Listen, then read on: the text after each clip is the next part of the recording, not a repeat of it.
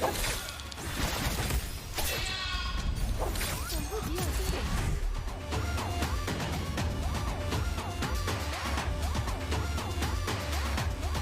straight airborne, try to see if maybe he can get some shots off. Potentially might have hit him with the pistol, though. He does hit him again, falling down as Wungfly is going to go back for the hits. Beautiful pulse slash on the each side. It ends up catching him with the tire. The ankles comes in absolutely massive. Yeron barely had a moment to actually enjoy himself in this fight. I don't even think he was able to get a single hit in.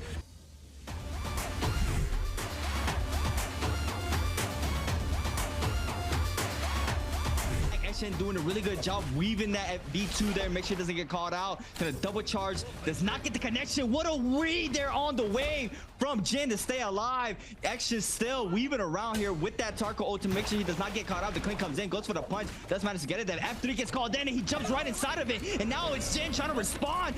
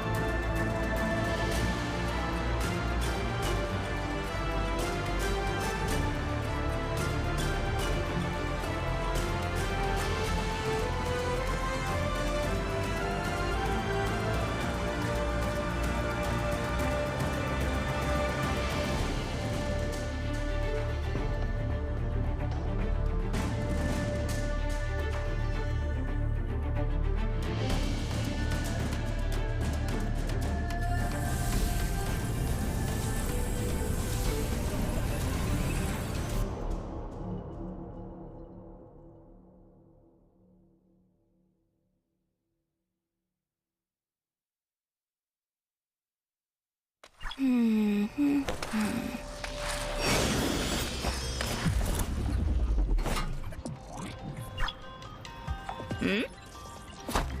who's getting new gear? Joke's on you. It's me.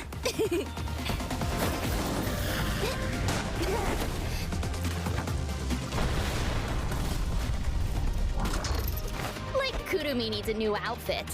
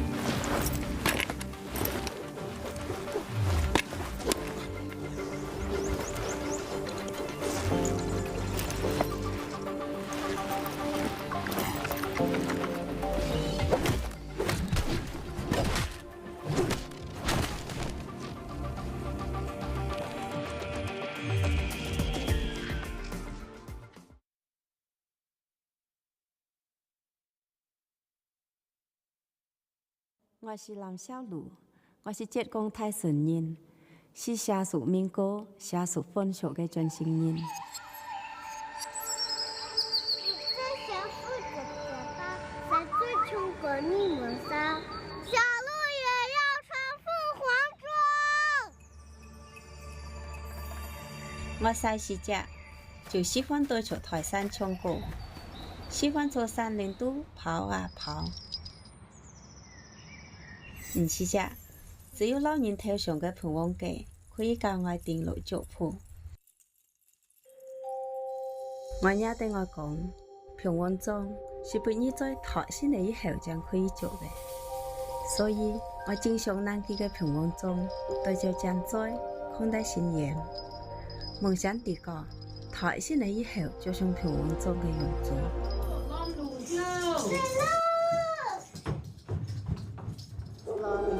每一次一赶上早前，我都好冲着去拦路，就为了多睇几人信仰头上生好的法子。当时懵里懵懂的，本人出上嚟好事情嘅活大会，更是台人为得老都唱对歌，其实都是平王包容我人唱台，就符我人需要嘅象征。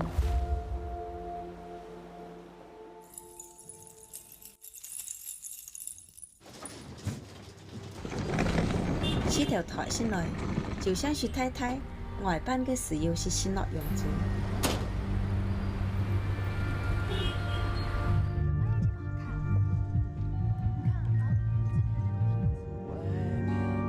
体验生活也好，网络也好，出台小时都当然唔同嘅生活，去了好多地方。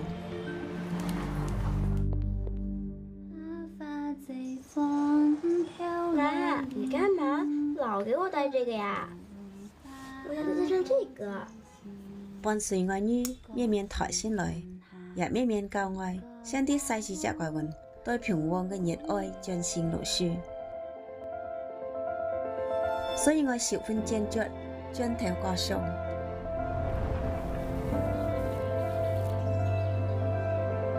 我啲过一次当作出发。我想对地个嘅体会当作有平王中。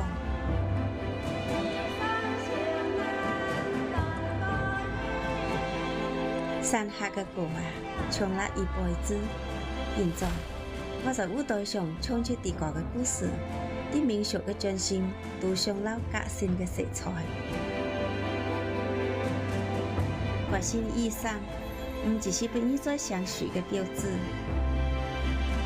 而是俾我人勇气，让我人无拘无束，做啲个嘅披风弄开脚。爱来自山下，我是热爱嘅勇气弄勇上，我是憧憬平王嘅全岛中嘅一个，爱也是平王，爱是书记，爱心无惧。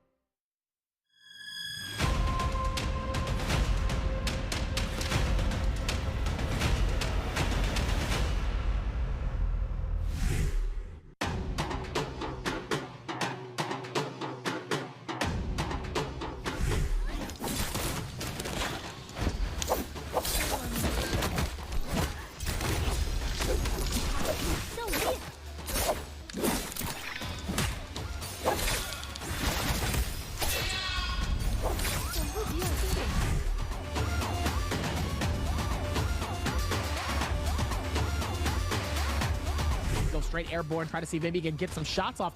Potentially might have hit him with the pistol, though. He does hit him again, falling down as Wongfly is going to go back for the hits. Beautiful pulse slash on the each side. It ends up catching him with the tiger. The A-Coast comes in absolutely massive. Yeron barely had a moment to actually enjoy himself in this fight. I don't even think he was able to get a single hit in.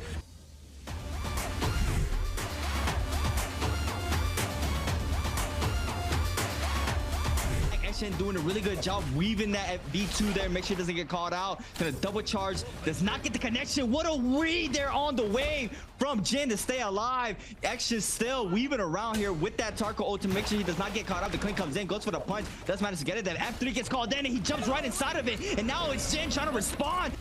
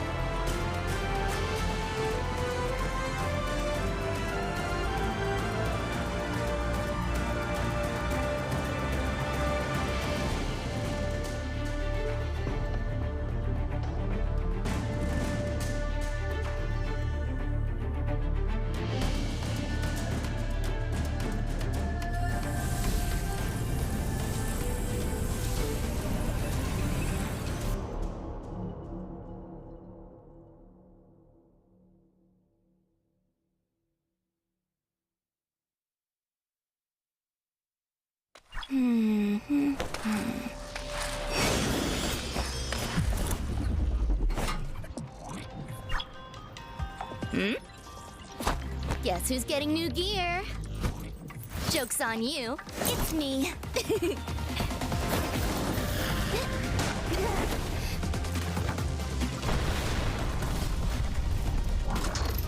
Like Kurumi needs a new outfit.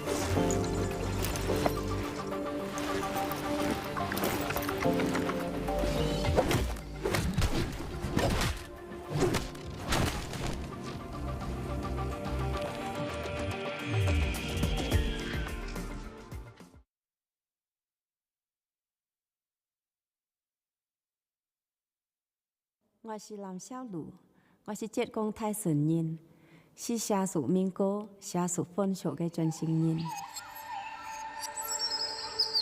最想负责的吧，在最穷国你们仨，小鹿也要穿凤凰装。我细时只就喜欢对着台山唱歌，喜欢坐山林都跑啊跑。唔是只，只有老人头上嘅盘王記可以教我定路族譜。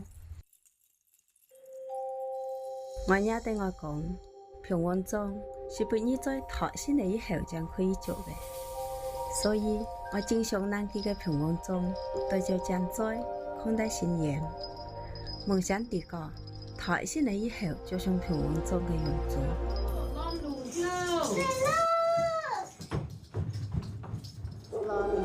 每一次一趕上早前，我都好衝着去讓路，就為了多睇幾人信仰頭上生好嘅法子。當時懵裡懵懂的，本人出上嚟好事情嘅活大會，更是台面為得老都唱對歌，其實都是平王包容我人唱台，就負我人自由嘅象徵。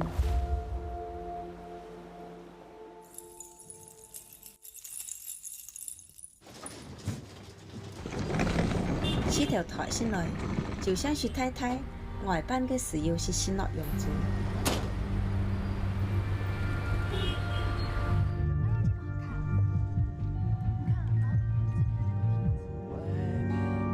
體驗生活也好，夢綠也好，出台小時都當然唔同嘅生活，去了好多地方。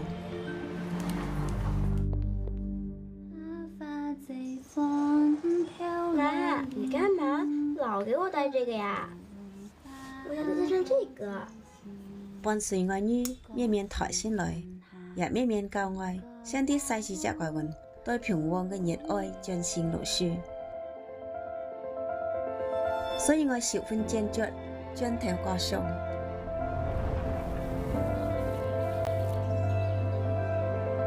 我啲過一次當作出發。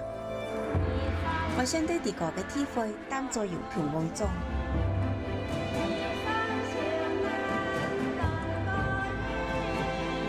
山下嘅歌啊，唱了一輩子。現在我在舞台上唱出地個嘅故事，啲民俗嘅真心都上了革新嘅色彩。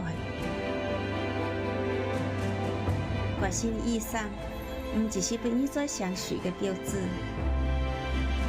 佢是俾我人勇氣，讓我人無拘無束做啲個嘅披風弄開角。愛來自山下，我是熱愛嘅勇氣弄英雄，我是憧憬平王嘅傳道中嘅一個。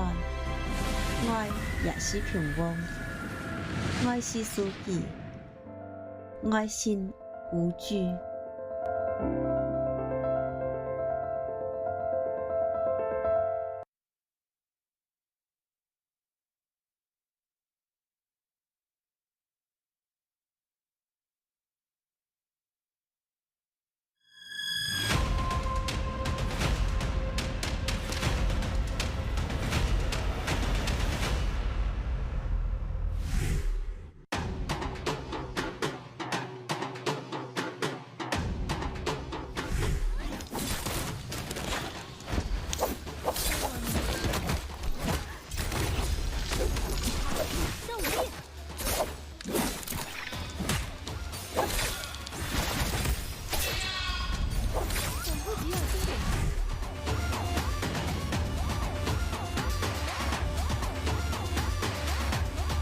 Straight airborne, try to see if maybe he can get some shots off.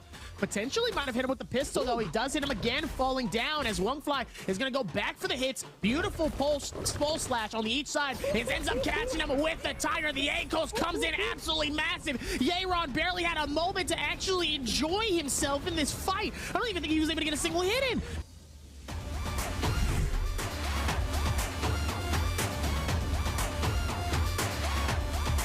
Action doing a really good job weaving that at B2 there. Make sure it doesn't get called out. Gonna double charge. Does not get the connection. What a read there on the wave from Jin to stay alive. Action still weaving around here with that Tarko ult to make sure he does not get caught out. The clean comes in, goes for the punch. Does manage to get it. Then F3 gets called in and he jumps right inside of it. And now it's Jin trying to respond.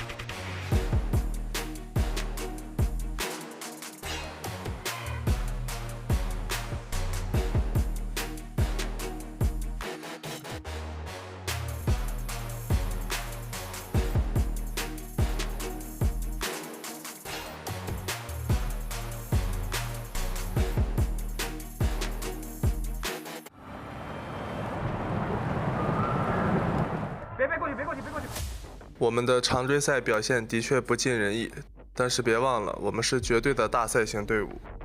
2打2拼刀子，对方牵线，现在开始搏，一发剑气不跟你讲道理，就出1.0，但对方的血量不高，真刀金钟罩再绑针，金钟罩转正，你见过没有？这个赛季我们没有缺席一场周决赛。不要，我开了，没事，我开。老婆，再那个。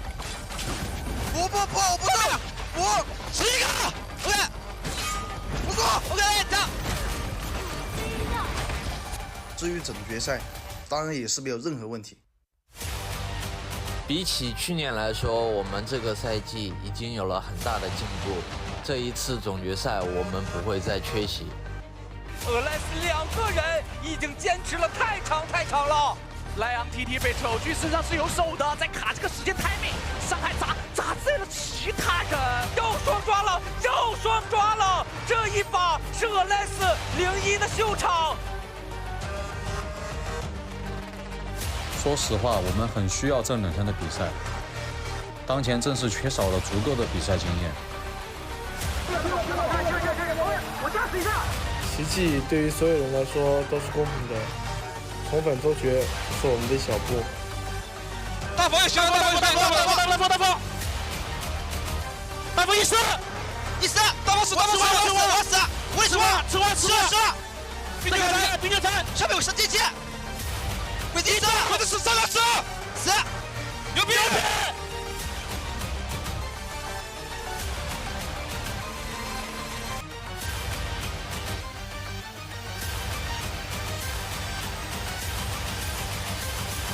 拼尽全力拿下总决赛的门票。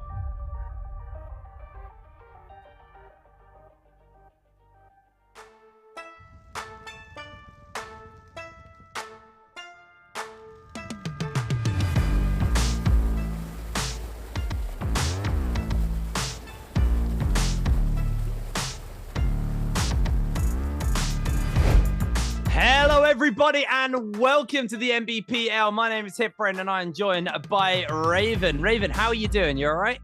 I'm doing great. How are you, Hipbrain? I'm excited for this Trios Day. Yesterday was amazing. A lot of teams. I was hoping that they would do a little bit more craziness, embracing the new patch. It seems like a lot of people are only dipping their toes into it. Hoping the second day, a lot of teams are going to feel a little bit more comfortable, probably show their hand a little bit more. I was thinking maybe they're keeping an ace up their sleeve, saving it for next week, but I'm excited to see what they do today. Yeah, I mean, I typically seem to see a lot of teams, they can't, especially when like a new patch drops or there's any kind of major changes, other than like obviously the Realm of Yang, which was kind of like you kind of forced to adapt to that change. Typically they want a bit of time to kind of mull it over, really wrap their head around any kind of major changes, and for that kind of first week or so, they'll kind of just play what they know until they're comfortable playing on the or whatever the kind of new styles, or maybe doing some experimentation. Any changes that are going on are happening right now in practice matches and in the solo games or their games online. But when they get into the studio, they might not be quite ready to be pulling that one out. I'm very excited though to see what changes are going to be coming forward. I'm curious, what are the kind of things that you're expecting? What do you want to be seeing out from the new patch and basically these players pulling out? Well, for the longest time in Trios, the meta hasn't shifted. You see the traditional Transformers, that Monk, Yushan, Karumi, always dominating. And usually when a new patch comes back, you're seeing that fall back into that, where teams go back to the tried and true because it kind of just does well versus everything. And slowly they start working out their aggressive strategies. And in this newer era, Varia has stepped in. My team personally calls it the Sand Mech, close to the Sandformers, but having Varia instead of Yushan in there. And now you're seeing that completely phased out, where teams are not usually using Varia, seeing a vulnerability to Viper, and you're seeing that Temi, Takeda, zipping dominate everything. Now, the exciting new change was they finally changed Viper's other abilities. F3 having that kind of like Mortal Strike where it reduces healing, and it's pretty much a hard counter to that zipping. And zipping started actually picking up in Trios, and I'm curious to see if more teams use that F3 over the F2 silence. Also, with the change of Valda and Akos. Now, Akos has found more of its place, where he's kind of interchangeable with Takeda and Yodo, as he fills in this role of burst and this very durable character that can lead with his ultimate and do a ton of damage versus Transformers. But he has this added benefit where his ult lingers, kind of like Tarka. So he's pretty much a practical Tarka in Trios, where he's able to have this sustained impact on fights. Now, I saw a couple teams use this, and a couple teams were playing with Takeda instead of Yodo in that traditional Yodo Viper meta. They were using Takeda Viper, having this longer sustain, but Akos takes it to another level where he has the sustain but also the burst. He's kind of the best of both worlds. So I'm excited to see if these teams really exploit this new change, because I know a lot of teams in EU and NA have been experimenting with this a lot, and I saw a little bit of it yesterday with a little bit of the Akos team, a little bit of sloppy execution, but I saw it working out versus those zippings. Those zippings were being choked out, their healing having no effect, and they're basically a useless character on the board. I mean, they are really big changes. I think the other kind of one that we've kind of glossed over, I guess, with the Viper changes are the traditional monk comp with the Karumi as well, because Viper was always picked up as a way to kind of lock the monk in place.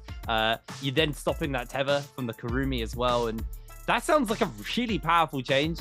Obviously, Akos, when he came out, there was a lot of talks about his ability to upset the meta and change things up in not only just solos, but trios as well. So it's nice to see that actually we do think there's going to be an opening for him. I'm very vocal on the kind of current Monk meta that we've had for pretty much since I started casting this game. And I know at the first Worlds, it was pretty strong there where J-Team were pulling that out. I like to see these changes. I like to see these new heroes kind of showing up, or changes to old heroes that then can actually shake that meta up. And, you know, we don't just get the traditional Transformer comps or the Pacific Rim comps or whatever variation of a Monk comp that we seem to be running at the moment. But we obviously are in the repêché right now. What that means is we are getting close towards those final, the grand finals of the entire season. And we've got our last day of trios today. It's all to play for. I did tune in a little bit yesterday. I had a bit of a late night the night before, so I kind of missed most of it. But I did see some pretty interesting games going down. I think the moment that I tuned in, I think it was OUG. I can't remember off the top of my head. But there was a Viper fighting just outside the final circle, knocked them into the circle, jump back in. Absolutely hype ending, absolutely chaotic game. But that's what we get here in the Nbpl. It's just constant action. I've had the privilege of casting other leagues as well. I casted EU last year a little bit, and they had like a phase of being like utter psychos and just constantly fighting in the zone and not caring about tick damage at all and just taking points wherever they could. But then over in China, it was a bit slower, it was a bit more relaxed, and then suddenly every season things have just got more and more aggressive until this season, where teams are scoring an insane amount. Like Wolves right now, they're in 11th place. That's 49 points. A 49-point day used to be pretty decent scoring. That would be, you know, in that top end of in the table. But that is bottom end now. Everybody is fighting more and more. And I think that's part and due to the Realm of Yang, obviously giving those revives, just more opportunities to fight and less downtime in the game. But OUG are currently sitting at the top of the table here at the repêché with those 24 points from their pre-proposed and then 72-point day. But they have got Ventus, Bowder, and WBG all hot on their heels, to be fair. 6 points separating all four of those teams. Are there any teams who you think might be a bit of a dark horse today? I've always wanted to watch JJH. I watch a ton of the POVs, and that's where you really get to dive into the details of what these teams are doing. Because normally when you're casting, you're watching all the action, you're only seeing the action, but NARAKA is closer to what I see as an RTS or a MOBA, where there's a lot of leveling up and there's a lot of macro part of these games, where if you saw the item level next to the characters, you'd see that some teams are just way more geared than other teams, and they're doing a lot of little things early, middle, leading into endgame that sets them up for these great endgames where they pick up a ton of kills. And you were mentioning how the kills have been so much faster now. Now, traditionally in trios forever, everyone played very, very defensively. They use that Monk to kind of stabilize and scale up way more than every other team, because with weapon rarity and armors, Monks got way stronger. But now what you're seeing is a lot of teams are finding a lot of aggressive strategies where they have these timing attacks early, middle game, and they're slowing down those Monk teams. We're seeing a lot less Monks this season, at least to the end. In the beginning of the season, everyone played very traditional, but now there's a ton of aggressive comps out there that are able to pick off these Monk teams. Yeah, I mean, the beginning of the season was very Monk focused, but it is nice to see, like you're saying, teams starting to realize that the meta moves a bit too fast for Monk. And I feel like one of the things that really forced the kind of the Ferrier comps that we saw at the beginning, where you had that Pacific Rim, you had the Kaiju, you had the Mech, was the Realm of Yang. Like, it has the lowest win rate of any team comp in those Realm of Yangs, when things like those Z ping comps that you were also talking about, but currently in maybe a little bit of a rougher position with the Takeda, they were absolutely slamming Realm of Yangs. They were really brutal to fight into. I'm curious now that we do get these changes, what that's going to be looking like. If the percentages start to change on win rates of certain teams. You did mention Valda changes. I am a massive Valda fan. I'm not sure if we'll actually see her today, but God damn it, I hope so. That's more just a personal thing, but a professional thing. I just want to see one for me.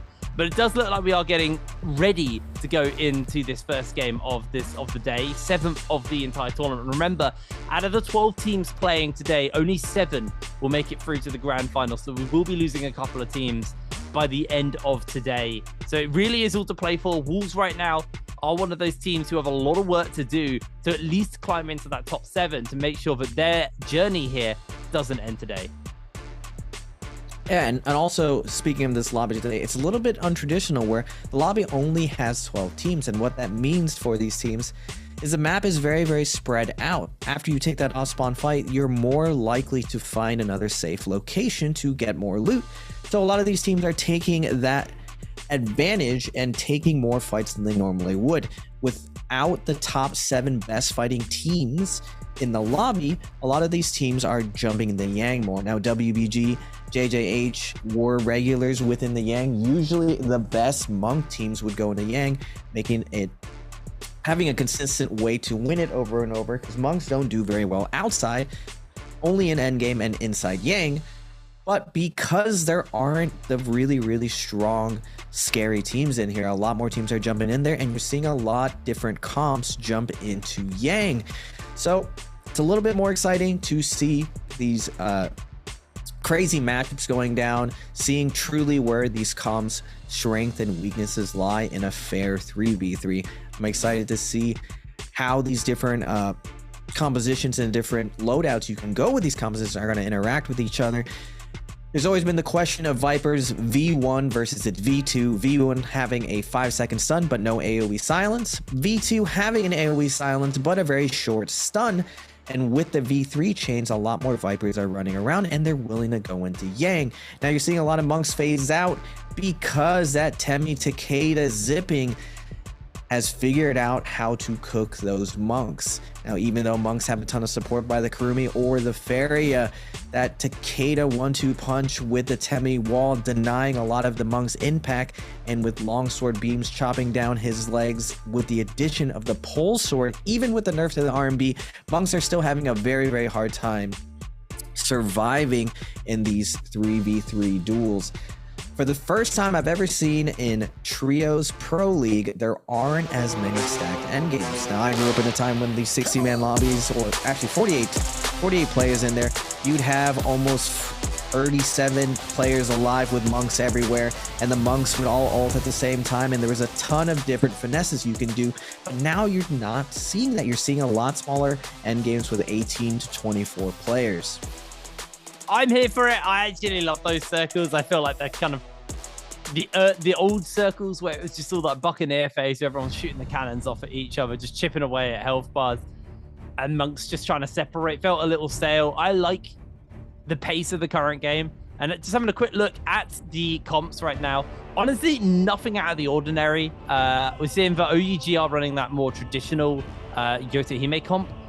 But other than that, I'm not really seeing too much that's catching me off guard here.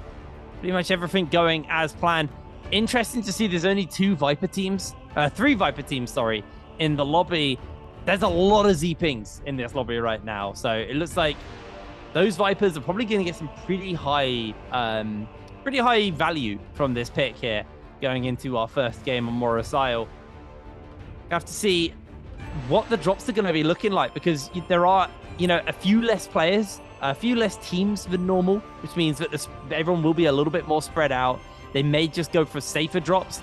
I don't think teams like Wolves can take that risk, though. I think teams like Wolves need to go for a hot drop. They need to put some kills on the board. They actually have to have a good game, because if they start today bad, they've got 5 games to make it up. And yes, it's not a massive amount of climbing they need to do, but when everybody is going to be trying to put as many points together as possible, those teams at the bottom need to try extra hard to make it into that top 7 to keep their tournament alive, to keep their season alive for themselves. And as we can see the map right now, a couple of teams are dropping in some more relaxed spots, but we can see Wolves, like I wanted them to do, are dropping shy of KZ. And I can't remember who the other team are off that logo. But it does look like they will be probably looking to come in for a third party, looking to tidy up some early kills. Day 1 on the Morris Fireflies. This Dusk Day has Fireflies everywhere, and you're seeing this interaction between Vipers, who are going to try to assassinate these teams off spawn. Now, with the Temi Takedas running around, they are going to be able to equalize it out, brawl out with these Viper teams. But the Viper teams are going to have an advantage if they're able to get their ultimate before these other teams. Yodo Viper's 1-2 punch is one of the strongest bursting compositions in NARAKA today, and has been for the past year. Now we're going to be having OUG, currently the leaders of this last chance qualifiers, landing on the top right of the map with the Fireflies. They're gonna, it looks like they're gonna be running against one of these Tumult Takeda Monk teams. Oh, JJH running one of these old school counter comps from the original Worlds that just recently came up. This composition, I believe right now, is one of the new up and coming compositions that's seeing this resurgence because it's so strong off spawn. That Monk's going to be taken down. We're traded out. It's down to a 2v2 with the Wu Chen and Viper left. OUG, the king, the solo dominant player, showing his skill set in trios right now. I mean, Chalui actually doing really good work there with 2 counters, is able to put some distance between them and OUG, throws down the Wisp, tries to get some damage off, but the Scale Rush connects, and OUG will be able to win this one. But JDG coming in with the third party, making sure that the revive is going to come through, making sure that they can pick up these kills. Now Zinyu is going to throw down that ultimate, looking to find the lockdown with the Viper. They are able to break the tether and move away for the moment, as JDG keeping the pressure up. They do lose one player already, and OUG, they might be leading the charge, but it looks like they're trying to get a few more kills for themselves put together, but they are just turning this around onto JDG. Counter onto Ziyu, lose a bunch of HP there to Zhao Hui. He's unable to fully connect and finish up the kill, and now he's got to deal with all 3 members of OUG. He's not going to be able to stand for long as they just put more kills on the board. That's 6 for OUG. OUG able to survive the third party. Super great play from them. That team play from them, absolutely perfect. Being able to scout out the third party as it's coming in and react as a team and get a big parry to just snowball it out of control, dominating the fight. Now we're moving on to Slasher with Bauda.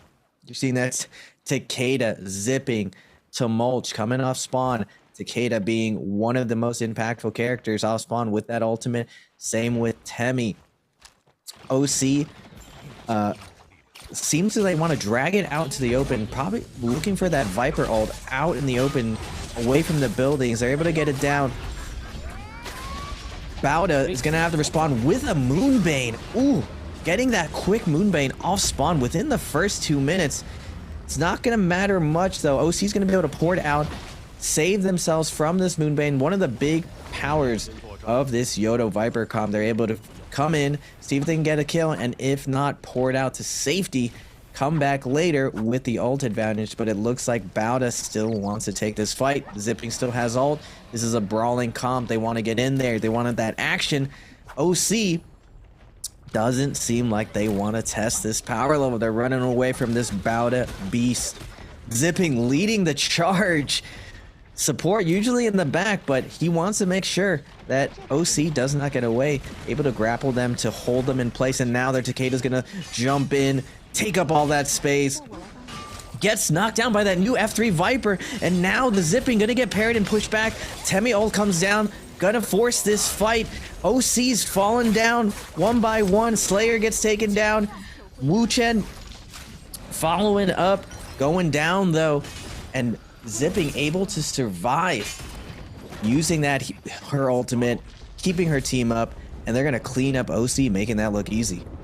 Yeah, Bauda just playing that really well. Now cutting over quickly to Wolves, who've got themselves 1 kill here on to the side of Alliance, although they are fighting Alliance in their Bane's Breath, and 14 takes 2 in a row. His health bar's low, is gonna get the Kurumi Tether to heal him back up, as Alliance now maybe trying to keep that pressure up. They are a little bit low in the old health and armor department. Would rather use this opportunity to try and find a revive off onto both of their players is just one. So able to get lucky up, we'll be able to get their other teammate up as well. Alliance using that Bane Breath basically as a defensive tool. Again, that's 2 teams in a row now we've seen throw down that. They are just going to use this as a reset spot. Wolves starting off with 5 kills already in this game. very, very needed start for them as they are in 11th. And right now, 7th is just about 10 points away from them, just shy of that. As we are now cutting back over to OUG, who have found Bowder Moon. The person leading the aggression earlier has been aggressed onto, and Bowder are just being cut to ribbons by OUG, taking them out one by one. Lion TT clipped by the uppercut, finished up, and OUG, honestly, absolutely just flawless play so far. 8 kills on the board, and they are having an absolutely stellar start to this game. Having 9 kills off of spawn, not even before the first Yang. We're seeing that Viper F3 coming into play, and it's basically free focus attack. The F3 range, depending on what weapon you have, can do pretty much 450 up to 600 damage. And that cooldown is only 14-15 seconds. So every 14 to 15 seconds, you're just getting knocked to the floor for free. And all you can do is hope to dodge out of the way by either tap dodging or hold dodging. But if it hits you, you will not be getting healed by anyone. By the time you're gonna the debuff wears off, his cooldown's gonna be back up and he can F3 you once again. It's one of the best ways to secure a kill, and we're seeing it now being implemented into these traditional comps. And now Wolves on that traditional Transformers fighting Alliance here on the edge. Wolves Monk opening up with the Monk ult, double ulting with Yushan. Takeda's ult is out. They're trying to peel for their teammates, getting grabbed. Wolves Monk able to get the grab over and over. Now Alliance forced to run that Temio, but one of their teammates is down. Now the Transformers will be coming out of ult soon. It will not matter though. It looks like Zipping is not going to be able to hold her ground. She's hoping that she can kite long enough, but Tumult ends up getting grabbed, and now we're in a 2v3. Wolves trying to close this out. They do get a parry. Alliance against the ropes. Can Tumult clutch this out? It's not looking good for him. He's trying to find something, just anything, any type of parry. He's unable to get it, and Alliance lucky he gets taken down, cleaned up by this Wolfpack.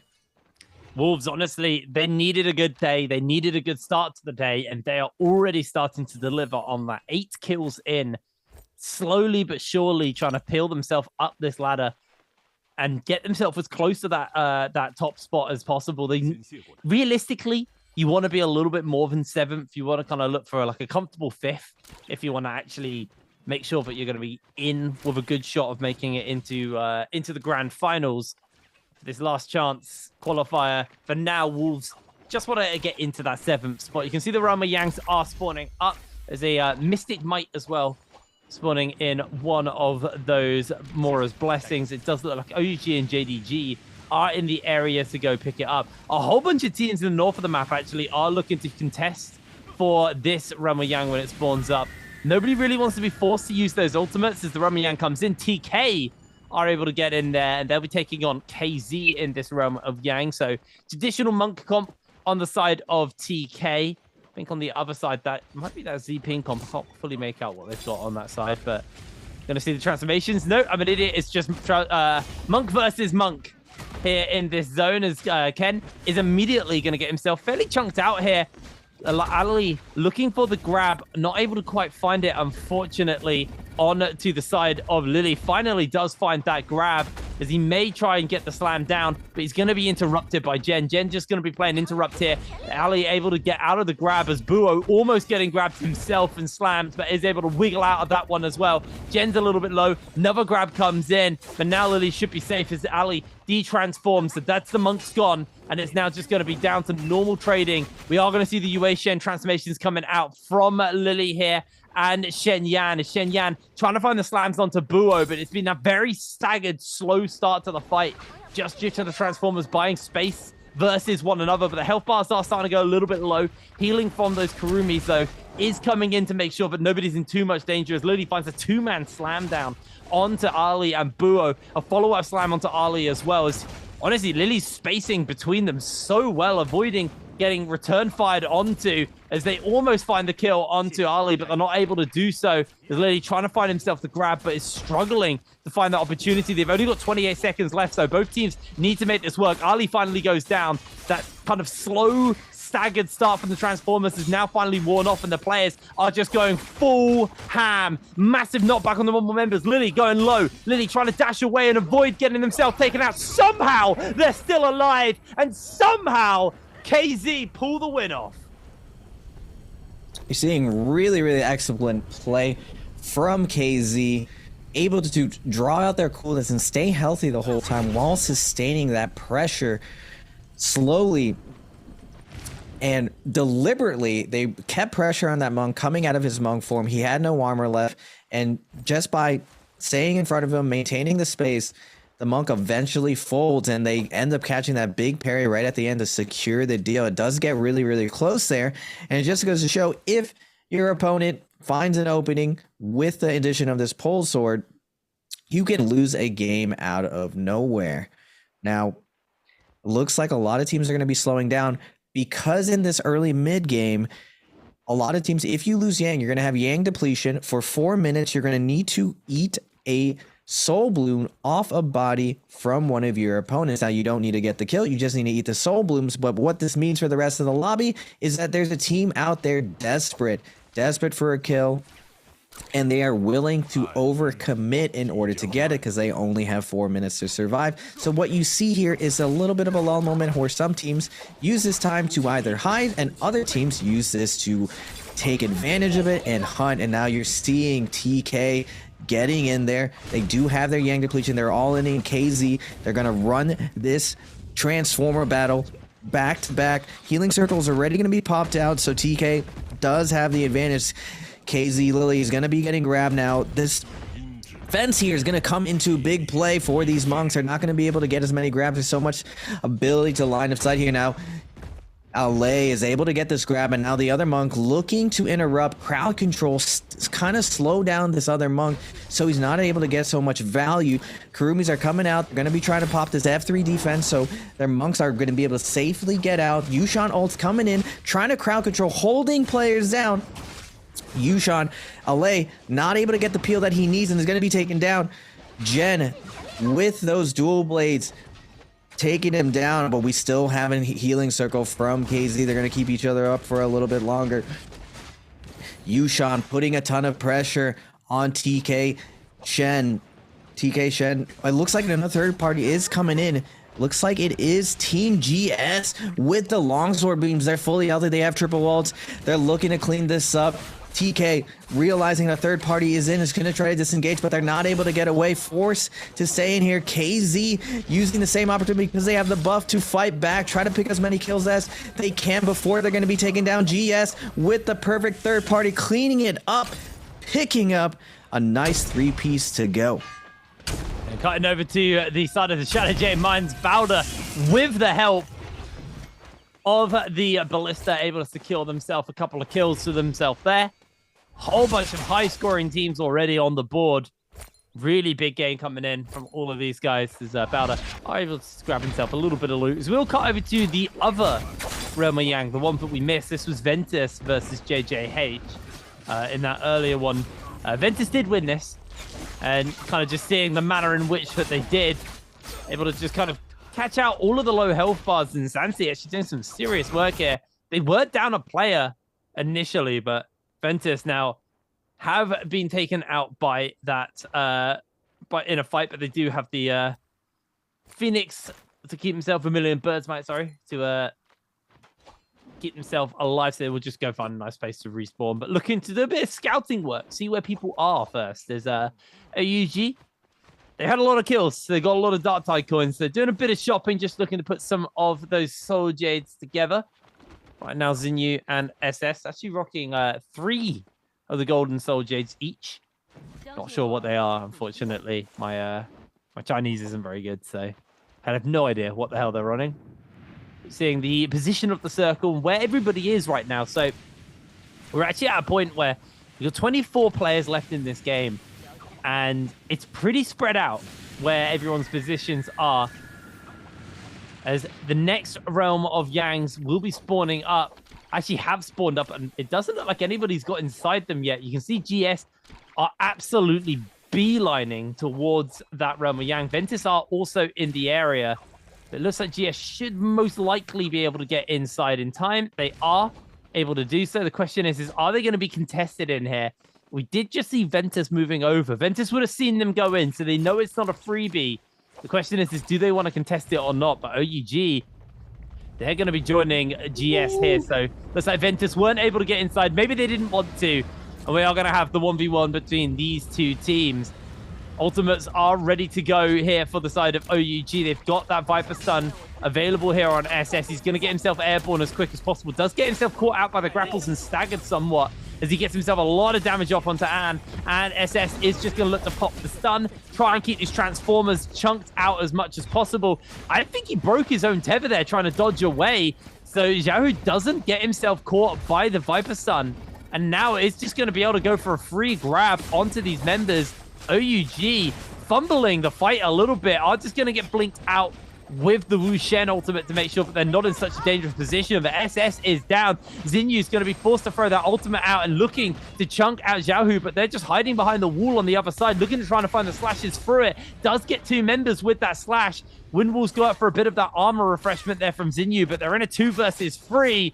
Jinyu's going to do his best to try and finish up. One of the GS members has caught them here with that dagger. Doesn't quite get the follow-up and the finish up onto them as they're just being staggered by the grapples. And the King taking a vertical strike from the longsword. Xinyu does get a bit of damage off, gets the counter down, but the Bell comes forward to make sure that they don't get too much follow-up damage. And this is all going to be on Xinyu to try and turn this one around. I say that, but the King is still going. He is able to hold fast as he takes down one of the GS members. OUG somehow finding their opening, turning this fight around. They know that they've been able to take out those ultimates. There are no transforms left, and it is their opportunity to take and win this fight. As can see Xinyu's playing this staggered, waiting for an opportunity to get a scale rush or a good uppercut off, but he gets caught midair and gets himself staggered in the air himself. As does just dodge away on that dagger, gets an uppercut and follow-up, able to find himself the kill. It's a 1 versus 1 to close this one out. The question is who's going to be able to win it? Xinyu about to get that F ability back up and available to himself. Takes a cannon, and they both just go down to the timer. That was spectacular. I'm really impressed that OUG actually took this fight. We're seeing that F3 interact with that Transformers. Now, the F3 does lower healing, but Kurumi is able to cleanse this. This is what I was talking about before Hip Rain, that traditional Transformers kind of just beats everything it does. It doesn't really hard lose to anything. Its main weakness is when you find it without 3 ults. So in that Yang, seeing that Yodo Viper challenge it, that V2 tries to go for the silence onto the Yushan after the knockdown, but with those 4 pillars in there, he's able to break line of sight, going to ult form, denying the stun. Now, the Transformers both did have both their ults popped early. That's not really what you want to do as Transformers. You want to stagger it out, have that advantage for as long as possible.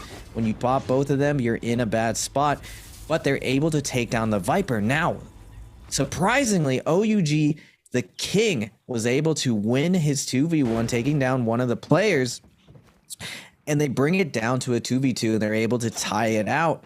The Transformers team definitely had the advantage there, but OUG's fighting ability brought it back. When all ults were gone, they were able to even it out and almost beat the other team. Now, unfortunately, they tied, so both teams have this Yang depletion, and now it's double the grief for the lobby. We got 2 teams who are desperately in need of these soul blooms, and that's why you're seeing all these teams hide.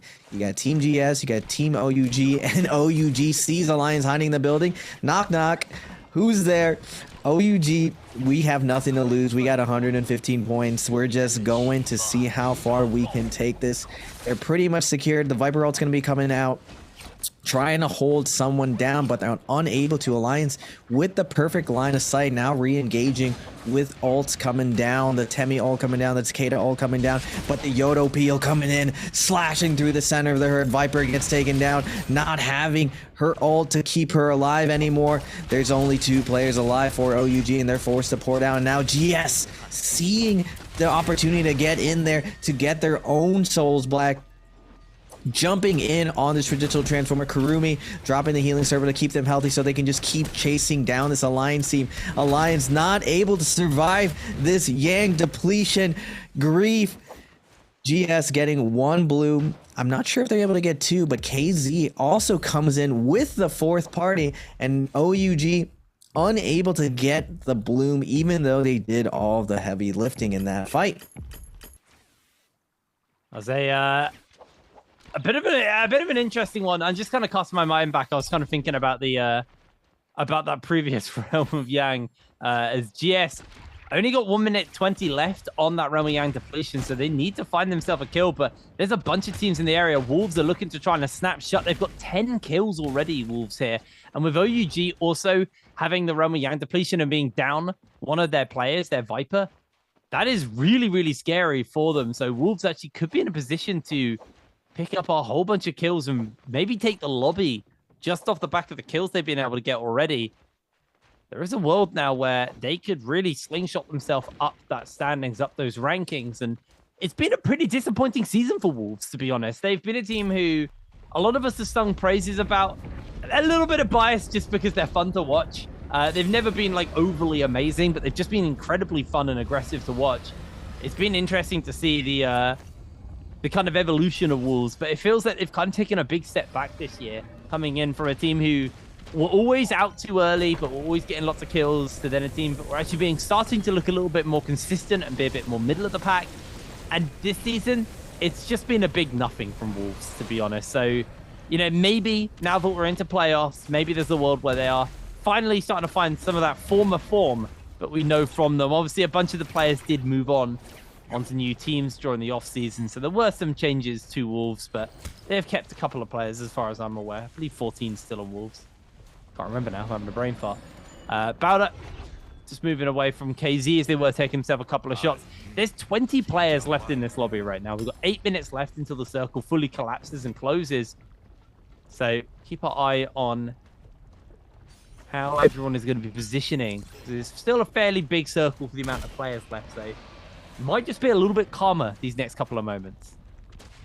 Yeah, the lobby did start with 36, and you're seeing the strength of this Temi zipping to Katacom. This team wasn't doing very well, but because they have a Temi, they're able to challenge the boxes, putting that tumultuous wall up, able to guard against all the range attacks, and they're able to get a ton of loot from those boxes.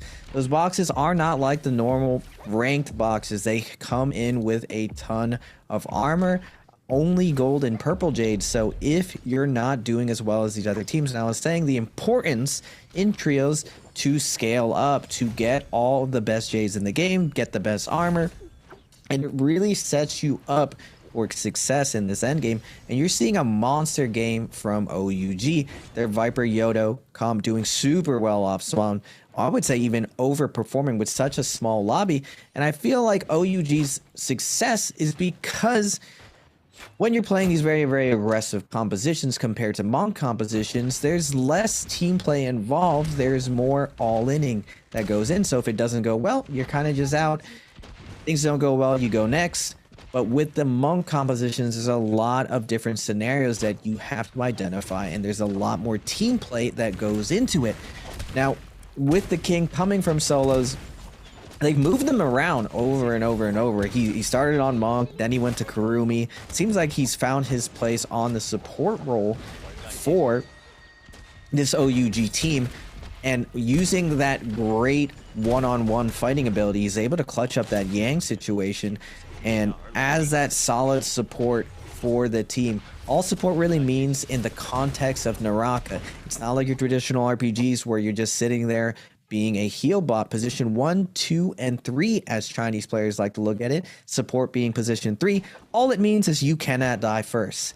What a great role for King to fill in. We're on that Wu Chen role where all he has to do is not die first, anticipate the Vipers coming in for the silence, and get his team out when they need to get out. Now we're looking at the Transformers team GS peppering these other teams with these cannons. Now, a lot of this range pressure is a tactic these Chinese teams use in order to pick out the weaker teams of the lobby. You're seeing the King with that blue armor. I like to call these guys blueberries, where at the end of these end games, if you see a blueberry, you're gonna get eaten. You look like a snack. That's a good turn. I like that. 5 minutes left, though. It's such a good term, a blueberry. I'm going to use that from now on. That's brilliant. It does look like, honestly, Circle be damned, as all of these teams in the Buccaneer phase just firing out as many cannon shots as possible. Balder, they have 2 people with golden armor, but that golden armor is being absolutely obliterated as the lockdowns are coming in, and Annalie has found the lockdown. Malman is going to be cooked. The healing from the Z-ping is there, but it's just not enough. Down they go.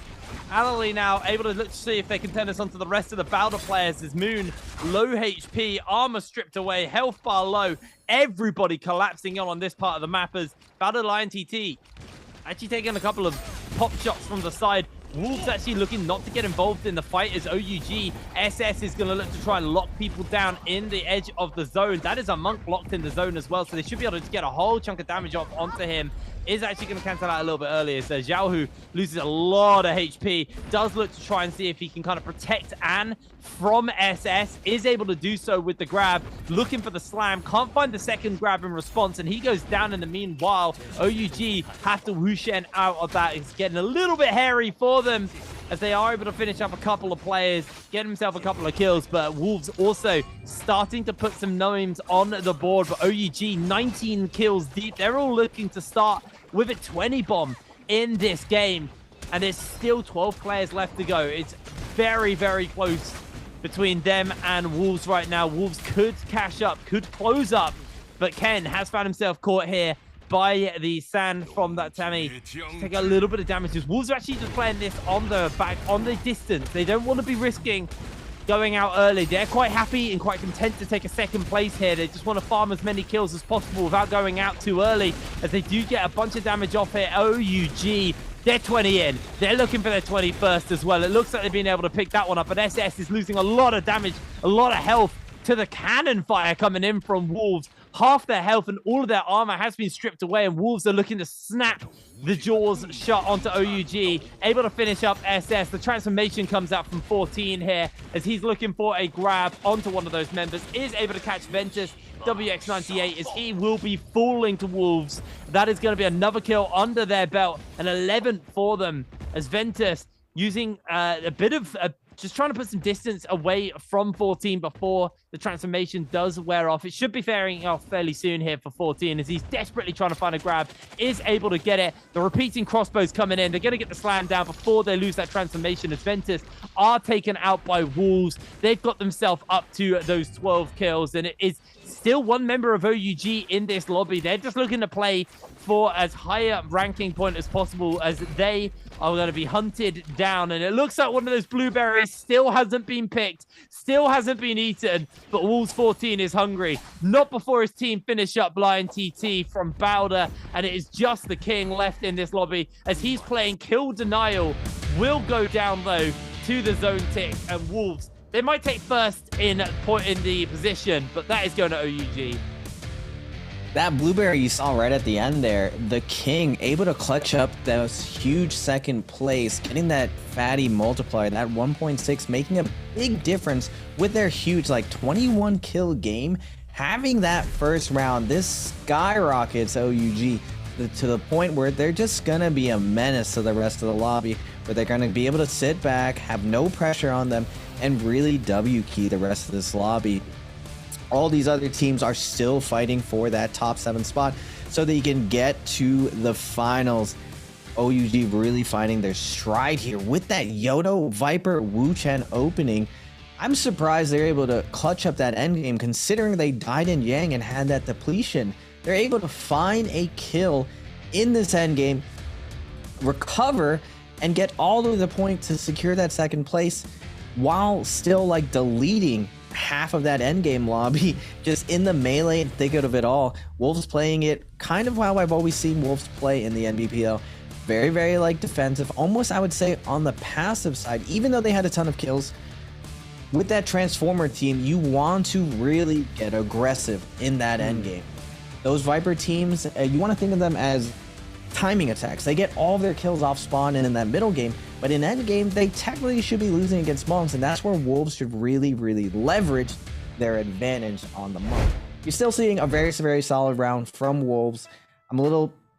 They had a little bit of meat left on the table, a little bit of money that they could have picked up right there at the end. The Wolves still having really solid first game. That first game, starting a day, is always a little bit nerve-wracking. You got butterflies in the stomach. You're just warming up. A lot of teams either like to play very defensive, start slow, heat up. Other teams just like to run out of the gate, dashing, rushing everyone down, like Oog, getting that aggressive Yodo Viper comp out of the way. Yeah, it was interesting because the way you look at Wolves is correct for how they're playing this season, but it's not how Wolves used to play. They used to be one of these very aggressive teams, a team who almost didn't care about placement. They just want to kill points as much as possible. And that was one of their great failings, was they were able to get a bunch of kills, but no multiplier ever. So they always only really would end like 6-7 kills and then 6-7 points because they don't have no ranking points or placement points off the back of it. And then it feels like they tried to not be like that team this season, and they've been very passive. They've always played, at a distance away from their teams. And I thought we were going to see Wolves play a bit more aggressive after the start of this game, where they hot dropped on top of a team. They obviously won their area because they started with 5 kills. And then after that, they didn't really seem to do much. That final fight, I think they realized they'd had a pretty good game. They got themselves about 10 kills at that point, and they were like, you know what, we'll just play for as high placement as possible. The entire lobby's on the other side of the circle right now, and they just decided to fire cannons over, maybe pick up a kill or two if they were lucky. If not, farm that ult charge and be ready for that next stage, for that final circle, the final couple of teams, so they could get themselves as many points as possible. And it worked for them. They got 14 kills. They end this game in second, but OUG 36.6 points, an absolutely killer game coming in from these guys. And I think at this point they can kind of just hit their hands off the keyboard. They are very comfortable with their position. Ideally they're going to want to stay in first, but if the rest of today goes bad for them, they should still remain in top 7 off the back of this game and the points they started today with. Yeah, they did super well the previous day. Wolves coming in, even though they left a little bit of meat on the table, it wasn't that much. They pretty much finished most of their food. GS coming in, doing super well with 12 kills. Not able to secure that top 3 placing, but still 17.8, super good. Ventus also had a great day yesterday. I was really impressed with their gameplay. Very, very strong mechanically. Normally, kind of middle of the pack. JJH not able to pull it up. And usually WBG is a powerhouse in Yang, not getting their off-spawn game going. And that's what I was saying of how this meta has shifted so much, that the off-spawn battles are so much more important in order to snowball your games out of control. Now, inside Immortal War, when you get kills off spawn, you make way more money, and when you have way more money, you're able to buy more Jades and scale up your team to have that big advantage going in the next fight. Now, in NARAKA, when you have a certain Jade, you can have a sap, you can have any one of these attacking Jades, and it may be the biggest factor of why you win a fight. Having this ability to land a parry, hitting him a singular shot, or having one of these big golden Jades that allow you to get so much stun lock on your opponents. And we're seeing some of the highlights of Ventus. What were you saying, Hipper? I know, it's just that I was agreeing with you entirely. It's interesting and a bit sad when you're kind of talking about JJH, because they're one of the teams who I think in this point, they're a team who actually have impressed me across the entire season. Yes, they're not in that top end of the table, but they were a team who they innovated at some points in the season. They were pulling out at one point, it was about midway through, they pulled out like a Justina carry team, where like the Justina was the primary carry. They were using it to kind of deal with the monk comps and just like freezing them, and it was really interesting. It was like a Yoto comp, but they used Justina. I believe it was Yoto. I can't remember what they did now. It's so long ago. It's something I've wanted to see again for ages, but they just don't want to pull out. But they are a team who have performed incredibly well throughout the whole season. Not well enough to be not in the repechage. Unfortunately, they still have to play in it. But OUG, obviously, they had an amazing game, and the King, the man who just refuses to die, is the MVP here. This is his third one. 13k damage coming out from him. He had 9 kills and 10 assists this game. Absolutely amazing performance coming out from him on the Wu Shen. And honestly, the King, like, I think past that run with Yang, he survived way longer than I thought he was going to with his health bar. That final circle, he was on a blinking health bar. You know, he had the Pokemon low health noise playing, and he still was able to survive long enough for his team to come in, save his life, and then he was able to make it into that final part of the circle, and actually was the reason they got the kill multiplier, because he held when the rest of his team fell. The King definitely clutched it up, and it's very rare to see the support player get the MVP, because normally you're covering for your other teammates' mistakes. They get to take a lot of the fights. You're mainly looking for flanks, but you're seeing the King's solo ability to fight. Now, normally Trios players, they have the advantage when it comes to this team play fighting. They got eyes in the back of their heads. But when you take that 1v1 with a solo players have great spacing. They have great feel of what you're going to do, what you've shown them, and they have a great memory. He's able to win out his 1v1 while his Yoda delays. Even though he's low hit points, it doesn't matter. He's been there a million times in solos. You have to carry all the weight. You don't have a teammate to help you out. He's able to carry that fight and get that tie.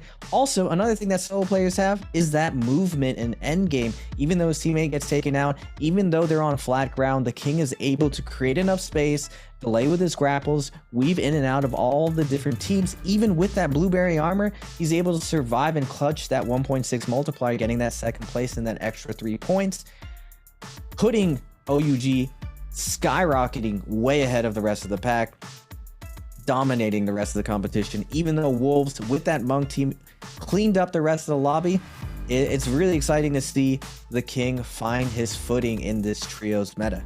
Yeah, well, we are going to be moving on to Holoroth. There's not much time between these games, and you know, as someone who is formerly a coach, someone who's, you know, a little bit more experienced in the competitive side of this, I've always been on this side of the camera. I've never been on the other side. I'm curious, when you have a game like this, where we basically go from one game into the next one real quick. It's something I've talked a lot about across the season, but I haven't really had the chance to kind of get, you know, a coach's insight on it. What do you feel like it's the conversations are? What do you feel like the prep is like for the teams when, you know, they basically play game one, get a very, very quick toilet break. They won't have much time to talk to their coaches in between, and they'll be going straight into that second game. What would you feel that the prep and everything would look like on that front? You know, how would you prep a team if you were coaching them right now, going, right, you've just played game one, you're going straight on to game two.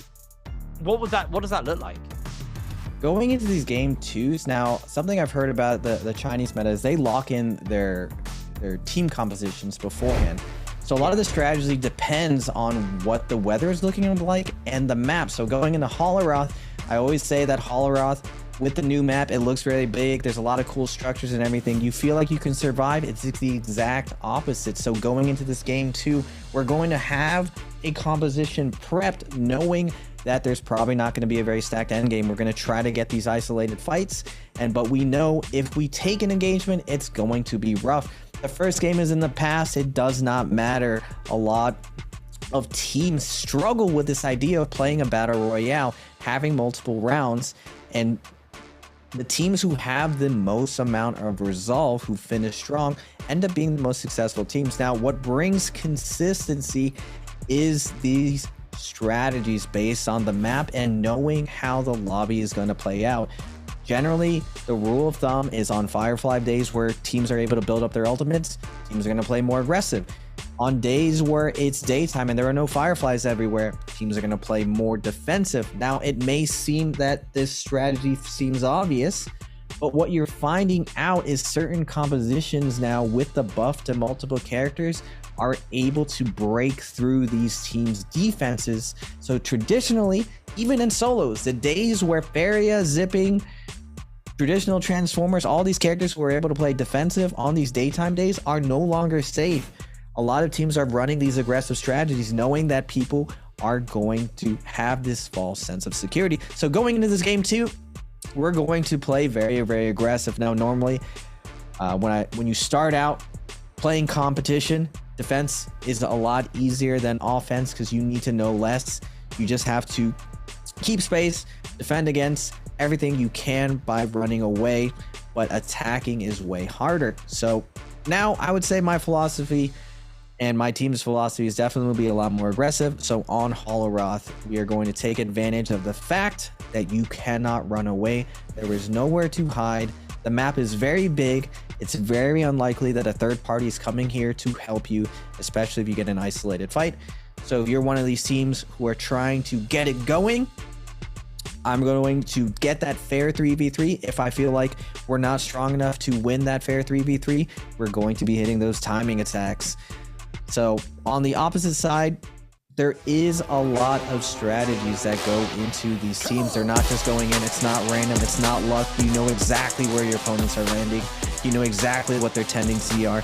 And you are basically on a hunting path, looking for your targets.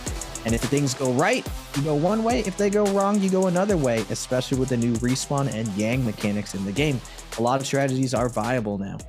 I always find Holoroth as well as a map it's quite scary to fall behind on, because it feels like the gear curve in this map is way quicker than you get on Mora's Isle. And it's weird because it feels like it shouldn't be the case. I know there is technically a Mora's Blessing that can be accessed at the beginning of the game, but it does feel like you see a lot more players running around with golden weapons and higher tier armor a lot quicker than you do on games like on Mora's Isle. And you know, this is before the Realm of Yang spawn up. There's people turning up with like gold longswords and stuff, and that is scary. If you get taken out early and then you're running around with grays, it makes the fight real hard. Now we can see the team comps are getting locked in, what looks to be the game plan for everybody here. A couple of Yoto comps, Powder and Alliance, locking those ones in.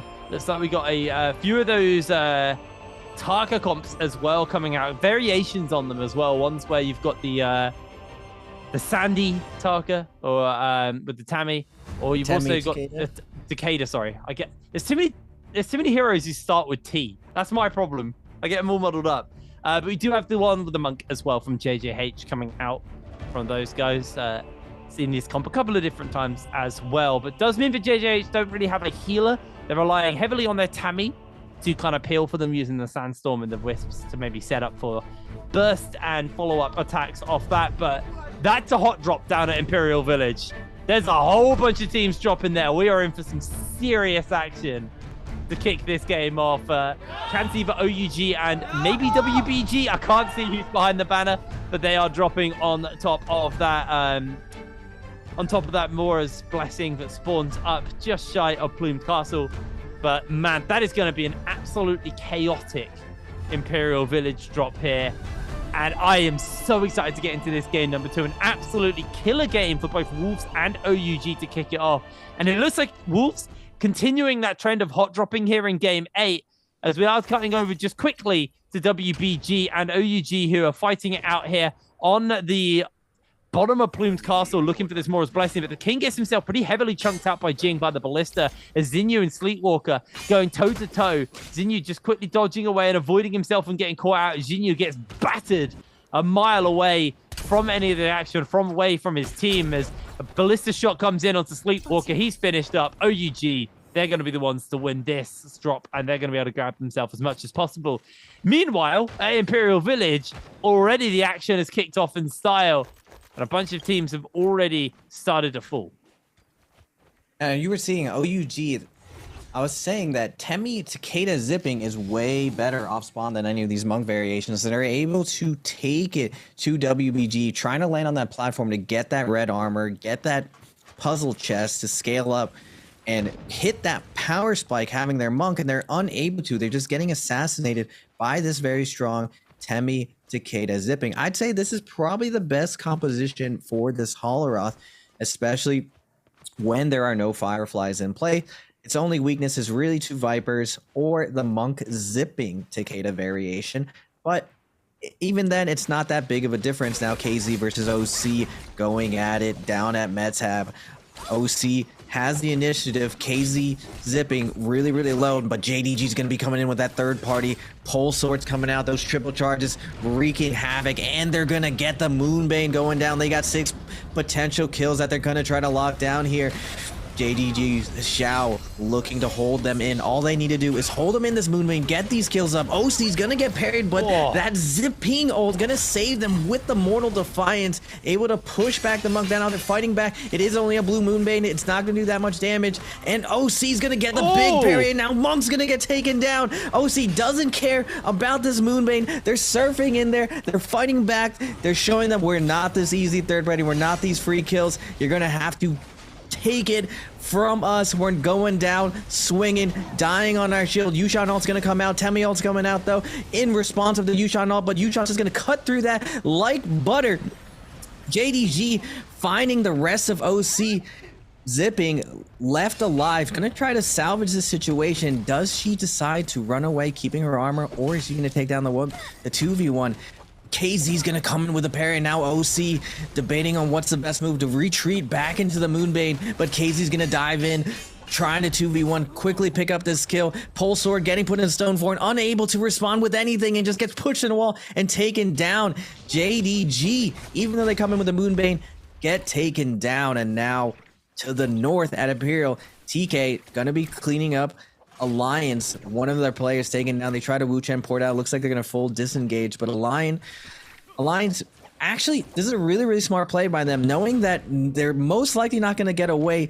Make the best of this situation with a little bit of damage scroll. They go, one goes left, one goes right. Whoever gets chased is going to be the noble sacrifice, and unfortunately it looks like it's Zuan today.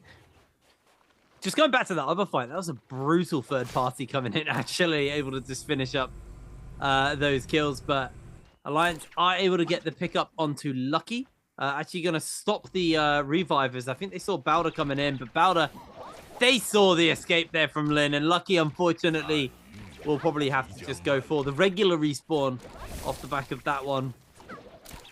Unfortunate, as Bowder will be hunting, but looks like they have finally found Lin. Lin desperately trying to get away. Juan not going to get saved. Lin just being stagger locked down, and Bowder able to finish them up. As Alliance now going to have to use their regular revives. Not just pick each other up, as OUG, 3 kills into this game, are actually looking to see if they can take themselves to this fight versus KZ. Pretty low in the old health bar department right now, as SS taking a whole bunch of damage to Saf as well. It's been a real nuisance, and actually finishing them up with KZ. We're going to finish up OUG off the back of this one. This is one of the comms that we like to call Juggernaut, because with Matari zipping, you're able to buff your Takeda to the point where he's this unstoppable force. When Matari ults, it actually refreshes all of your special abilities, so Takeda gets an extra shove. And with the zipping, he basically becomes unkillable with that V1 buff giving him additional healing. Every time he shoves that ghost out, he basically heals 130% of his health. And this is one of the finesses as far as team compositions and ideas that these teams are going for. When you're running this Juggernaut comp, once you see a team invest even one ult, you just triple ult on top of them, and there's virtually nothing they can do. There's almost no counterplay. All they can do is try to run away because that shove is coming in.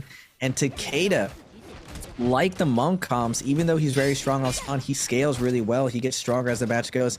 Now going into this next fight, we got Bowda versus TK. That Yodo Viper is going to be looking for the silence on this Yushan to limit his ability for the counterplay. Yushan trying to scout out where this Viper is, doesn't want to get silence, doesn't want to get V2 AoE silence. Bowda, one of the best Viper teams I've seen in the league, and he's going to get actually running the traditional F2, getting the silence onto the Yushan, popping that V1, but the Monk's able to iframe the stun, and the ults are out. The Transformers are transforming. Now he's going to get one grab, but the Yoda's going to help Pio. Able to delete most of this Monk's armor. And the Karumi's a little late with the healing circle, and the Monk gets taken down. A little bit of misplay from TK. Yushan still alive, though. Might be able to get a stagger, and this is one of the strengths of Transformers. Karumi can possibly get a res here. They're desperately trying to stop this Karumi from resing. Yushan trying to create the space, unable to. The Viper playing this perfectly, denying the res, threatening the silence, and forcing the Karumi into the corner where she gets taken down. Very clean kill by Bowda. There's such a strong Viper team within this league. Yeah, Bowder played that very well, but there was definitely a mistake. Like you said, the Kurumi throwing down the healing circle a little bit too slow, a little bit too late. As we are actually cutting over here, seeing Alliance taking themselves a fight versus GS. and is getting brutalized. And that is actually GS knocked out. They are our first team of this lobby to be eliminated, as they are fully gone. Gonna have to look to reset going into game number 3. Lin right now just grabbing the goodies. No ult zone definitely working in their favor, as JJH being hunted by Ventus.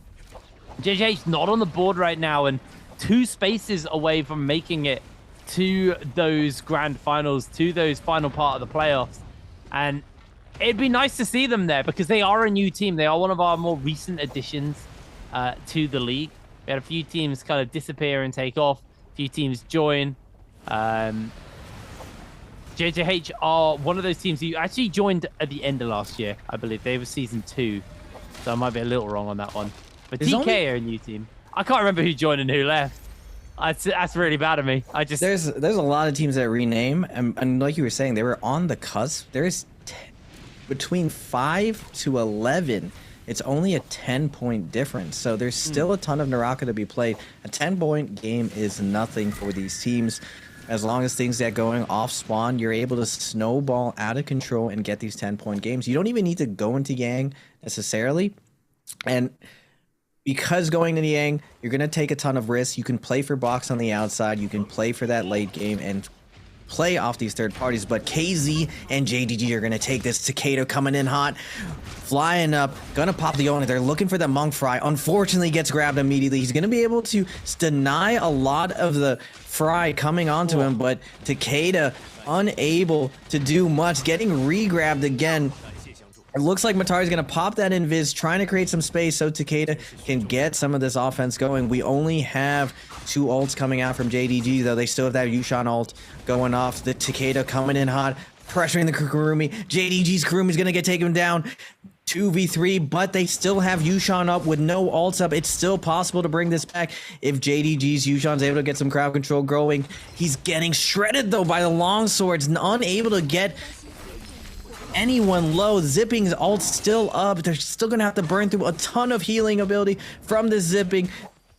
Matari does get parried, but she's able to create some space and take down the Yushan. It's just as Monk left. 3v1, hopes and dreams, has his effed up, looking for a parry, looking for any opening. He's unable to get it, though. He gets cleaned up, and this is what I was saying, Hitbrain. A lot of compositions have figured out how to take down the reign of the monks and trios. Monks are falling left and right. I am here for the fall of Monk. I'm not gonna lie. I'm fed up of this comp. I'm fed up of Monk. I want to see, you know, I want to see solo style finals, man, where like there are no monks and it is just people hands checking each other and not just randomly getting grabbed and pulled away. Juan with a very green cosmetic on their Viper there, as we can see Jing getting chased into the low ground. Just want to put some distance between them and the members of Alliance. Juan has thrown down the ultimate there. Jing is able to get himself in the purple bush, but he steps out and he gets himself stunned and punished for it. Jing is in the blender. The healing is there, though, to keep him alive. That could have been so risky for him. They throw everything down as there comes the Wu Shen ultimate out. Jing was able to just about hang on thanks to that Z-Ping healing. Unbelievable. He was able to survive that one. The small mechanical flub. He was half a second off as he came out of that bush. Normally he's able to iframe that situation. But now Alliance is coming back, and it looks like they also invested a double ult, so there's going to be a no ult fight here. They do have the benefit of having a res after this, so they're going to take all of the crazy risks here. Now, something to tell near. We got WBG Jing with the double parry back to back, opening it up, cleaning up all these kills, and now Alliance getting sent back. Man, I know a lot of people look at this red buff actually as a buff. I look at it as a debuff. You just become so predictable because all you're thinking about is like, oh, I'm not worried. I got a res. It's not a problem. You end up throwing so many focus attacks, though, and WBG capitalizes with that, with those parries. Closing it out. Yeah, it's very telling in this meta when you see Sleepwalker, one of NBPL's best monks, on that Temi, and early in the season, when you saw Holoroth, you just saw a bunch of Temis and Monks running around. Even at Worlds, it was Yushan, Temi, Monk. Pretty much that was it. There was some Takeda to Mulch variation, but in general, this map was dominated by Monks. And you're seeing Bauda coming in with the assassination, silencing this Monk. JDG's Monk getting caught out a little bit unaware. He's able to create enough space, and he's able to get his Monk ult off. Bauda's not able to secure the kill, but now they're stuck out in the open. The Yoda ult's going to come down. They're going to go for this Monk Fry. Karumi ult is out earlier this time, at least.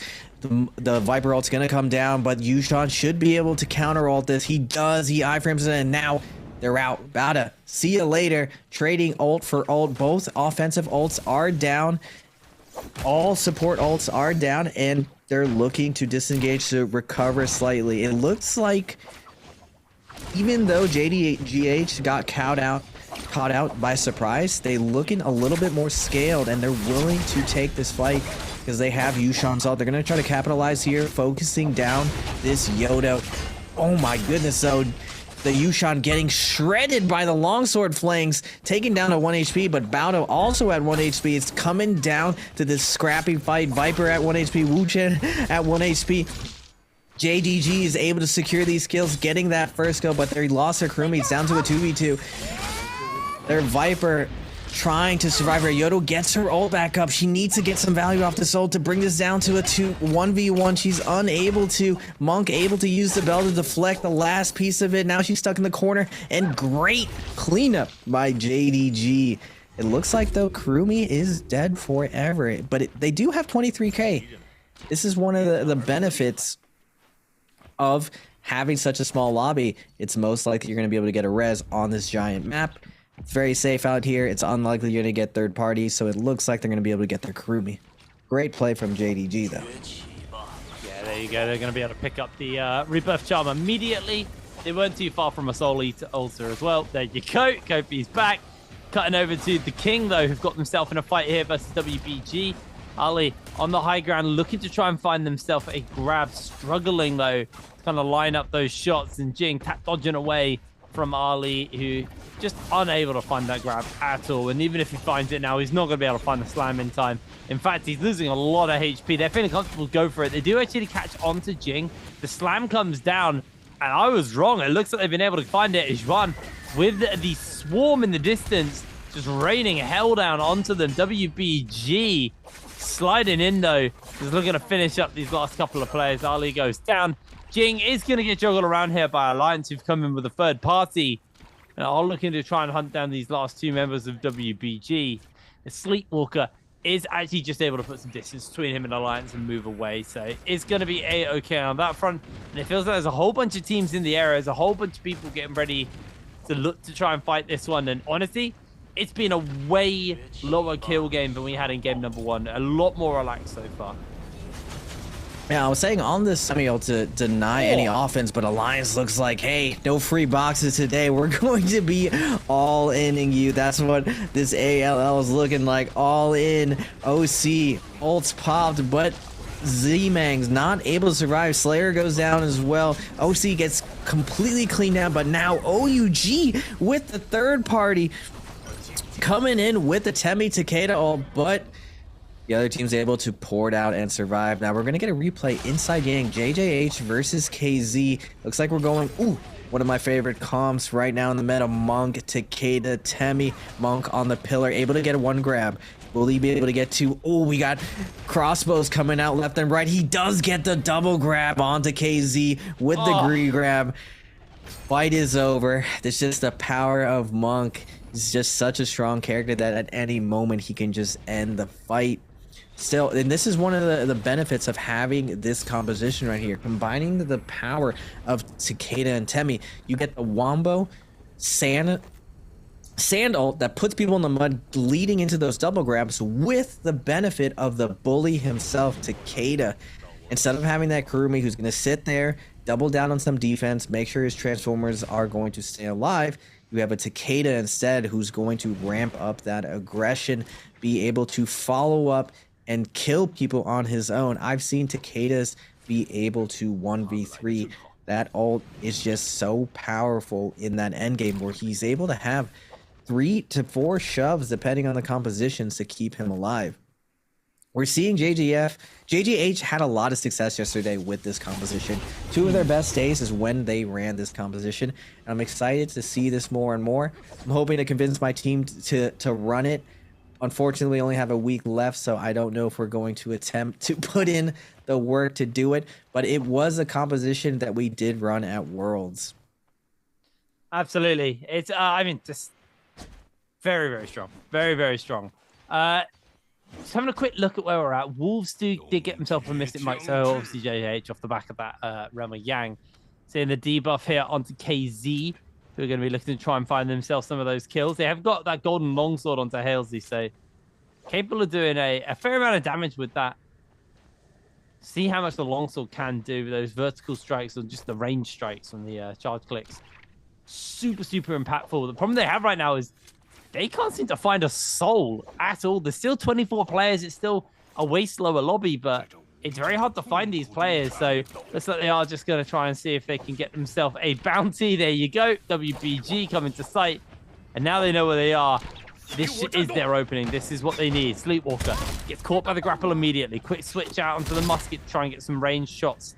Get some damage traded onto the members of WBG. It's WBG just sidestepping away for the moment. KZ waiting to try kind of find a good opportunity to close the gap. LZ sees this is the opportunity, catches onto Jing. Jing scale rushes onto Halesey. Halesey pops the ultimate, gets caught out by the Tammy ult though, so now he's in a bit of danger as he's being juggled around, caught out, nowhere to go. His health bar is just being liquefied right now. Throws down one of those Fs from the ultimate, but again, it's in some serious danger. Does have that invisibility, gets himself a little bit more damage off of the ultimate. One last shot to come out, is going to throw it down, but hasn't really been able to achieve too much yet onto WBG, but they've done so much work onto KZ as down he goes. Jing now, they're going to finish up the last couple of members as Lily in serious danger, will lose their life, and WBG able to win this fight so easily. KZ are down. Now, what you're seeing there, Blistering's Edge on that pole sword being so powerful. Now, what I was explaining before, Juggernaut, their ability to buff their Takeda to get a giant amount of heal every time he shoves because of that Blistering's Edge, and WBG having 2 of them essentially, Sleepwalker and Jing both outplaying the opposite team's Takeda. They're able to get that fire debuff on him, and he's not able to get picked up normally from that zipping ult, from that Matario. All of the heals are halved by that Blistering's Edge.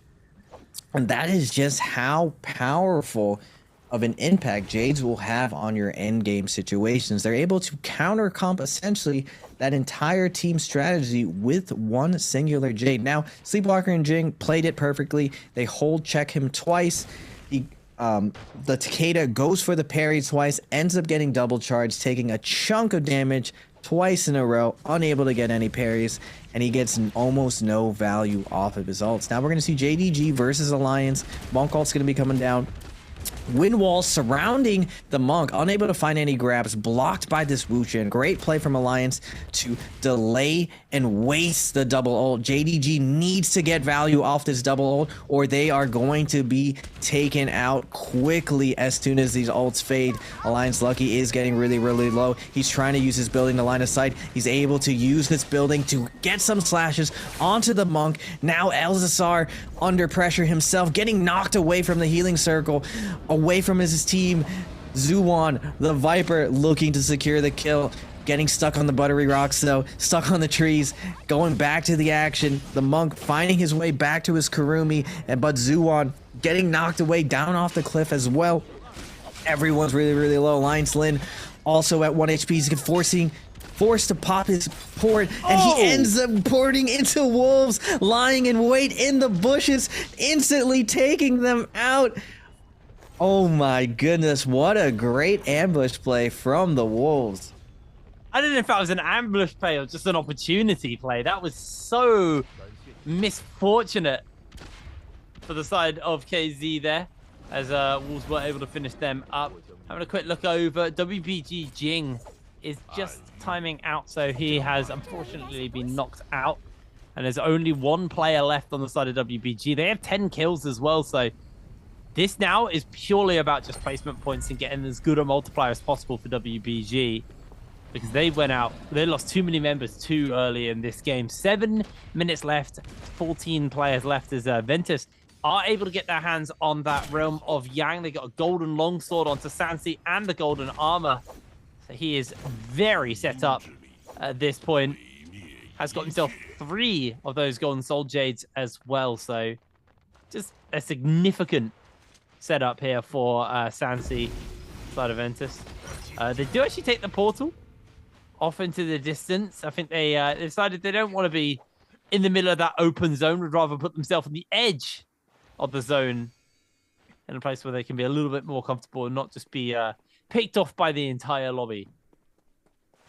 This is what I was talking about before, Hiprain, off stream, that NARAKA is very much like these MOBAs where for Ventus here, you're seeing all of the best jades, all of the best weapons, all of the best armor go to their carry essentially, which is Takeda. Their offense runs through this Takeda. If Takeda dies first, a lot of their offense dies as well.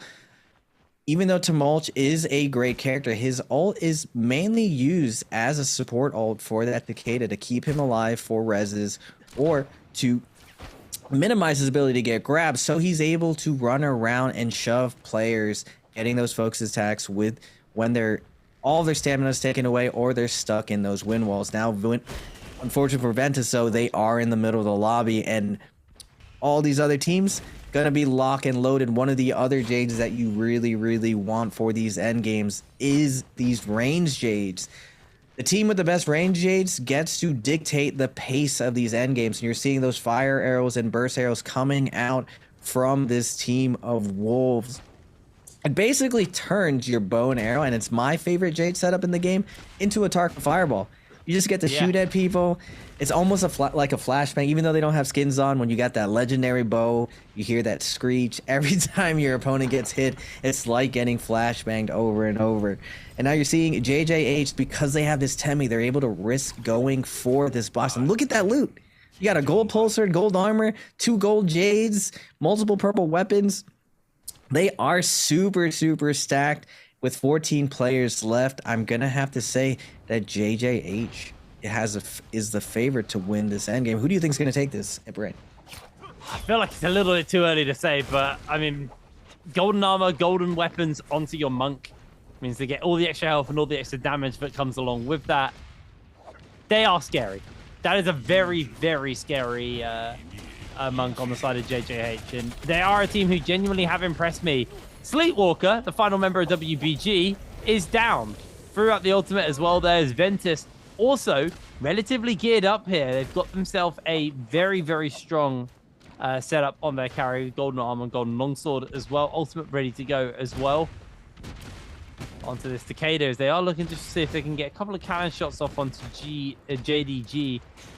Able to chunk them out pretty effectively there, actually, with those cannon shots coming out from Sansi. Just gonna play on the low ground for now for the side of Ventus. They'd rather wait this out and see where the circle takes them, what the game plan is. Wolves this time, only 2 kills, have climbed themselves into that top 7 spot, but it is tied with KZ. They should be looking for placement points and stuff like that. JJH are marginally, and I mean marginally, ahead right now of the side of Wolves. We are talking under a point separating 6th and 7th, and 5th isn't all that far away. Wolves, their spot, their grip on top 7 could slide in their favor or away from them after this second game. Let's see how it goes for the moment as JJH. We were just complimenting how well they're set up, and then suddenly they lose a player. Water gets chunked, Water gets finished up, and Ventus able to take JJH out. That is so unfortunate for them. Wolves on the high ground, though, transformed here, shoving LSR away from anybody on the side of Wolves. He's just basically wasted 50% of his ult timing, trying to just catch up and get to this high ground where Wolves are. And again, shoved away onto the low ground, has found himself a grab onto one of the Wolves members, is able to get the slam down. LXX goes down, and that is not what Wolves were looking for there. They do get himself a grab in response, but they do lose that transformation there on 14, and now he is in a scary position. Only got Sorrow to keep him up and alive as Kobe being knocked and juggled around here by Ventus, who are able to secure themselves the kill there on to Xiaohu. JDG losing another player. Kobe now in some serious danger as they're just being juggled around by the side of Ventus. Wolves actually able to take that one away though with the bow shot, securing himself another kill. Cheeky little steal as LXX has transformed here now on the Yueshan, trying to just get some damage done in that Terracross Warrior form. Sliding forward onto the side of Ventus, just getting a slam down. So a little bit of chip damage away at the side of Ventus here as Sorrow gets forced onto the low into the zone. Is going to be just absolutely juggled around by Ventus and finished up. Ventus is just making this game look easy.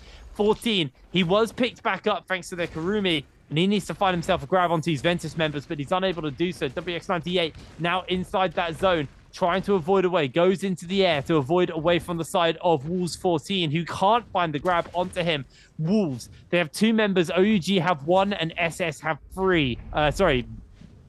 Ventus have 3.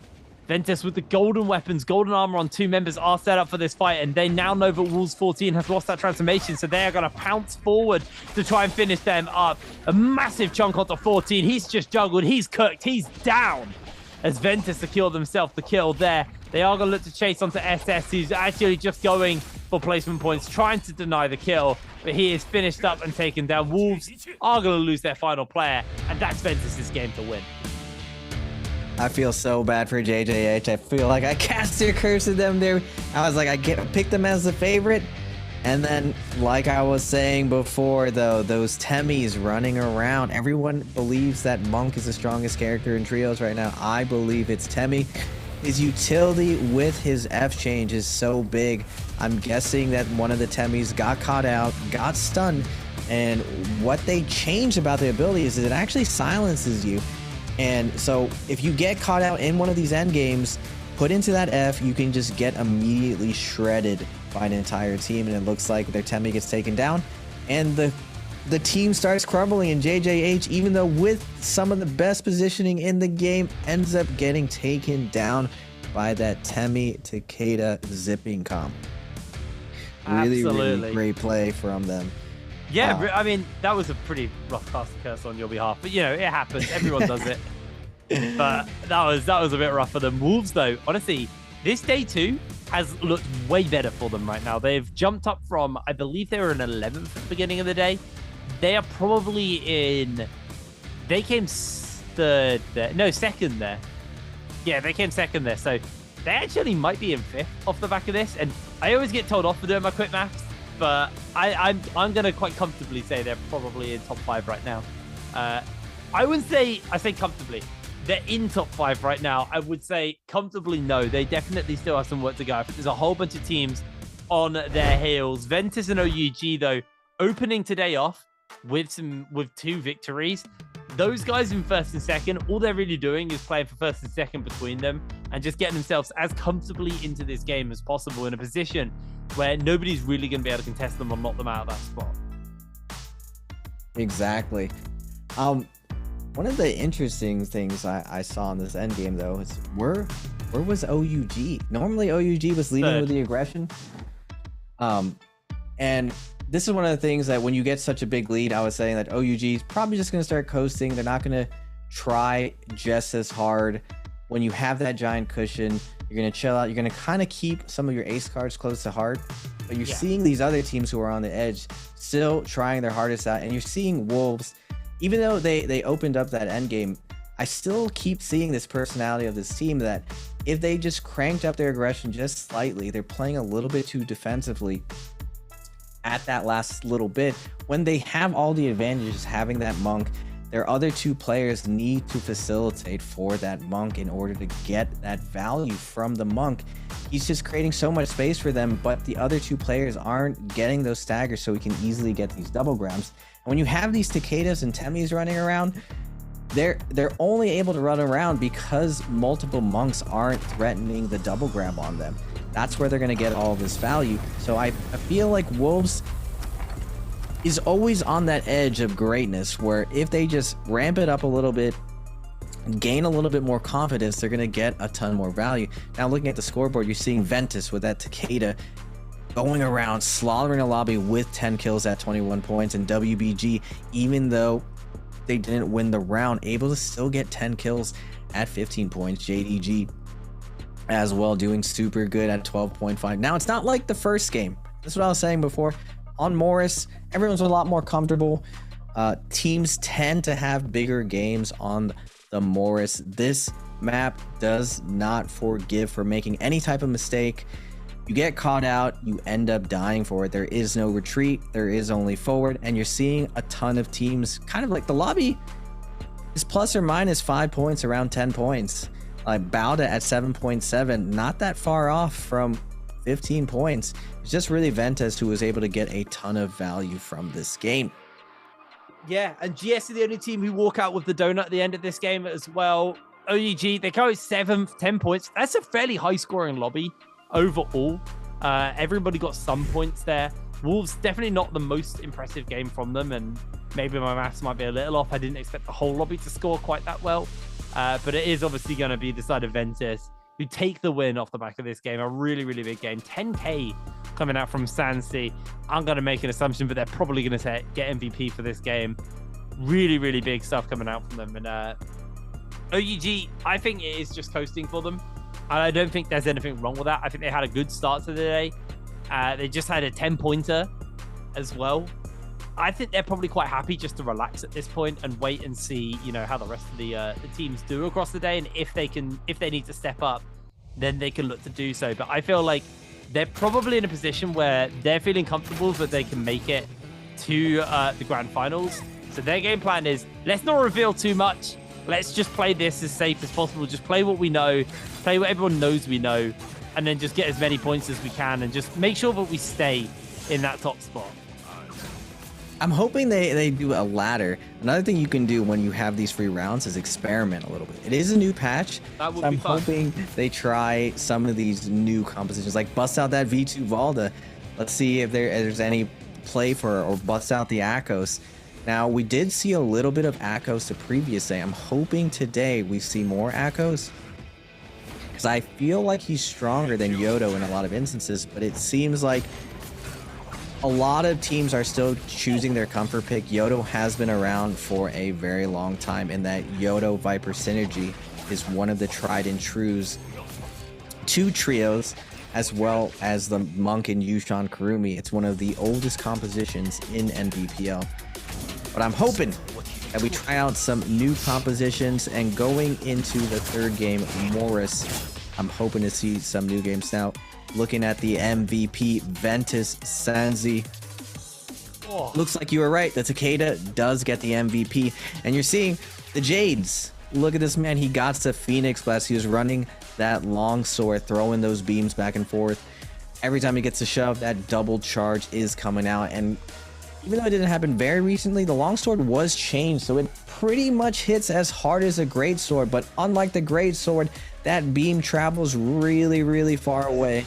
And when you have that Phoenix Blast, you're getting two of them. What great play from Sanzi.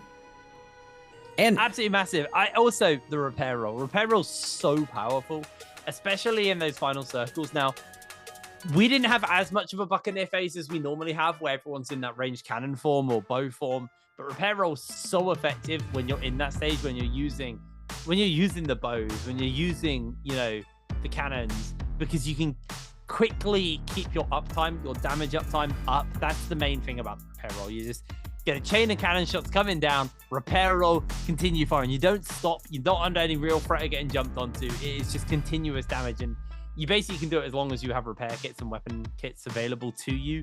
So it's one of those very high value soul jades. I've started to see more and more people run, just because they see the value in the range point of the game, where you don't want to sit still, especially when there's monks. And yeah, there's less monks than normal, but even so, if there's a monk in the lobby, the last thing you want to do is stand still for like 4 seconds while you repair your weapon and then just get grabbed out of it. And then by the time you escape the monk, you haven't repaired your weapons. You have to go find another corner to go do it in. Repair roll means you're under very little threat to do so. And that's something we've seen a lot of teams do. But anyway, I think it is time for us to throw to a quick break when we're back with that game number 3. So we'll see you in a second.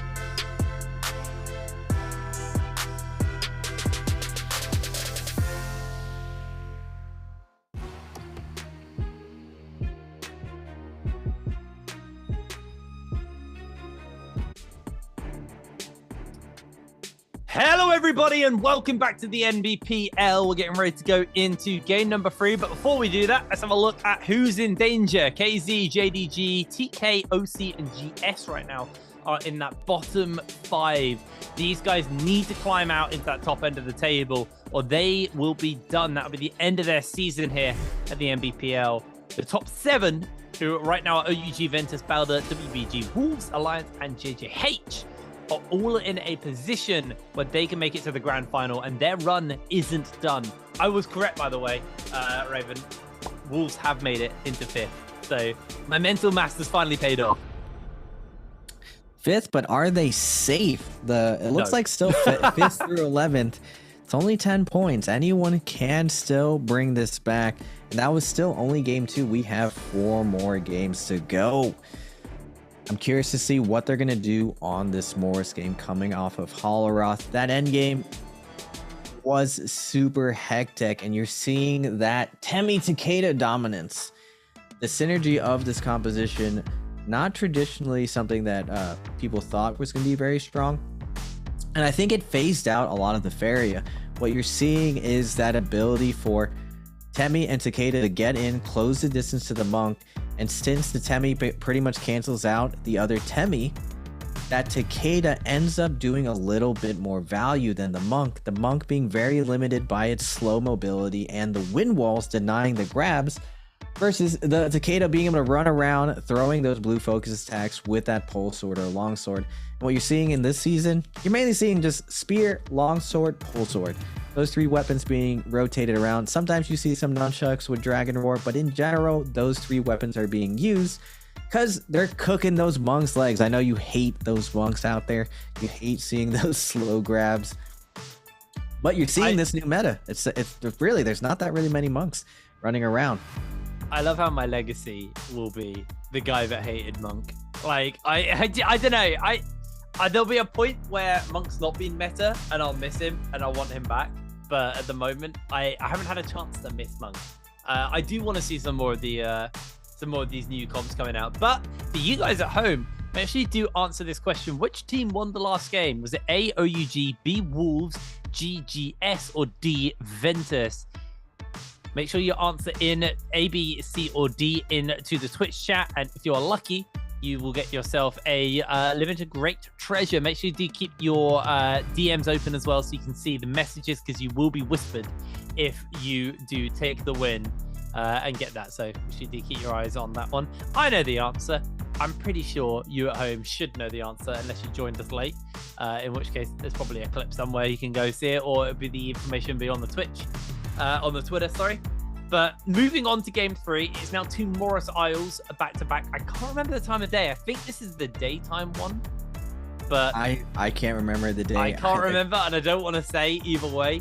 I feel like if we are going to see these ACOSs show up, though, do you feel like it's daytime where they're going to want it over something like the Fireflies? Do you think he's as reliant on Fireflies as some of the other comps we've been seeing, but, seem to always show up when we get those Fireflies? Because that's where the Takeda comps do like to show up. They like the Fireflies so they can get that ult built up as quick as possible.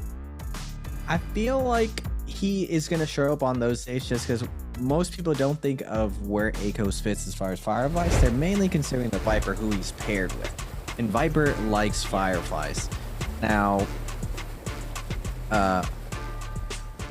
on Morris, these Vipers have a big advantage, and the reason why is all the tall trees. The left side of the map is what I call Viper territory, and that's where you really see these Viper comps come out. And I'm hoping ACOS comes out as well. It's just that ACOS versus Yoto matchup, it doesn't look like the CN teams really believe in it. Like, Yoto does have a ton of utility when it comes to her F3. It's so oppressive. This is spinning little contraption in the center of everything. It's super frustrating to deal with because when your opponent is in the center of it, he basically gets to do whatever he wants. He can heal, he can attack you, he can go for a parry for free, because if you do anything near it, there's like an invisible wind box that just deflects you every second of the way, and it lingers even after it disappears. It's really frustrating utility like this, and they did nerf it to 3.5 seconds, but it's still super oppressive, and it looks like a lot of these teams don't believe in that ACOS. Now, as we're seeing in solos, because I also watch all the Pro League solos and I scout all the players, Spider already said that ACOS is tier 0, meaning it is the best character in the game currently in solos, and it's because of his leap function. When he leaps, he turns purple, he turns gold, and he's able to create this opportunity that I believe in Trios is overlooked. That sustain domination that he brings to team fights. He can essentially stagger anyone, and any of your teammates are near, you're able to follow up off of his openers. And traditionally what you see in a lot of these trios is kind of this boring gameplay, like you're saying with the monks, where teams kind of sit back, they sit with their long swords, they just hold blue over and over, waiting to see if you make a mistake. And when you overcommit, they just toss those double charges over and over. And what ACOS brings to the table, and also what Takeda brings to the table, is an ability that breaks the stalemate. Now, ACOS has to use his ult in order to break the stalemate. Takeda does have his F3, but it's an interesting idea that I think NARAKA does super well to keep things spicy, to keep things fun and interactive, unlike the old meta where everyone was very defensive. I think this patch hit brain, out of all the patches I've played in NARAKA, is probably the most balanced. There is the most amount of skill expression that I've seen in NARAKA thus far. I'm inclined to agree because it's not as many monks. I feel like the amount of monks that show up kind of is a really good measurement because he's been so stable for a long time that people will just always pick him. But now there's so many answers to him, but he's still viable and still playable, but there are ways around it. You don't see everyone go, all right, where's our monk game? How many monk games can we squeeze out? It does make it way more interesting, but our game ready is going to be Morris Isle Dawn. It's a little bit more foggy at this point, and having a quick look over, it's really been the return of Yoto today. Yoto has had, I think this season the least play out of all of the seasons we've had at the Nbpl. We've had consistently 2 to 3 Yotos every game today, which is, we had entire days where we wouldn't see Yoto in trios. So it's really interesting to see the kind of return of only Bowder will be running that Takeda on their team, running the monk variant of the Takeda comp as well. Other than that, it's a lot of traditional monk. I feel like I just cast the curse it in a way because I was like, we don't see that much monk now. Everyone picks monk going number 3. Mostly probably because, the Fireflies aren't there. So yep, it's probably, a very defensive round. Factor. And you're not seeing the what I mentioned before. Early this season, Faria's everywhere. Faria was the strongest character. They did nerf her halfway through the season, but it was never updated. Her damage was significantly reduced and her mech health was reduced.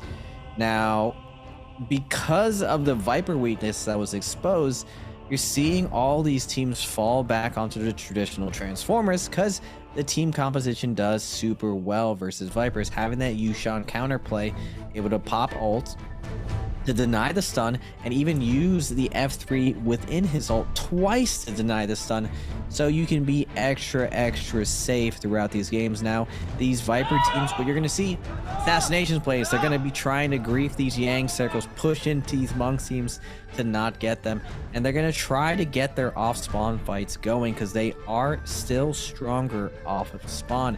That Yodo F3 super oppressive, and that Wu Chen heal doing a ton. Plus, Viper F3 is changed. The one thing that I am seeing today, at least, is that most of the Vipers are not running a traditional silence. They're using that F3 healing debuff for that extra damage. Well, cutting down, I was going to say, we haven't really seen Wolves drop in a place where they're going to get in a fight, which I wanted to see them do. Looks like they found that opportunity and they got themselves a kill onto Sansi already. Ventus, the winners of the previous game, are getting obliterated, pinned against the wall. Uppercut comes in. WX98, he's just got purple armor. He's probably just about to lose that purple armor, pinned against the wall. Wolves, they dropped in a defensive position and got hot dropped onto and still managed to turn the tides there, getting 3 kills to kick the game off. They're going to be very happy with that one. They buy themselves a Moonbane charge off the back of that. They got purple armor. That's a really good start for Wolves. Yeah, that 50-50 off spawn, man, you're just flipping it. It's just whether or not you get that weapon off spawn. And this is one of the struggles of Battle Royale, that if you want to make it very consistent, landing very hot is not one of those ways. You just might just get an unfavorable weapon off spawn. But JJH having a ton of armor, able to clean up this OC team.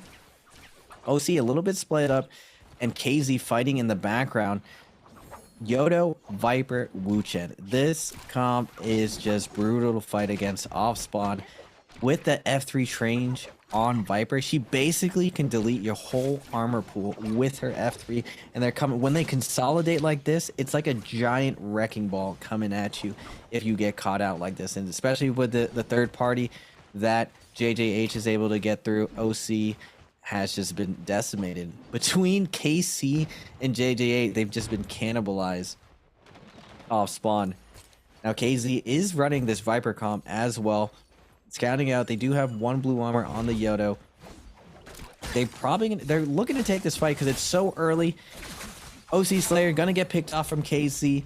It looks like JJH and KZ are gonna split off these kills. Chop it in half. We split it down the middle. You guys take half of this. We take the other half. And now we're going to turn our attentions to you, JJH. Now, JJH is happy with their results. It doesn't look they're in aggressive posture, so they're going to get jumped on here. KZ's going to immediately pop that Yodo ult, snowballing this fight, but Viper's going to respond with the ult. Counter ulting, trying to get the stagger. Oh, and Yodo mistimes her ult and gets staggered. Oh! Under a ton of pressure. That poured out though. Wu Chen doing his one job. I call him the designated driver. He just that's a good term for it. The rest of your team just to get drunk on getting in there and getting aggressive, and Wu Chen always has to be that guy. Just like, you had too much drink, we're getting out of here. Chilue, honestly, with that great sword though, saving water was so big. KZ, they're just waiting by the door with a scale rush ready to go. And JJH are waiting to try and bait them out of it. They do finally kind of find the courage to jump in. Lily hasn't actually joined into the fight. Scale Rush is out through the door and leaves their team alone with the rest of JJH. Water, no ultimate fully built up. Only 72% of the way there, though. So pretty close at this point as KZ have lost a player. And JJH looking to try and finish up these last two. Make sure they get the kills. Rain gets countered, though, as Water struggling somewhat to find an opportunity as he finds the counter onto Jen. And down they go. JJH able to win this one. Now cutting over to the King, who've got himself in a fight versus Alliance. Moonbane has been used there by TK as Buo being caught, takes a bow shot, takes a slam. Will he get the follow-up grab? Xinyan trying to get a couple of bow shots off onto Lin, but gets himself grabbed in response. This should just be a follow-up slam, although Ali is going to do his best to try and zone away for now. Is going to struggle to do so, unfortunately, as the slam does come down. They are fighting on the edge of this Moonbane, though, but with the slams coming in, Alliance have already lost one player, and this might get a little hairy for them because they get slammed down. Lin chunked out somewhat, has popped the bell, and now it's all on Alliance to see if they can turn this fight and finish this one up for themselves. As DK have gone for the transformation, Xin Yuan trying to get the damage off as Ali desperately scurrying away as Alliance down that player, about to lose the Moonbane as well. No ultimates up and available. Final player standing. Xinyan keeping the pressure up, but Lin not going to be able to get away from this trap as down they go. The King take themselves the victory in this fight. That has to feel bad for Alliance, having that Moonbane and still losing the fight. Really unfortunate for them. GS and Wolves probing off spawn. Now this is the weird spot. Transitioning into this middle game, Yang's gonna pop in here at 23 minutes. So all these Monk teams, they're just trying to posture up, have that blue armor, and take their skill set to this Yang, where they can get this fair 3v3. None of the Viper teams can really go into Yang. I was pretty sure that Viper, Yodo, Wu Chen, even with the changes on Viper, wasn't going to be traditional Transformers. You saw OUG, the team leading this last chance qualifier, go versus the Monk team, and they still got absolutely decimated. And if OUG is not able to make it work, it doesn't look like Viper can really challenge the traditional Transformers inside Yang. So you're seeing teams like JDG putting that armor onto the Monk, setting up for this 23-minute mark.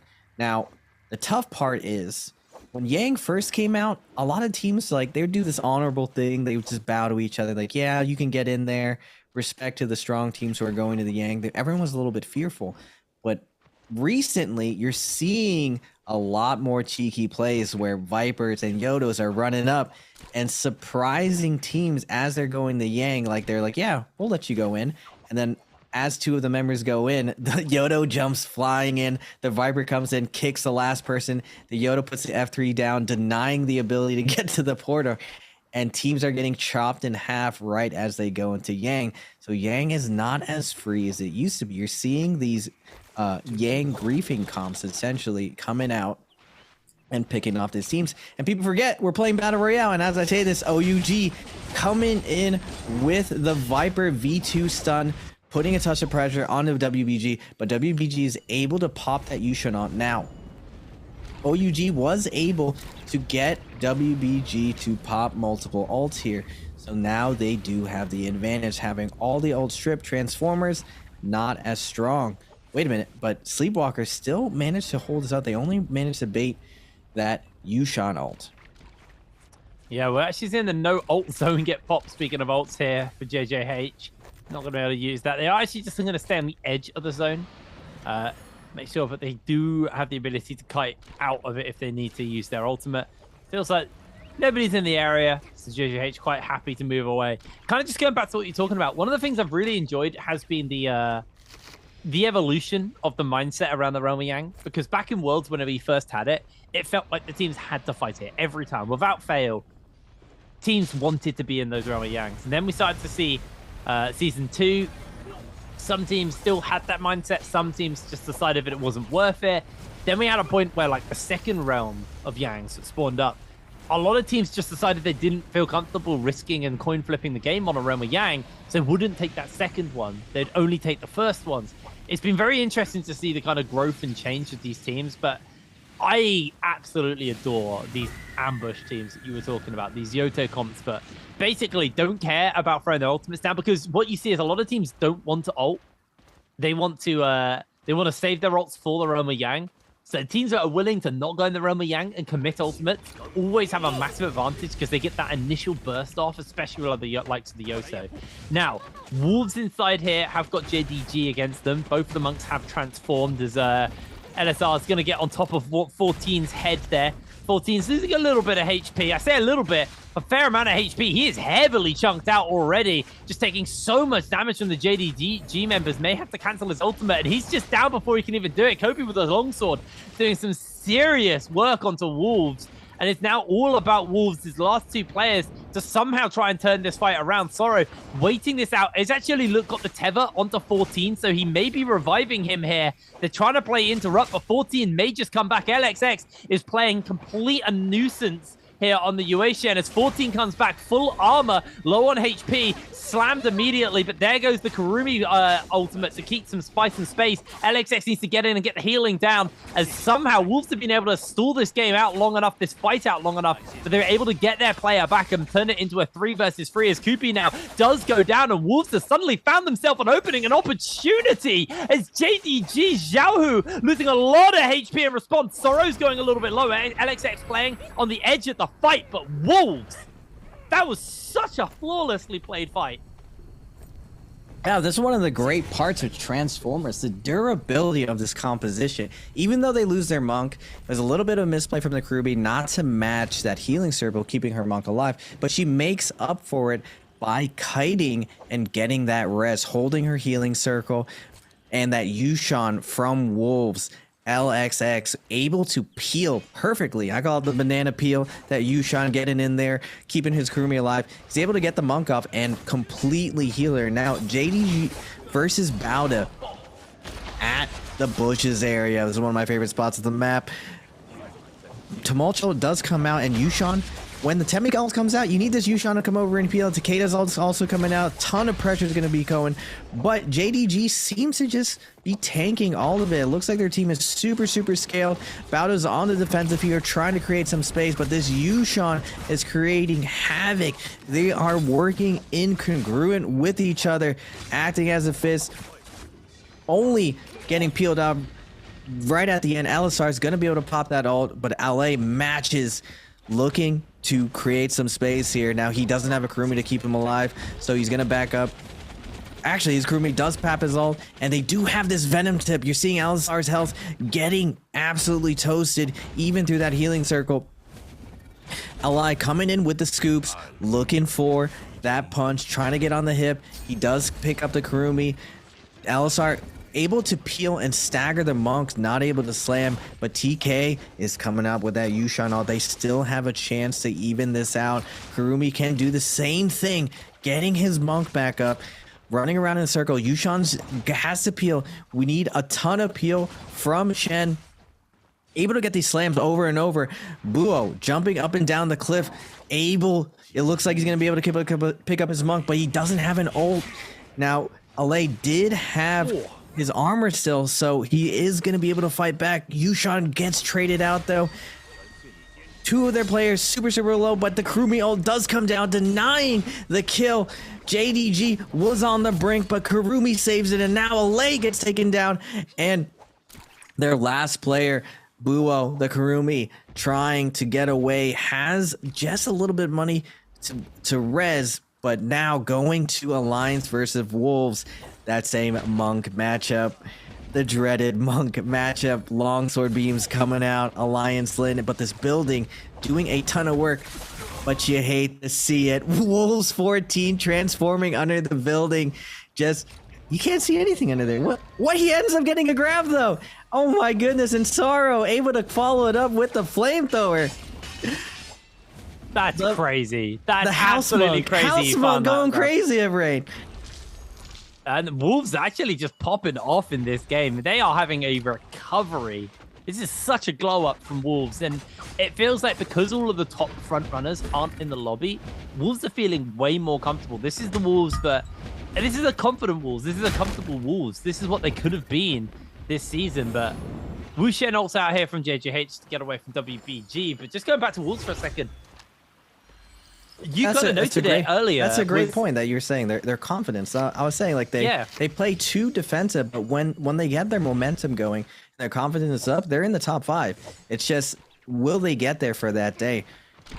They just don't have that consistency because they don't have that raw confidence and aggression getting in on teams. But when they do, you're seeing them perform super, super well. Even though they're Monk, ulted under her house, a little bit of grief, still gets value, still salvage that situation. House Monk. I mean, here's the thing though with Wolves, like they actually are consistent.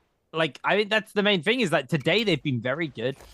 When they play well, they are consistently good. The problem is a lot of the time their consistency has been consistently nothing. Like they've not really done much in any of their games. They either don't play the early game right, and they just play very, very passively and don't really achieve much, or they just go out because they try to. Because I think the problem is this is a team who maybe underestimate their capabilities, their power. And I feel like this is a lobby where they can feel comfortable to actually show up because they don't have to deal, you know, with your KLAs, with your TEs, you know, with the J teams, you know, with the big names. They know that the scariest team here are OUG, and all rise to OUG. They did come second or third in Season 2. So they are not a team to kind of sniff at, but it's interesting to see when those bigger teams are taken away, that Wolves suddenly find this element of confidence. And I feel like if they are able to continue to play today like they have across the entirety of the playoffs, I really hope they do find that confidence and they realize that they are a team capable of fighting other teams. There's a Lily popped ultimate there just as a zoning tool on the Mora's Blessing. Interesting. Yeah, she pops the zoning as a zoning tool because when they get the buff there, she's gonna get ult back. Now going into Yang, this is the great part of having a Monk team, one of the strongest 3v3, and now we're getting the fair fight versus WBG and Ventus. Now Sleepwalker is known as that Monk. WBG WX98 going to pop ult really fast, and oh, we're getting a finesse from WBG. They're gonna hold their Monk ult because Ventus team didn't go in to force ult. They're actually doing an interesting line here, opening up with Yushan ult first instead, and they're pressuring the other Yushan to Sleepwalker. He is getting really, really low. He still does have ult, but oh my goodness, WBG Jing does get taken down. Now Sleepwalker is going to be able to pop ult. I wonder if PB is going to be able to get this res off. Really, really strange opener from WBG. This is a kind of an off-meta situation, and Ventus ends up capitalizing on it by getting Sleepwalker and shredding Jing down. Sanzi trying to open up this Kurumi. PB not able to get this res. We all saw the Kurumi get the res previously. Not this time. A little bit innovative from WBG, opening up with this Yushan ult. Going first. Normally you just always go Monk first. You go Monk on Monk. You let the Monks do their rock paper scissors shenanigans, but Yushan ult ends up getting shredded by the double longsword. Yep, I knew they were gonna have double longsword. I typically actually quite like it when they delay the transformation, not by that much. I feel like they pressed their buttons in the wrong order there, but I feel like if you delay it, you can buy like 10 seconds, 5 seconds minimum of extra time and then transform. You just have your Monk for a little bit longer because they transform earlier, means they de-transform later earlier as well. So you then maybe get an extra like 5 to 10 seconds of space. But burning the Uation was interesting. I would rather wait until afterwards because you normally want to be using the Uation to cover your Monk once they come out of the transformation. This is a replay from earlier where Bowder and Ventus went toe-to-toe inside their realm of Yang. I believe this is the first round of Yang coming out from these guys, and it does look like Ventus were able to pull out the win over Bowder.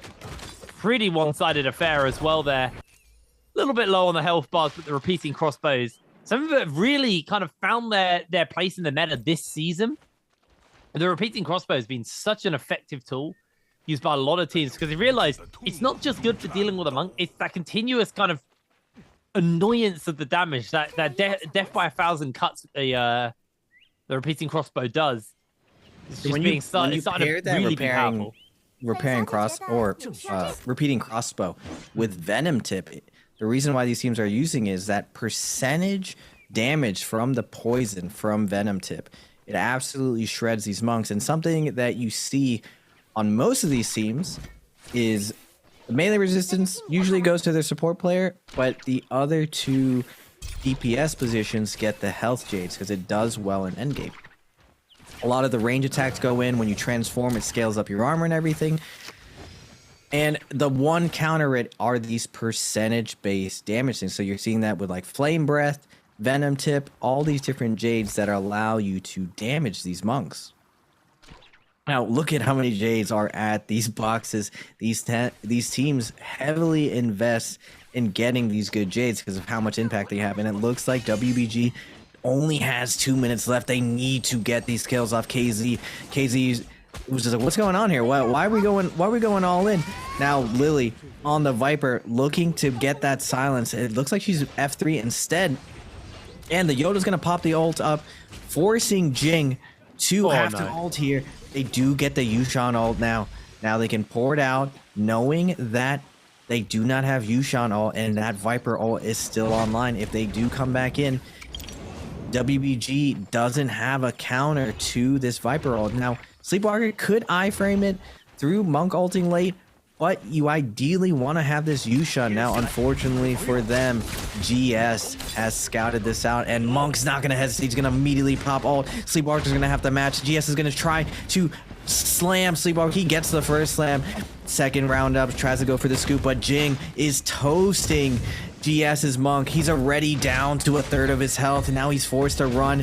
PB on the edge, smashing him as well with that longsword. The healing circle is going to come out, and Lily, like I said, coming back with the Viper ult. Everyone's stunned. It's a 5-second stun. They have their pick of who they want to kill. It looks like it's going to be the GS Monk. Lily with the great stun. GS with a third party, being third party themselves.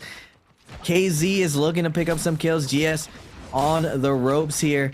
Great target selection by KZ, with GS being the more threatening team. Yushan is trying to peel for his teammates, but WBG only has a minute left. They need to get some wounds. Sleepwalker cleansed. He picked up the Soul Jade. I saw the little animation go off on him. So worst comes to worst, he may be able to get out, get some Dark Tide coins together, and maybe get a revive off. But WBG, they're not done. They're looking for Lily. Lily's going to get himself caught out. Low HP, juggled around. That's another cleanse coming down. And that is... Oh, no, it was only Sleepwalker who was able to get away. That is very unfortunate for WBG. But they are going to be able to now move out onto the side of the zone. And the question is how much money have they been able to put together? How much money has Sleepwalker got? Is he going to be able to pick his teammates up? Looks like he's run over to the shop to see if there's even a revive in there, if he has the money for it. We'll have to see. But GS are...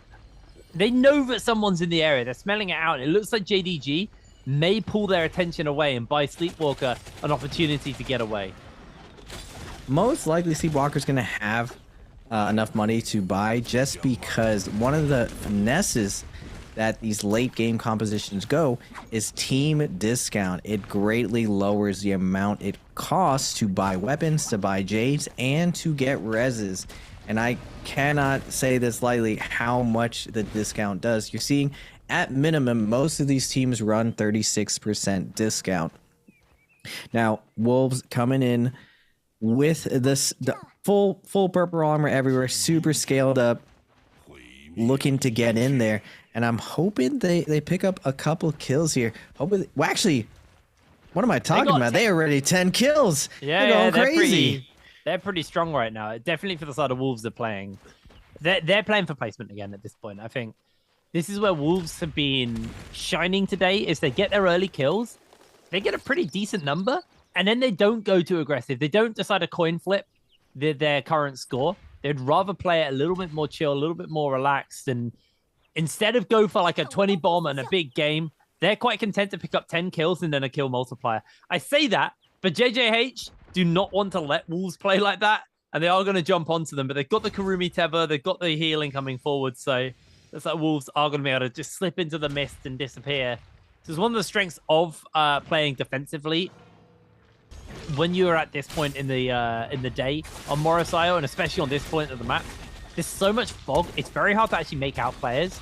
So Wolves can probably find themselves a nice little place to just sit back and play defensively. It does mean that they can't just shoot cannon fire into a fight if they don't know where the fights are and just randomly pick up a bunch of kills. But Lin has been forced to transform down here. Wolves, I say they've been playing defensively. They actually do send LXX in just to scout out GS, deciding actually the fight's not worth it. They heard the Monk transformation. They saw everything that was going on and went, you know what? Let's play this a little bit more relaxed. Let's play this a little bit more safe, as Alliance are knocked out in the distance, removed from the game, unfortunately. And that is going to be a scary situation for them, because right now they are still a fair way away. I say a fair way away. They're 5 points away from getting themselves into that top 7. And with KZ having 7 kills, and are currently in that 7th space. That point deficit is going to grow by the end of this game. Same for JJH, who are just above them, and they have 11. Wolves have 10 kills. 7th place is actually really going to move away from a bunch of these teams on the bottom end of the table, because the bottom 3 of the top 7 are all very, very high scoring games so far. It is super, super competitive to make it into this finals. JDG is on that Monk team. Now, normally, when you have a Monk, when I saw Wolves had 10 kills, that is absolutely insane for a Transformer team. Generally, you're seeing Viper comms and Takeda comms getting up to 10 kills early in that mid game. But these Monk teams in these smaller lobbies are finding a ton of success because there's less assassination to go around. Now, going into this end game, when you have a Monk on your team, this is when you profit. You see most teams get most of their kills with their Monk in these end games, getting 10 plus kills a lot of the time in this end game. So we could see Wolves getting a 20 bomb out of this, but they're going to have to navigate this perfectly with these Viper teams all running around. I call these Viper teams Attack on Titan for the reason that as the meta evolved, once your Monk drops form, these Attack on Titan teams come in and they attack your Monk immediately. They go for the silence on Yushan and they immediately shred you, because the reason why these Monk teams have tons of success in endgame, they're factories, they're corporations. They get grabs from across the world and they eat your soul blooms and feed it to your Monk over and over. You see these Monks get multiple ults in endgame, and now Ventus is going to be pressured from all these cannons to pop ults. Now all the other Monk teams popping their ults as well. All of these Monks are covering each other, looking for these double grabs to get these extra kills in these endgames. And Ventus is able to pick up a grab. WBG Sleepwalker able to pick up a grab. JDG also picking up a grab. Every Monk got a grab right here from each team. That's 3. LSR has grabbed Ziyu 3 times in a row, finally taking him out. Ventus are going to be heartbroken with that one. Loop JDG's Monks, like looping on the edge of the cliff perfectly. And because they have the Kurumi, even though they lost their Yushan, it doesn't matter. We got that tether res going. Look at Wolves, though. Wolves are playing this really well. They're playing nice and jet calm inside the shipwreck, waiting for the opportunity to throw it out. Tunar comes out from WX98 there, as Sleepwalker finally does go down. The King also getting knocked out there at the end, as Halesy with the Yurutohime ultimate able to finish that one up. Wolves still yet to show their hand. They are just playing this nice and safe. I say that as 14 has transformed. He's got the tether onto him, looking for a grab, and unfortunately for Chewy, he has been caught. Chewy going down. Flamer there, slam finishes him up. GS's Anne actually steals that one away with a cannon. Look at all the fire coming in onto Wolves. They are feeling the heat. The Kurumi ultimate has to come out to keep them alive. They're just in the barrel, getting shot down as they've lost 14. They've lost their Monk.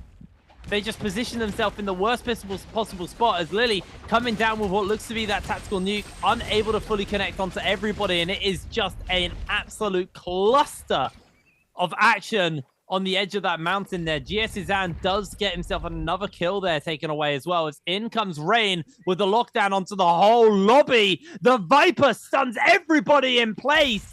And now, can they actually get any follow-up? It looks like not really. I say that as JJH's Rain on the Yoto starting to put some names on the list. Sorrow does go down as well. Wolves are knocked out of the lobby. They are finished up. Water is taking names left, right, and center. JJH with an absolutely stellar ultimate from their Viper, but they are now a little bit in danger as they don't have their Wushen. They are 2 members on this lobby, and with no Viper, all of these teams are feeling comfortable to go in for those Monk transformations, as LSR gonna get slammed there down on to Rain, as Rain's in danger. He tried to ult, but he wasn't gonna get it off in time. Finished up, and it is now just that final member of JJH holding on versus all of these Monks on that low ground. It is such dangerous position.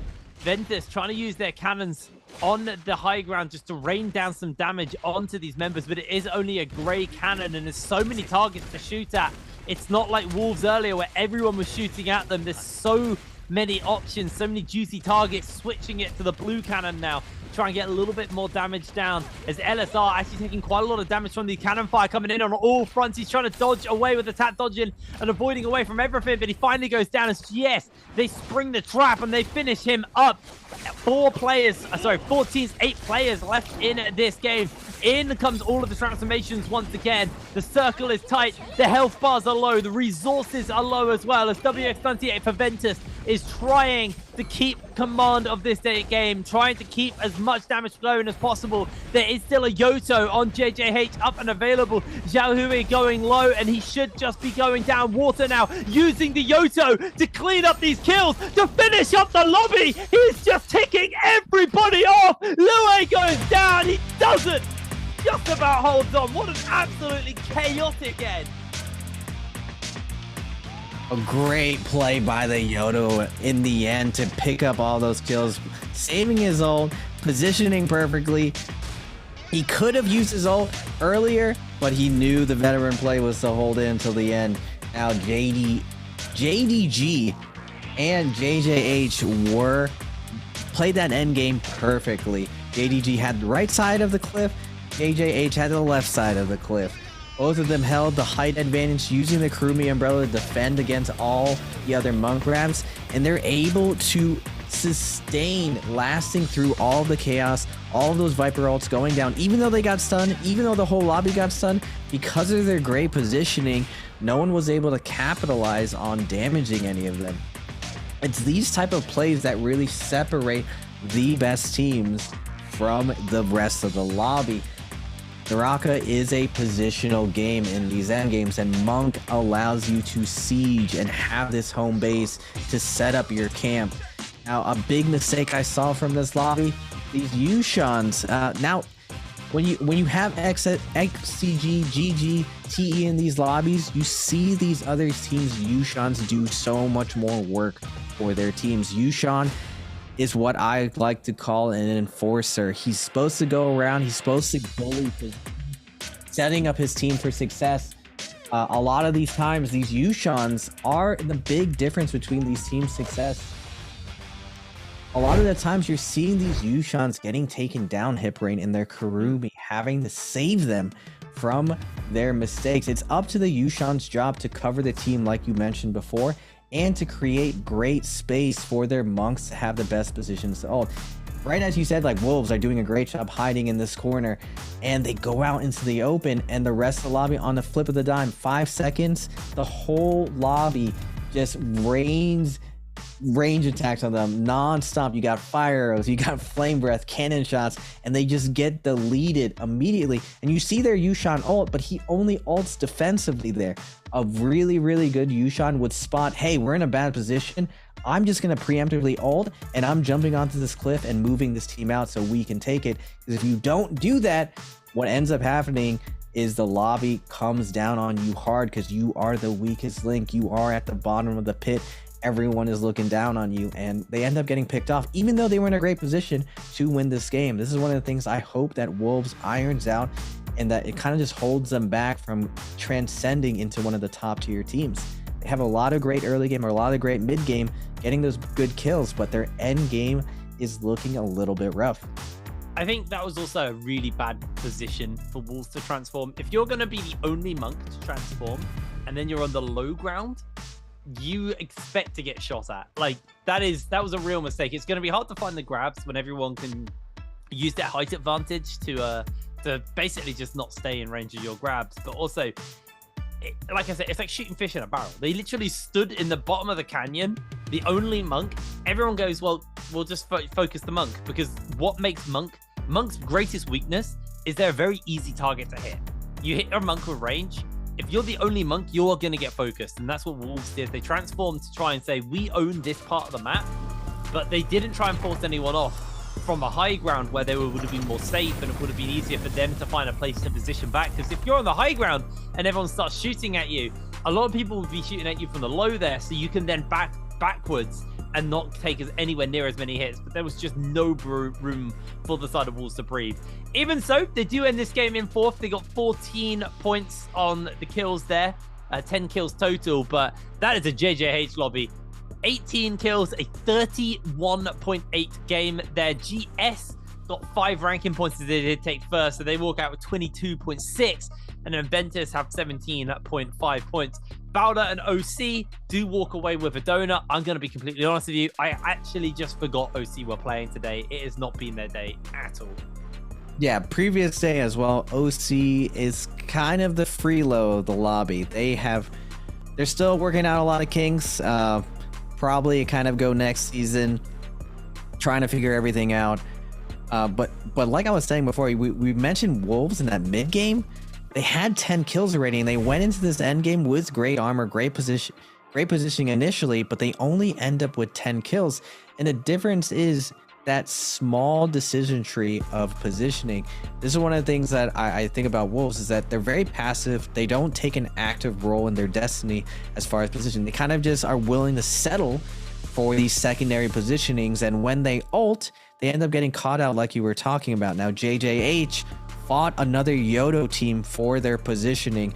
They risked dying against these ults, but because they risked it there, transitioning into that late game, they were able to hold that high ground and get a ton of extra kills, raining down range attacks on everyone else. Now, flipping it, we're seeing Wolves great off spawn. They dominate this isolated fight versus Ventus. Ventus had better gear, better weapons off spawn, and they were able to get all these kills. Now, JJH also, even though Wolves had a great off spawn, so did JJH. Wolves also did super well in Yang, able to beat JDG, clean it up. It got really, really close. 1 HP, these guys end up winning up that neutral situations. Now going to Wreckage, and this is what I'm talking about, the end game here. You see JDG and JJH holding the 2 top cliff sides, and they have that Kurumi umbrella for that extra cover. And even if you were to get any type of stagger on these 2 teams, because of the way cliff sides work in NARAKA, these buttery rocks as I call them, it's going to be very hard to follow up. Now JJH Water with this great Yodo ult right at the end, able to get all the last hit, picking up most of the kills, and more importantly denying that last hit, giving up his life, where GS doesn't get a kill. And you're seeing Water with the MVP. Look how much cannon damage he did, hit brain. Yeah, more 5K. Than everything else.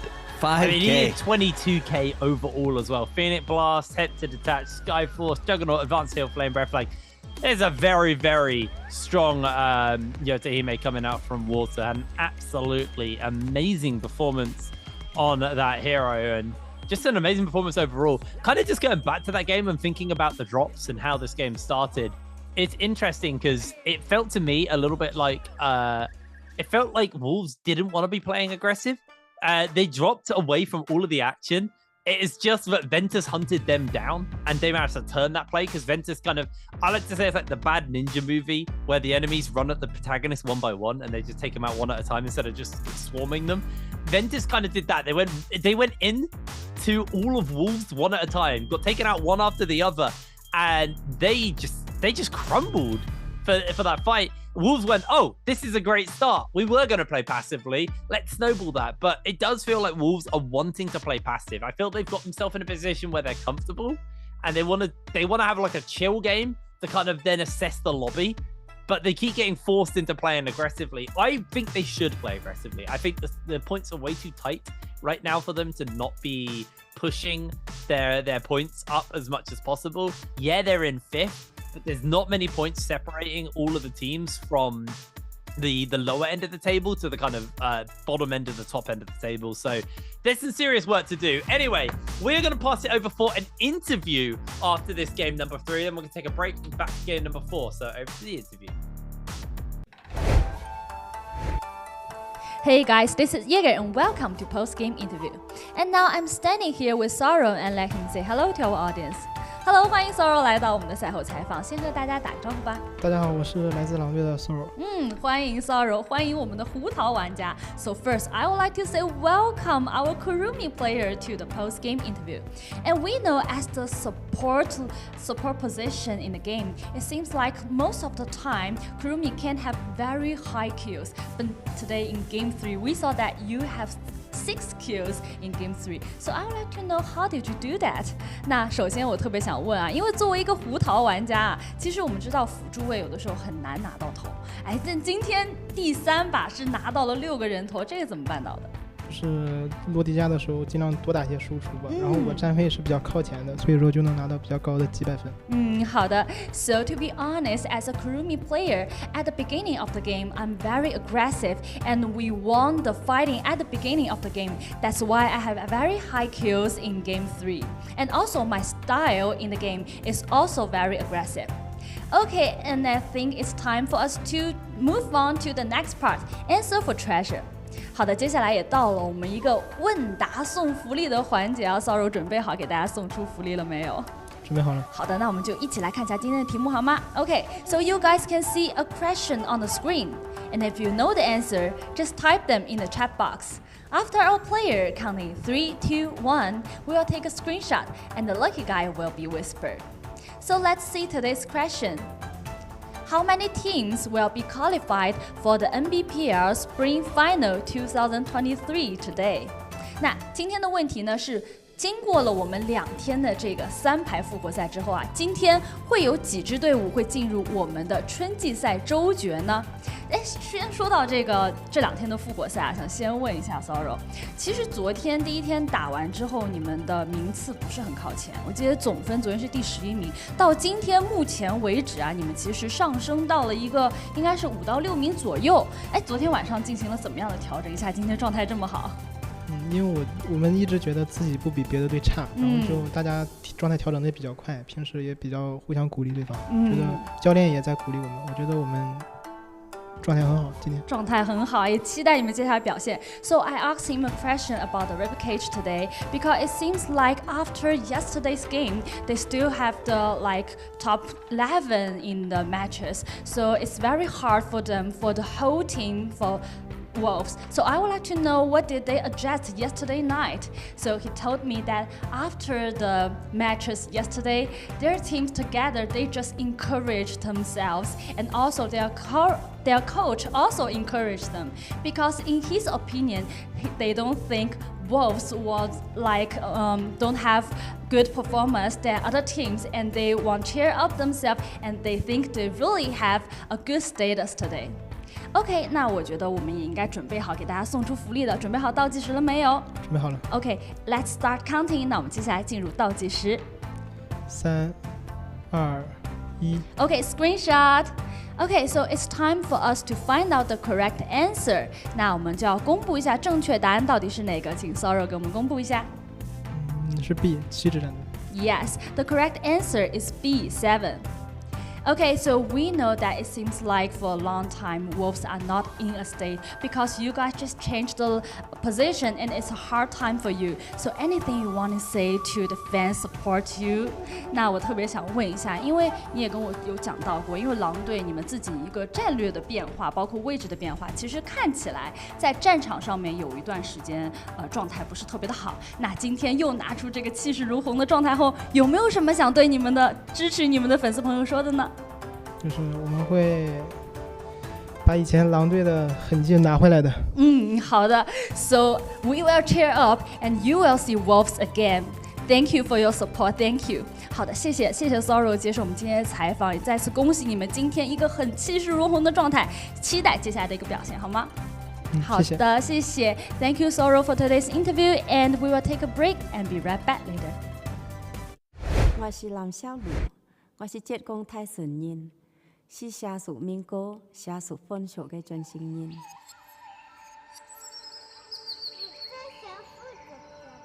在最穷的你们仨，小鹿也要穿凤凰装。我赛时只就喜欢对着台山唱歌，喜欢坐山林都跑啊跑。唔是只。只有老人頭上嘅盤王記可以教我電路族譜。我也對我講，平王裝是俾你在台先嚟以後將可以做嘅，所以我經常難記嘅平王裝對着將在看待新嘢。夢想地個台先嚟以後就像平王裝嘅樣子。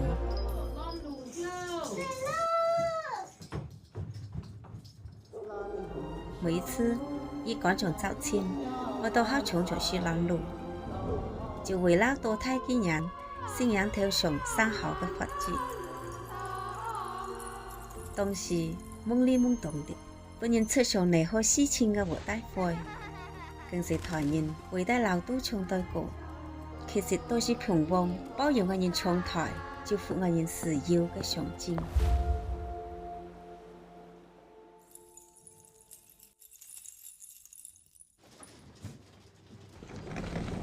這條台先來，就像是太太外班嘅時候是先落樣子。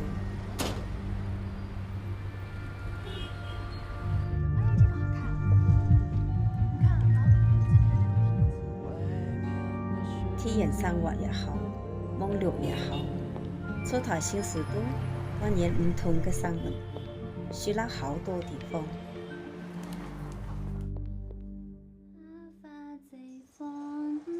妈，你干嘛？老给我戴这个呀？我想戴上这个。伴隨我女面面台先來，也面面教我，像啲細時隻怪運對平旺嘅熱愛盡顯露出。所以我十分堅決將頭掛上。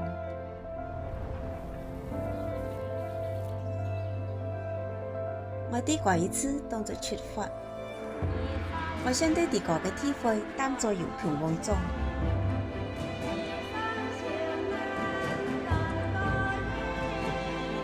山下嘅歌啊，唱了一輩子。現在我在舞台上唱出啲個嘅故事。啲民俗嘅進行都上了革新嘅色彩。革新意義上，唔只是俾你在相處嘅標誌，而是俾我人勇氣，讓我人無拘無束做啲個嘅披風弄開角。愛來自山下，我是熱愛嘅勇氣弄勇上，我是憧憬平旺嘅傳道中嘅一個。愛也是平旺，愛是書記，愛心無懼。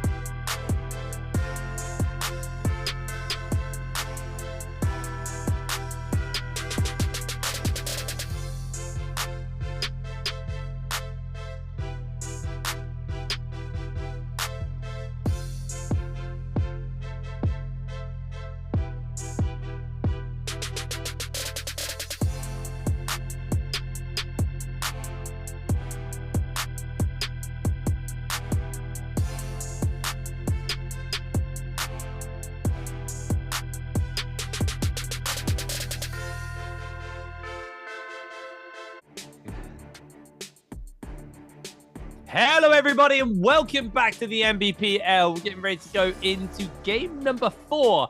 We're playing these two next games back-to-back, Morris Isle, then on to Holoroth. So we can see, still, we've got 5 teams who are struggling to make it into that top end of the table. KZ, the King, Alliance, OC, and GS.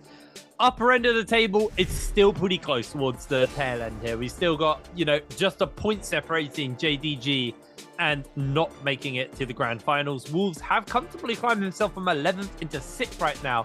There's Bowder, WBG, JJH, OUG, and Ventus all sit on top of them right now. And Ventus, I would think it would have to go pretty bad for them now, for them not to make it. I mean, like, it's within the realm of possibility. There's only, I believe, like 55 points separating them from like the lower end of the table. I'm talking like 8th. So if multiple teams score crazy and they score nothing, there is a world where feasibly they can make it, they can get knocked out still. But that is a lot of things have to go very, very wrong for that to ever happen. So I feel Ventus are pretty comfortable right now. Yeah, Ventus is playing very, very solid. I've always been curious of how NARAKA actually calculates the percentages of the likeliness of teams going through. Just because the average, like, really, really good game for trios, right? It's gonna be a 10+ point game, and you can get a crazy, like, 30 to 40 point game. So these teams really are still under a ton of pressure. We're only at that halfway point. There's still a ton of NARAKA left to be played. Any one of these teams still can pull it out. Even the last place team, if OC gets it together, they get that pop-off game. Let's say they win their off spawn, and then they win. They happen to fight off the third party and get it. Now they're up to 6 kills. They got great gear. Now they find 2 Yang depletion teams going into the end game. Now they're at that 10, 11 point kill game. And they just need, what, 2, 3 kills and get that second place. Now they're shooting right back up to that 7th place marker. So there's still a ton of NARAKA, still a lot of drama to unfold, and this is the last chance these guys have. It's last chance qualifier, and I mean, if it was me, I wouldn't want to be sitting on the sidelines waiting, watching the championship, just like thinking about what could we have done a little bit better, what could we have practiced on, looking back into the VODs. This is when we need to execute and really come out and take our destiny in our own hands. Now, sitting back, playing passive definitely works when you have that kill advantage.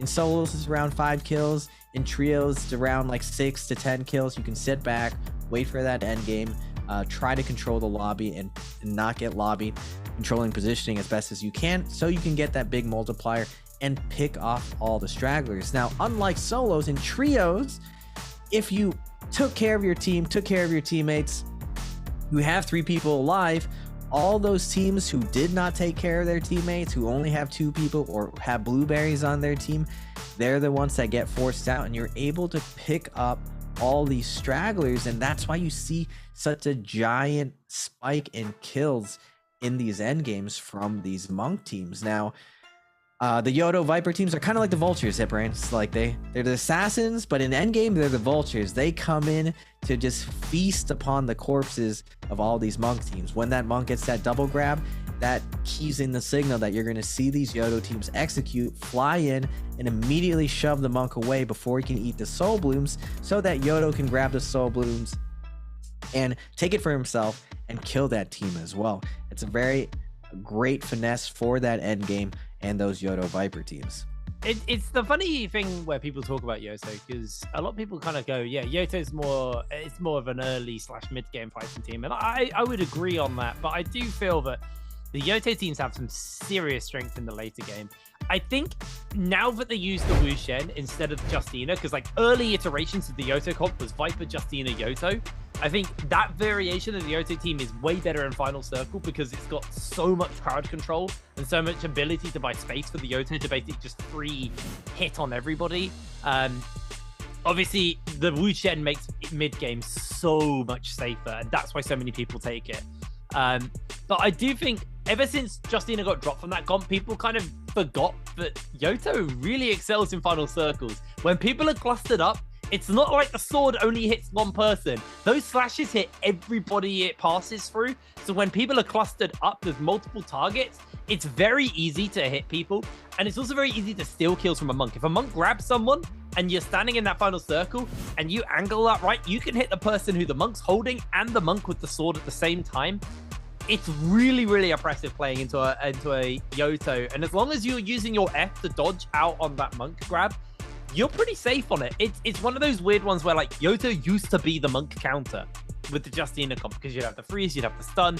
Obviously, you can't grab Yoto in that first sword swing. It's only after that first sword swing's happened is she actually able to be grabbed out of the sky by the monk. It's a super interesting comp in that sense, and the way that it can be played out. And we saw JJH use the late game Yoto. Something that was iconic to solos was Final Circle Yotos in previous seasons gone by, and last year especially.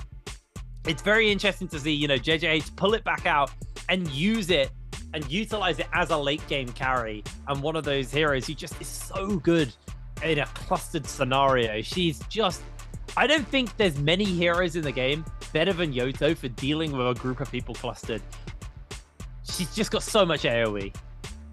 Especially with the scale that they're having in this lobby, with only 12 teams in the lobby for this last chance qualifier.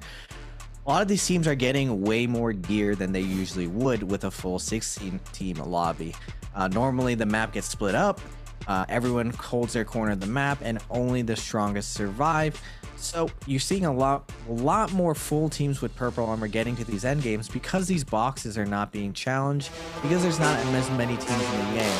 Now, what's surprising is that there's still a ton of kills, and this is probably due to the change of just Yang in general and having respawns. Plus, these teams are double downing and taking this off-spawn fight. A lot of the times in full lobbies, teams will hesitate and wait a little bit and not take an off-spawn fight to go in that first Yang, get their first 3 kills there, especially if they're a monk team. Now, I'm really curious on this Morris night what these teams are going to pick. I hope the Akos is going to come out, and we're seeing it. Ventus again running their Akos. They did it last time. They had a little bit of success, a little bit of execution errors that I saw from last time, and we're also seeing those Temi Takedas coming out, the box comps, as I like to call it. If you have a Temi, you're basically a variation of box. Wait, Yang. Ventus? Yeah, Ventus got the Akos. I was in another world. I did not see that. Oh, let's go.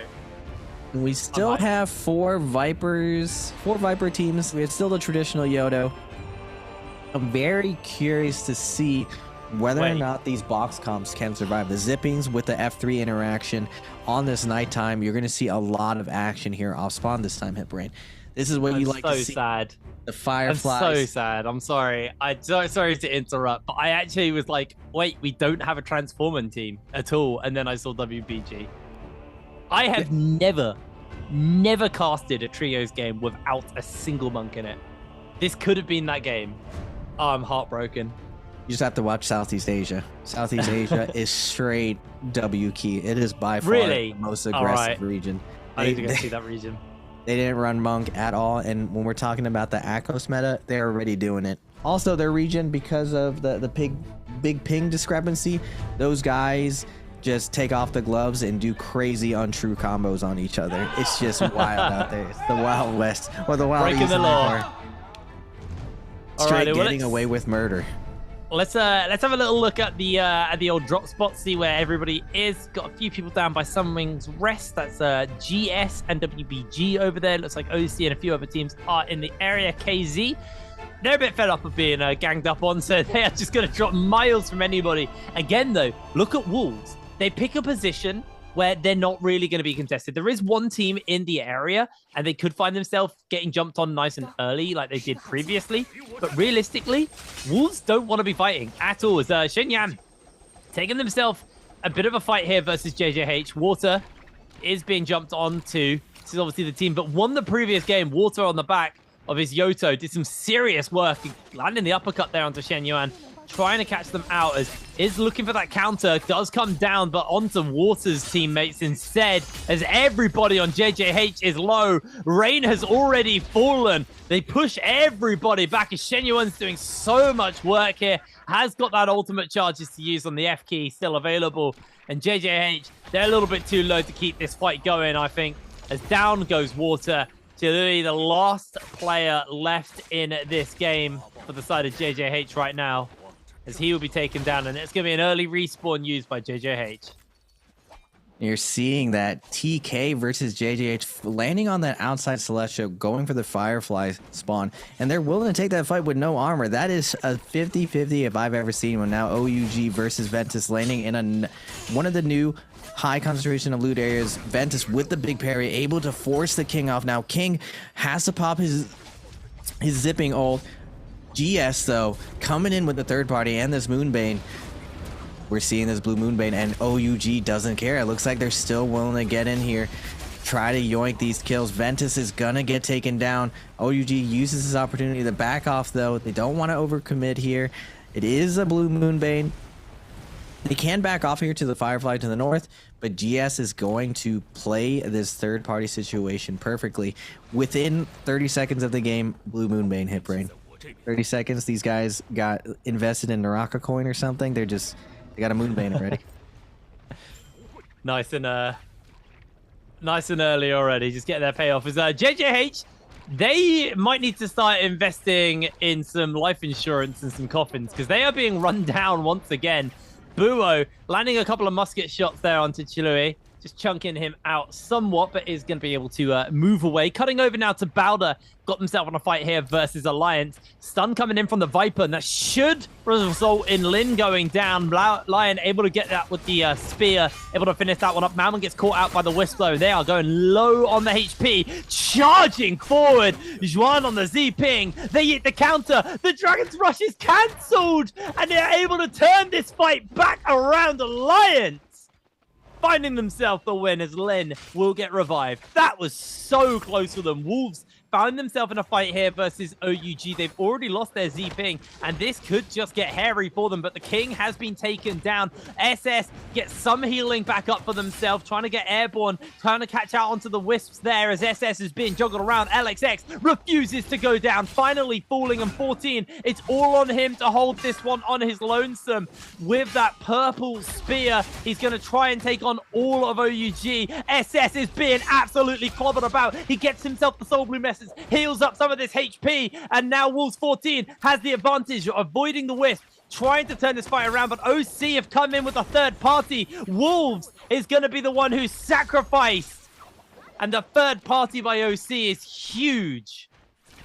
And we're seeing these zippings fall down to the new Viper chains. This is what I wanted to see today.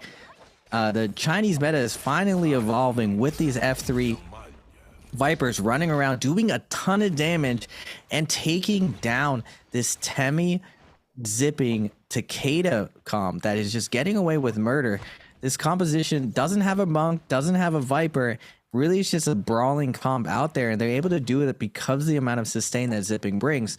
Viper normally looking for this execution play that can't deal with this brawling with just a raw silence, but because of the F3 being how easy it is to land and how oppressive it is versus the zipping ult, you're seeing this Temi comp getting pressured by this variation of the attack on Titan, as I like to call it. Now OC is going to be going at it with JDG. JDG popping the Takeda ult, going to try to get his offense going, but the V1 popping down and the Yoda ult coming down. He's going to be able to line of sight a lot of this damage here. Zipping does preemptively pop the healing, even though no damage is going down. Now JDG has the advantage, and they're going to force the other team to run and tuck tail. They don't want to deal with this Takeda ult. They're going to hard grapple out, see if they can max distance. Oh my goodness, look at this max grapple distance, able to get out of there. Now we're going to be tuning into WBG and KZ going at it. WBG is the only monk team on the map. Can they survive here? If they survive this fight, they're going to be in a great position to get to this end game, dominating the Yang as it comes out. But first, they need to get through here. Zipping ult's going to come down, followed by the Kurumi ult. Now Sleepwalker does get taken down, and the res is immediately going up.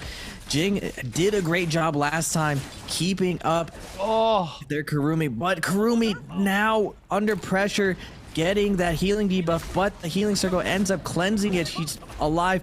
Unfortunate for Ventus, and the Akos is here. The Akos is here, Hifrain. Let's see this Akos go. His leaping is going crazy. He's gonna try to get in there, get this stagger going. Ventus trying to close out KZ, who was on WBG earlier. It looks like WBG is going to be able to salvage the situation and play low-key, hiding amongst the buildings here. Jing. But KZ now taking the wrath of this Ventus third party with the Akos, the kitty cat, coming in with the claws, Hit Brain. Yeah, able to finish that kill up. It's finally get to see some Akos action here. And it ends in a kill. A lovely little third party coming in. Cutting over though, WBG. Now it's their turn to feel the pressure of the Echo. Sansi able to secure that kill as well with the pole sword. Meanwhile, in a no ult zone, GS are having themselves a fight here versus OC. Team who, honestly, OC has just not been their day. They have been a complete nothing team so far. Really struggling. The F ability comes down from the Yoto, and OC are eliminated already. That's them donezo and out of the lobby. It has been a horrific day, and their odds of making it to the grand finals not completely evaporated, but are very slim right now. It's going to have to be one hell of a climb for them as Wolves get themselves in a fight here versus JJH. Rain is going to fall, though, already to the side of Wolves, and Wolves may want to keep the pressure up, but they also do need to get some level of resetting out. Sorrow doing some scouting here, just going to try and interrupt, takes a massive amount of damage from Water, while 14 is still continuing to try and keep the chase up himself. Wolves not got themselves the full reset, so they will be running at somewhat of a disadvantage, but they know that the Yoto ult's not up. They know that the Wushen ultimate's not up. I don't know if they know about the Viper and the status of that, but I'm going to make an assumption, but they know they've got the ult advantage right now. They've got the power advantage over this comp, but 14 is being juggled around. The healing is coming in, though, from the Z-Ping as Rain gets uppercutted and will be made short work of. OUG are coming in with the third party, though, so Wolves have to tidy this up nice and quick. Water is being absolutely obliterated. OUG sliding in with that third party. Wolves deciding maybe it's time to get out of here, but they do get some damage off where they're with that Takeda ultimate. Sandstorm comes down. SS keeping the pressure up onto Wolves, and they are just being victims of the third party, but the Z-Ping healing is keeping them going nice and well here. OUG trying to juggle this fight around, trying to find that reset from the previous one. The Dragon's Rush comes out from SS, gets a whole chunk of damage off onto the members of Wolves. 14's desperately trying to scurry and get his way out of here, but he is finally going to get himself down. They try to keep the chase up, but actually Wolves is doing a great job of keeping the pressure up onto SS, keeping them away for the moment as LXX is down, so this is hard for them. They've got the man disadvantage as Sorrow finally falls. Wolves 14 falls, and Wolves are eliminated. That zipping ult just doing wonders for this team. Now going into Ventus with the new Viper F3. Sansi putting a ton of pressure onto Zuan, getting taken down. Now it's a 2v3. Ventus has the opportunity to clean up these 3 kills as the Yank is going to be popping up here. With that F3 doing a ton of work versus Alliance. Alliance Lin trying to hold his ground. He cannot survive versus Sansi. Getting that jumping LMB to close it down, and we're seeing the Akos. 6 kills on Ventus. They were doing super well yesterday with this comp. Can they keep this going? Now, even though OC got eliminated, they did have 6 kills. This is a problem when you're so far behind. You feel like you have to do something extra instead of just doing your strategy. Generally, if you're going to a tournament, you're going to play a strategy that's going to net you a ton of kills, hopefully put you in a position to win. So you really don't need to change much. Feel like OC just overextended. They finally got their off spawn situation that they want. Winning it, getting 6 kills. They just needed to slow down slightly, prepare for Yang to third party it or play it out. But unfortunately, they get eliminated. Now OUG still in there, still at the top of the board versus TK. Temi ult's going down. We're all battling in this house. It's just pure chaos. Takeda shoves coming in and out. Pole sword shove. R&B's being thrown out over and over. It's TK Shengun just throwing, letting it rip. Just constantly going on with this overhead. Playing F1, but KZ's coming in with the longsword flank, throwing in beams into this house and ghost shoves as well. Hazy doing a ton of damage, throwing these horizontals over and over, and TK resulting in just spamming parry to try to slow down this pressure. Tons of shoves coming out and longsword beams.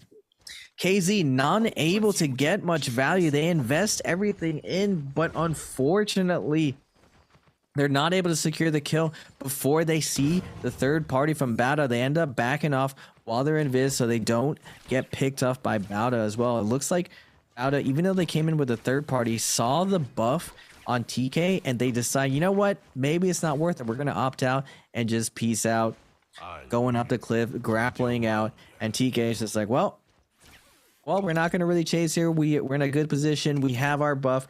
Let's just buy some grapples, some heals. They're only at 4-4. Ooh, and there is actually a Firefly right there. So this puts TK in the position where they can aggress here. Now they only have 1:27 on their buff. JJH now onto KZ. Yodawop is popped, but he backs it off, and it looks like KZ's going to sacrifice one of their teammates so the rest of the team can survive. Lily going off into the distance. Rain going the wrong direction, having his ankles broken. Unable to secure the final kill. It looks like Hazy split left and is going to hide in zone. This is one of the tricks that you can do, Hipbrain, and like because early zone doesn't do a ton of damage, a lot of people mistake that for that end game, and they don't think about hiding in zone for this first duration. It only does 1 tick. You can survive in zone for a pretty long time before the corruption gets too high. Yeah, especially when you got pots as well. You can just keep yourself in there as long as you need. I'd always think about the time where GG, I think they revived like 30 times inside the zone. They couldn't get back in, so they just stood still and just kept reviving each other inside the zone. They did it like 30 times until they went down. They bought themselves, I think, like 4 or 5 placement spots, because a bunch of teams went out during the time. They just kept dying to the Shadow Corruption. It was so funny. I think I remember that, Chloe. I was watching you. They so just funny. kept... Me and Moxie were wetting ourselves. It ends up being this like little loop that you're able to just continuously res over and over, but you have to do it perfectly, and if you mess it up once, your team dies. But they were able to pull it off. I've actually never seen that before or pulled it off myself.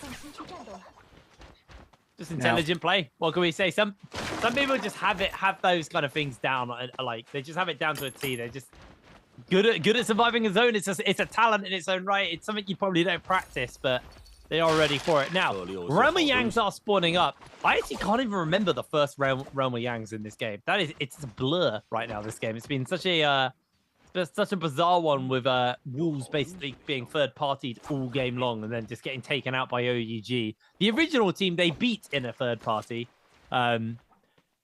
But for now, we are seeing Ventus are getting themselves potentially set up for this Realm of Yang. TK and GS all collapsing on that Realm of Yang as well, which does mean that there may be one team who are going to be left out to dry if they're not quick enough on it. Actually, it looks like JJH are setting themselves up on the Realm of Yang. So it looks like they're going to be the ones who want to be picking this one up. GS, as you can see, doing a little bit of scouting to see if they can get in. As maybe JJH is setting up for a potential third party or that kind of ambush play we're talking about on those Realm of Yangs, because there was some action breaking out on that point of the map. As Ventus just going to be waiting this one down, as we are seeing OUG get himself a bounty on Bowder. The Realm of Yang will spawn up. Ventus are going to be able to get their way in, or are they? They're waiting it. They're in. No, they're not. Let's see Akos go in there. A lot of times teams do this where they wait because 4 teams are able to go in. They want to be that third team to try to get a free Yang. Unfortunately for them, they will be facing up. But fortunately for us, we're going to see Akos inside Yang. Akos F3 Viper versus the Takeda Temi box comp. Who's going to win this? Akos coming up from the high ropes with the army dropping down the pain. Temi already having his armor stripped. Akos putting a ton of pressure now. The V2 off of Viper coming down, but the Temi ults used there to peel. They're able to get the stagger, but the wall's going to deny all the damage, and the Takeda's able to block off everything. Oh no! Giant damage comes out with the cannon, but they're able to pour it out. They're still all really low, and the V1 comes out from the Akos. They're shoving them down. I think that's Tumult is 1 HP, but Akos gets taken down. Can Viper secure the kill on the 1 HP? Temi, he's running. He's just trying to survive. Akos or Wu Chen trying to survive the onslaught as well, is unable to. And Ventus gets taken down. That Temi being critical. That was so well played by GS. That was unbelievably well played by them, by the way. Like, Sandstorm to basically separate them from the stun. So the Viper stun comes down, and then the moment they try to advance forward, just a burst from the Takeda onto the side of onto the side of the enemy team. It's just beautiful coming in from GS. They played that so effectively, so well, and ultimately they're going to be able to go do some shopping off the back of that. They've already got quite a lot of Soul Jades, golden ones. So it looks like they're going to try and increase that up to 7 golden Soul Jades already, and his shopping trip is just going to result in them being at pretty much max strength now. I mean, they might be able to find a couple of Mora's Blessings and get some golden armor and maybe some other golden weapons, but they are feeling very set up and a really solid fight for them. On the other side, though, our ACOS team, they're going to have to do some work. They're going to have to shred that Realm of Yang debuff depletion from them. They do not want to stick around with that debuff for too long, or they will just be going out on a whimper. As GS, they can do whatever the hell they want as Bowder doing a bit of shopping themselves before setting up. And there's GS finding themselves these Bowder members, or at least they should have an idea of where they are as the cannon shots are coming down to scout it out. So expect to see GS try and snap that on to the side of Bowder. As it looks like Ventus have actually found some of the JDG members. Xiaohui has been left alone and is immediately going to get jumped on. The Z Ping healing does come in from long range, and look at the damage with the nunchucks. Absolutely huge there. Sansi keeping the pressure up. He's got the ultimate on, and he is desperately trying to find this damage onto Xiaohui, trying to cleanse this Realm of Yang to debuff. Xiaohui has got himself caught against the wall. They're keeping the pressure up onto them, though. The stun's coming in from the Viper. This is not a great position. There's so much terrain to hide behind. They will find the stun off onto one. LSR is jumping out, but they're going to get the ultimate out for safety. Ventus put some space between them, but they've already lost Sansi, and this has gone so wrong for Ventus. This game has not gone the way they wanted it to go. And unfortunately, this might be the end of our ACOS team. Unfortunately, they are struggling in this game number 4. That Takeda barely survives that situation, able to pop ult. And this is the one weakness of V2, even though you get that silence, because of Zipping's ability to put that Mortal Defiance, meaning like that last hit, when you get a killing blow, you get this explosion off you that knocks all your opponents off of you and gives you a ton of health. He's able to survive just that little bit of amount. So I'm curious to see of whether or not Ventus's Viper was running the healing debuff. Is that what I think they're running traditional silence and not the healing debuff, and missing a critical piece to make that composition really work. And we have KZ versus JJH. JJH, Wu Chen porting them out and also denying the grapple on with those bow attacks. JJH Water just out of range of the follow-up from the shove. KZ has no more ult impact and immediately gets kicked to the face by JJH's Rain, deleting his health points. They still have double offensive ult, so it doesn't even matter that they're getting third party here. If any of these teams aggress on the JJH, they're ready to go all in. TK sees what kind of composition that they're running. They don't really get any chip damage off of them. They realize that KZ is the weaker team. They smell the blood in the water, and KZ does the tried and true. One person goes left, the other goes right, and TK gets none because of it. They don't know who to chase. It looks like KZ Gen got into a bush, and he's safe, hidden from this hunting TK team. Unfortunate for them, not getting that third party, but we're seeing Ventus's Viper. He has 20 seconds on this. 20 seconds to get this kill. He's going to be investing it all in. The Ballista is raining down shots. He only has 13 seconds left. GS is coming in. He just needs something. What a valiant effort by WX98 Hipbrain. He tries to find something, but he can't get anything done. Turns out they had less time than they thought. They were knocked out of that very quickly. Did almost turn onto Lily, to be fair, but Lily able to blink out to safety. I believe on the Matari there, is able to escape away with their life. It's GS right now. 11 kills in. And honestly, if they keep this pressure going, they could jump from 11th back into that top end of the table. That's definitely going to be their game plan. It's going to be what they're looking to do. I mean, they are just under, they are 18 points away roughly from 7th. Right now, JDG do have 2 kills and are in this, so kill multipliers and placement points can play a factor in all of this. But with WBG and Wolves out, 113 points is a soft floor to aim for if you want to be making it into the top 7 going into the last 2 games of the day. it is still so tight. It's still all to play for all of these teams. As TK able to grab themselves a couple of goodies there, get themselves the golden pulse sword, golden armor. They took one of those soul jades. I think the other one was probably not overly useful to them as they popped the no ult zone. So feeling comfortable that nobody's going to contest them inside here. TK are looking relatively strong, but unfortunately it's not been the most impressive season from TK, one of our newer teams to the NBPL. See if they can keep that pressure up, maybe change the tides, because Jen is down. Deleted. Just absolutely deleted.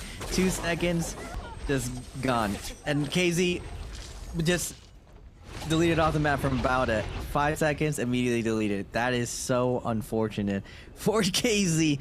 Jen just minding his own business, sitting at the building. It's like, all right, we're gonna set up for this end game. Looks left, looks right, just dead in 2 seconds. TK with the super scale. You have their Takeda actually has his ult already to gold, where he's gonna get an extra shove and more damage on of it. And the way your Takeda levels up, and this is one of the strengths of this composition, zipping to mulch Takeda, it scales super well into this end game, meaning the Jade's benefits to Takeda, his teammates getting weapons, increases the power of his ult. It scales in so many different ways, and you have such a great support cast with that zipping heal and this to mulch wind wall, even to the point, even though it doesn't have one of those traditional counters. Normally you see Matari or Yushan to counter this Viper. It looks like Temi buys enough time for Takeda to survive. I would call this this composition a pretty anti-burst composition. It's very, very hard to kill one of these characters because they all peel for each other super well. And it's not like traditional Transformers where they have this long cast time in order to peel. Once they ult, they're right on deck. That Temi wall drops down immediately. That Takeda shove drops down immediately. The zipping Mortal Defiance, where you can't really execute someone with a killing blow, happens immediately. A lot of the time, these teams can work on reaction and really thread the needle, holding their cooldowns to the perfect opportunity. Now, going into this endgame, we only have 18 players, and there's still a ton of drama, like you were saying, Ibrain. There's in 11th place, GS at 93.8 to the 109 of JDG. They have 11 kills. If they get that 1.6 multiplier and a first place, they can skyrocket and just push JDG out and threaten WBG and Wolves. There's still 2 more rounds after this, and within this round, potentially 15 kills. They can have an absolute pop-off game here. With JDG still in the game, the soft floor is WBG because they can't score any points. They're on 0. They got 113. So that's your soft floor effectively of where the top end of the table is, because JDG could theoretically surpass WBG this game depending on the placement points. They're only a couple of points behind. So for the side of TK, GS, those lot are aiming for about 113 points by the end of this game. And honestly, as long as GS get a good enough kind of end game and decent placement points, that is very achievable for them. And it's same for TK. TK are, they're not that far away. They've got 6 kills.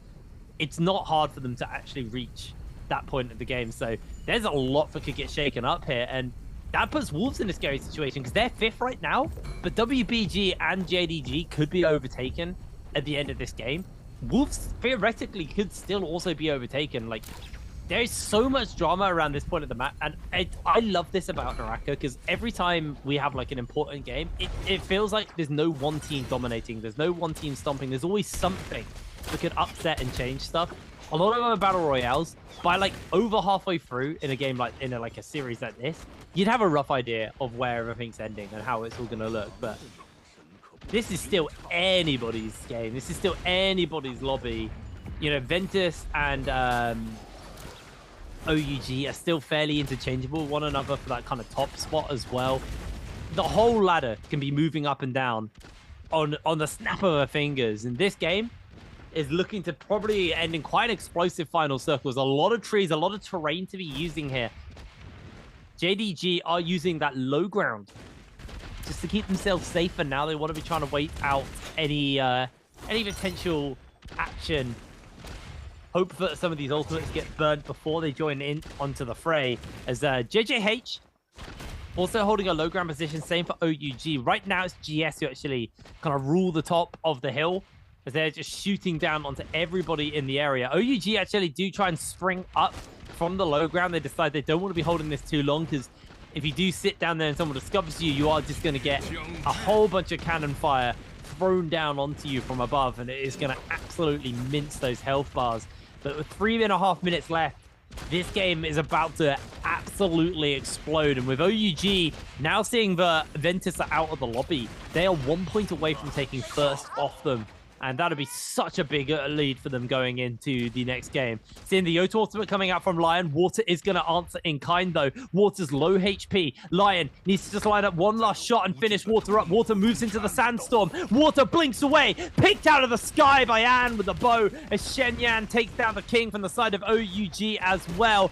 Able to pick them up means that this is going to be a man deficit for OUG, and they are desperately going to be trying to hold on to this top spot they've just been able to pick up for themselves. And with the bow, putting in some serious work here for the side of GS. They're up to 14 kills.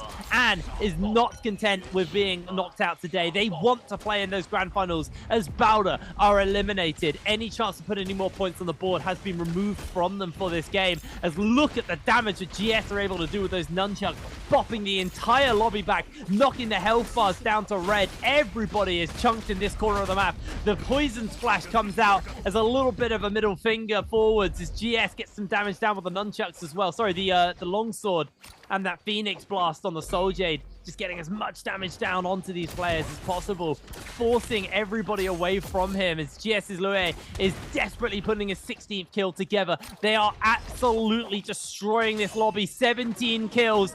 7th is within their grasp, as Anne with the nunchucks keeping the pressure up on to these final couple of members. JDG's Kobe goes down as they are eliminated. GS are climbing up the ladder into 9th place right now. Xinyu on the side of OUG desperately trying to avoid the wrath of GS as they finish up Buo. He's got the healing from the Z-Ping. Belue's got the damage to finish him up, taking him down, as now the final member of OUG stands between GS and an absolutely phenomenal game number 4. Lue knocked onto the low ground. OUG taken out of the game, and GS, they are back within a chance of making it to finals. What a game from GS. And this is what I was saying. I was like, they could have a pop-off game here and just jump to 7th. They have the Calm, they have the Jades, Phoenix Blast on that Takeda, plus the Hepta.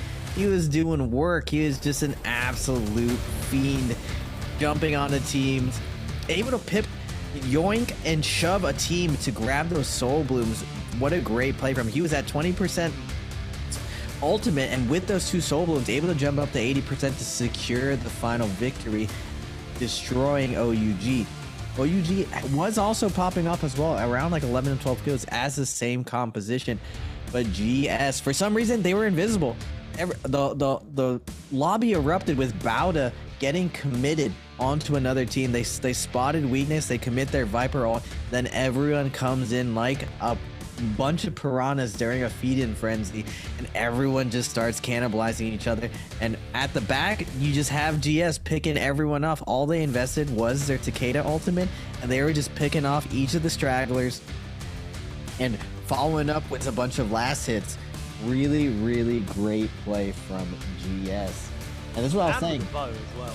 And with that bow, like every time the kill feed, every time I saw action, someone was fighting someone else from another team, and then one of the players would die, and it'd just be Anne with the bow in the corner of the kill feed. Like, they were just landing some phenomenal shots coming in there. And GS, a very needed game for them to work out. This is important. It's definitely not got them out of the woods, but it has breathed some serious life into a team that were struggling in today's matches. And, you know, we're at the bottom of the table. That has not only shaken everything up, but that has put some fear into some of these teams who, you know, maybe start to feel that they could be comfortable. Wolves, probably the key one there. They've been looking to play passively for the last 2 games. Sure, game 3, they were kind of forced into playing more aggressive, and it ended up working out for Wolves. This game, they tried to play passively, they then got aggressed onto, and this time it didn't work out. They won a fight versus OUG, got third-partied, then winning a fight versus, I can't remember who they're winning a fight versus, but OUG came and third-partied them and eliminated them from the lobby. Wolves had a bad game, did not put many points on the board. GS take the opportunity to jump forward. WBG also having a really bad game there as well, getting knocked out early. And suddenly some of these teams who are in 5th, 6th, feeling quite comfortable that they're going to make it to those grand finals, have just had themselves challenged by the 11th place team, who have now slingshot themselves back up. And I'm pretty sure off the back of that, will be in that top 7, or if not, they are going to be phenomenally close towards it. And there are a bunch of teams who are going to be really sweating off the back of this one. So I'm excited just to see the overall scoreboard, to see how many points were put together here for these teams. Here we go, we'll have a cheeky look at it. No surprises that GS are going to walk out, but they get the 20 bomb. That's a 37-point game here for GS. That is huge. They are going to very comfortably be in that top spot. They were only about 9 or 10 points away from that top, from being into top 7. So a huge win for them there. OUG keeping the numbers up as well for themselves. 19 points. The King coming in with 14.5. Unfortunately, WBG walking away with a big old donut after that game. Like I was saying, 20 kill game, 20 to 30 points is not unheard of in trios. GS popping off, having a great game, and like you were saying, the fear in the lobby. Once you have one of those big games like GS has had, the doors open up, the possibilities. Hey, we can do this. Versus all the other teams, JDG was playing scared that whole time. They were just trying to hold on to their 7th place instead of taking what was in front of them, being very present, taking every opportunity they can to get as many kills as possible. Just because you're qualifying right now does not guarantee you're going to qualify in the future. And this is what when you were asking me, what do you do going into preparation for all of this? You have to stay consistent. You have to stay aggressive throughout the whole tournament and not let your emotions get the best of you. Even though you're on the cusp, what put you there in the first place was the confident kills, going after it round by round. And this is what separates these teams in battle royales. Everyone sees it as random, but it actually is not. Each round is super, super important. And the mental fortitude you need to compete in these rounds, round after round, you're going through the motions early, mid, end game, over and over and over, and you cannot let the previous round affect you, because every map plays so differently depending on your composition, depending on the fireflies of the day, depending on the map. Morris is not the same as Hollow. Let's do a little bit of roleplay here, seeing as you got coaching experience. Not a lot of time. That game's gone great. We know that they've probably got their teams planned out and their everything planned for this game number 5. But they're moving on from a great game. You're GS's coach. What are you saying to GS after this game? What are you saying to the guys to say, right, great game? How do you get them to carry on? And how do you not let this get to the head maybe a little bit too much? So most people think of tilt as only when you're doing bad, but when you're doing super good, you can also get happy tilted. Now, if you're a weaker team, you need that momentum in order to just be consistent. Now that they actually have momentum, we want to keep this going. So I'm going to be telling them, you're just as good as any other team in this league. Look what you did here. We can do this every single round. Now, in reality, that's not really possible to pop off like this. Only 2 teams are really doing that. And even then, it's not every round. But is it possible? That's all we need. Shift the mind from this pessimistic mindset to this optimism that we see ourselves as the winners instead of the hunted. When you feel like you can dominate everyone else, it's very, very different than just trying to survive in this battle royale. You want to thrive. You want to be the one getting all the kills. And once you get this pop-up game, telling GS, we're doing this next round, especially going onto this Holleroth map where there's nowhere to run, nowhere to hide, you're gonna get committed. That little bit of edge, knowing that previous round, we did it, we can do this again, you're gonna have that great early and mid game. Then I'm gonna tell them, don't get ahead of yourselves, chill out, slow it down, and let the game come to you. Too many teams let the moment get to them and they start freaking out, making plays that they normally wouldn't do just because of the moment getting too big for them. Yes, as long as they keep this momentum going, I see them getting through and qualifying. I saw a lot of hesitation from all the other teams playing a little bit too passive. And I think this is why a lot of these teams are in the last chance qualifiers. They're a little bit too passive in spots they shouldn't be, Hitbrain. Absolutely. No, I feel one of the greatest weaknesses I find in teams in NARAKA is passive teams. I feel if you come into this game with a mindset of we'll just play passive, you are going to play bad. You're going to lose. You're not going to have a great game. I feel the best teams are the teams you understand aggression, because there's a difference between like blind aggression and playing intelligently and using that in an aggressive way. Are you able to fight? Where should you fight? Have you got the capability to fight here? Are there any other teams who are going to potentially come in on a third party? All of these things need to be assessed. And also when you're in the middle of the fight, you need to be able to kind of make the calls of, okay, we need to disengage from this fight, or no, let's push, chase, we'll force them into the zone and we'll just win the fight off the back of that.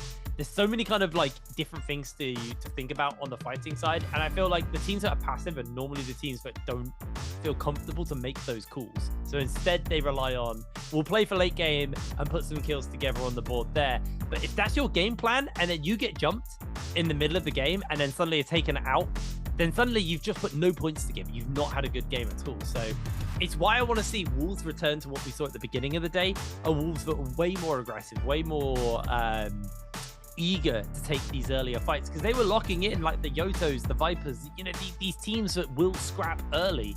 So I'm hoping that they do look to pick that up. I mean, Holoroth's obviously a very different map, and we do see very different picks.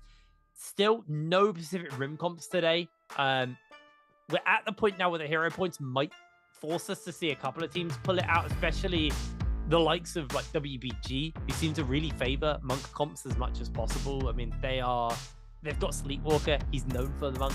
It's a pick, but you know, he is one of the monks in the league, you know, up there with the likes of 330 and Eagle and stuff like that. So the odds are I expect to see, you know, WBG probably try to run some level of a Monk comp here on Holoroth, because they had a bad game. They need to have a good game, so comfort is probably going to be the most important thing for them. And when they are one space away from making it into that top 7, they are going to be desperately looking for it. As I did say, 113 was going to be the soft floor. That floor has been broken through. WBG, unfortunately, will join the King, KZ, Alliance, and OC in the bottom end of the table. That does mean that now we have had GS transcend from 11th into at least 7th. Off the back of that game, it might be a little higher. I'm not going to do the maths because we'll see in a second. But a very needed game for them. Yeah, GS actually went to 6th off the back of that one. Wolves somehow clinging on to their 5th spot. JDG have been dropped down a little bit lower. JJH have done a bit of climbing here today as well, put themselves into that 3rd spot, so they're going to be feeling pretty happy off the back of that one. OUG, they have Ventus fairly hot on their heels, but at this point, these guys are pretty much just contesting 1 and 2 between each of them. They've got 2 games left to go. It's mathematically possible, statistically improbable, that one of these teams gets knocked out of the top spots at this point, and I don't even think it's possible for them to not be in top 7 at all at this point, because I don't think all of the teams can physically earn enough points to surpass them and knock them out of 7th, out of this top 7. But they're playing pretty much for 1st and 2nd right now. There's a lot up in the air, and Holoroth is an interesting map because it always feels like a bit of an upset map. It feels like some teams are still not that comfortable with Holoroth. A lot of teams are very comfortable with Morris Isle. They've been playing on it since the game started, but Holoroth joined us in August last year, and it only gets played twice a day. And it feels like some teams genuinely still haven't got their head around Holoroth and feel comfortable on it yet, which I think personally is a little disappointing. I think you've had enough time on Holoroth. You should know it and be comfortable playing it, but there are still teams who look very lost on Holoroth. Yeah, I'm surprised we haven't gone to a traditional 3-3 split since the map has been around for this long. And you were talking about the Pacific Ring comp. I'm saying like Faria, Temi, Monk, sometimes even Yushan. I call it like Power Rangers when it's Yushan because everyone's transforming.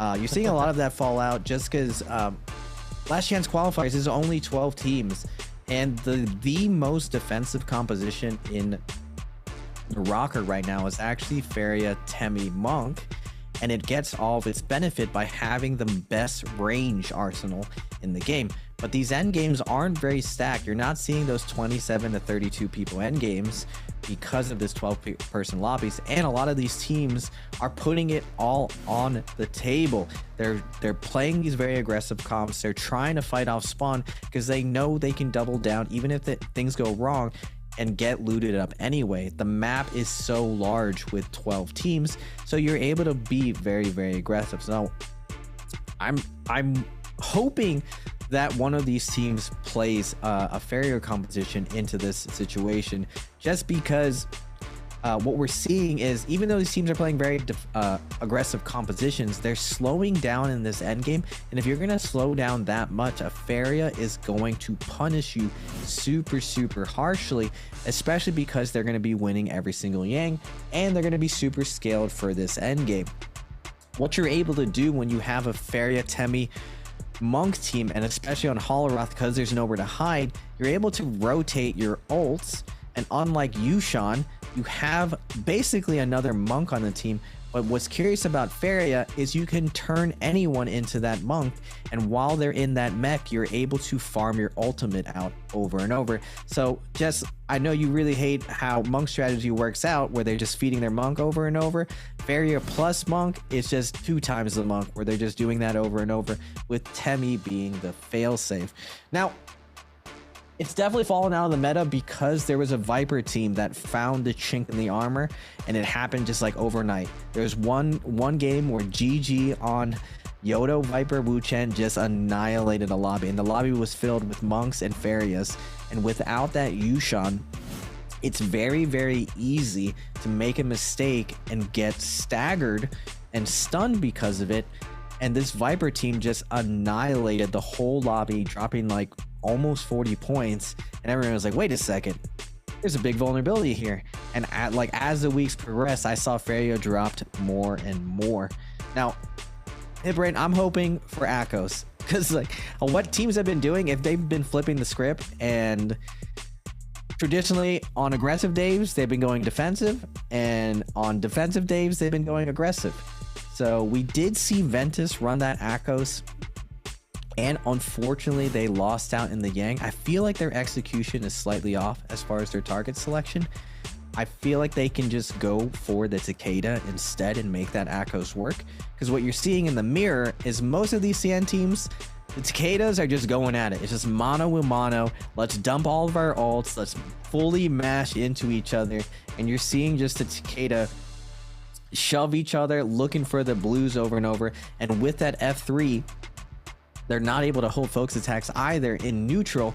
So it ends up being this game of chicken between these teams. And I think that's where Akos has an opportunity to get in there and show his worth.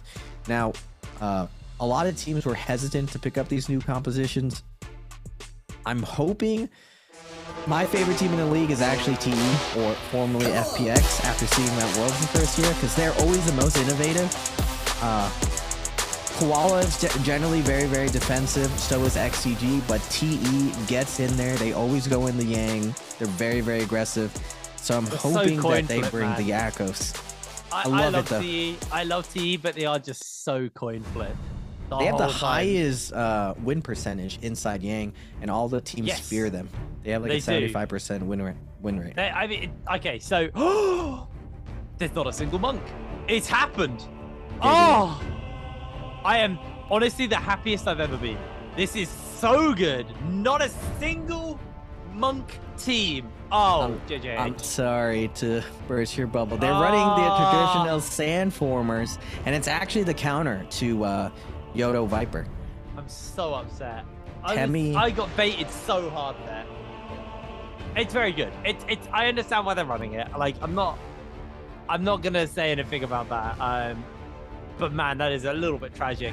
Interestingly, all the pro players don't get to see what the other teams are picking, so they've picked a pretty good counter comp without knowing it, because they do not spawn on the Isle like they used to. Coming into this year, there was a change where the players can't see what the other teams are picking, so it is all blind pick nowadays, which Makes it a little bit more interesting because you don't just see like everyone go, all right, we're all picking this game and all play the same thing. You do get some variability. I say that as if there's not like 11 Z pings in the lobby.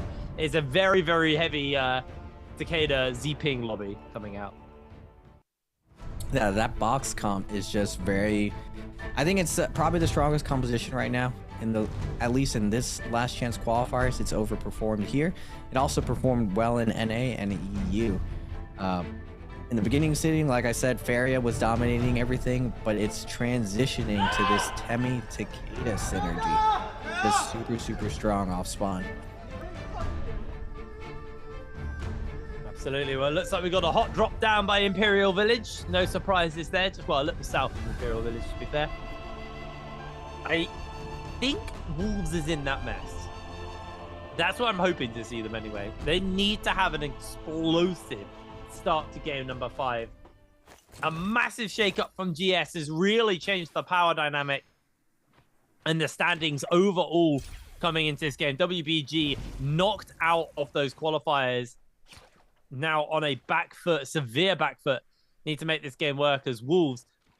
They're dropped in. They haven't got a single weapon or any armor. LXX is going to get himself absolutely clobbered here. Sorrow is able to pick up the nunchucks, comes in with the counter, picks up the katana. No, he isn't. Moon's able to get it in time as Sorrow is eating so much damage from this. Yoto finished up. Bowder take out 2 members of Wolves, and that is not the start they needed. Bowder's just, they're so good with this Viper composition. There's a Firefly location right there. They put all the Fireflies on that Yoto, and this is the strength of Yoto over Akos and Takeda. Her power spike off spawn once she gets old is just so big. It influences the fight so much. And we're going to go to Yushan Ruins, TK, and GS. GS having that pop-off round. They need to win this. They end up taking TK's Viper down. It's down to a 2v2. TK getting the big RB onto GS. GS is able to get the Soul Bloom. He does have the F1 up. No blues are going to be thrown out. But TK does have his ultimate up. He does get slammed in the back of the head, and GS is going to keep their momentum going.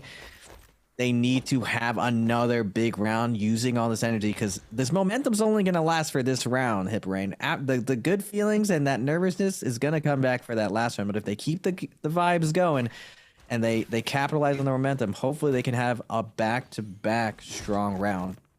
I do feel the players in NARAKA, out of all the esports, they are the most vulnerable to emotional snowballs. That goes both ways. If they have like a good game, they can snowball off basically the vibe they get off that. If they have a bad game, they can snowball off that. If they have a good game into a bad game, that affects them as well. Like, they feel like they can spiral very quickly.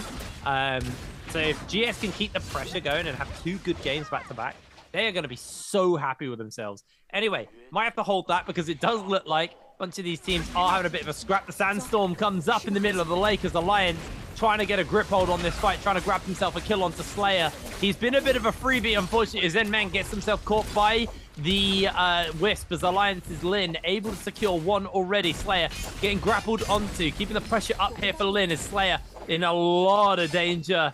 Zun coming in with the healing as Slayer will just be chased down, whittled down, and taken out as Lin gets himself their 2nd kill. They're not done, however, as they are going to keep the pressure up onto Halesey. Halesey getting himself a vertical strike there, and that is going to be yet another kill picked up for the side of Alliance as they do take them down. 3 kills in for this team, 4 total. As JDG coming in with that 3rd party, they got the Moonbane charm down as well. Sandstorm connects onto 2, sorry, the Wisp even connects onto 2 there from Lucky, as Lucky not feeling so hot now. Taken out by JDG with a fantastic 3rd party, but it does feel like Alliance, they're still looking to grab as many kills as possible. A great turnaround from OCZ Meng. Gets that charge click off the katana, finishing a kill onto Alliance, and suddenly the prey has become the hunter, able to find the kills onto them, but JDG with that 3rd party making it work. Bowder losing a fight to GS, zipping away to safety.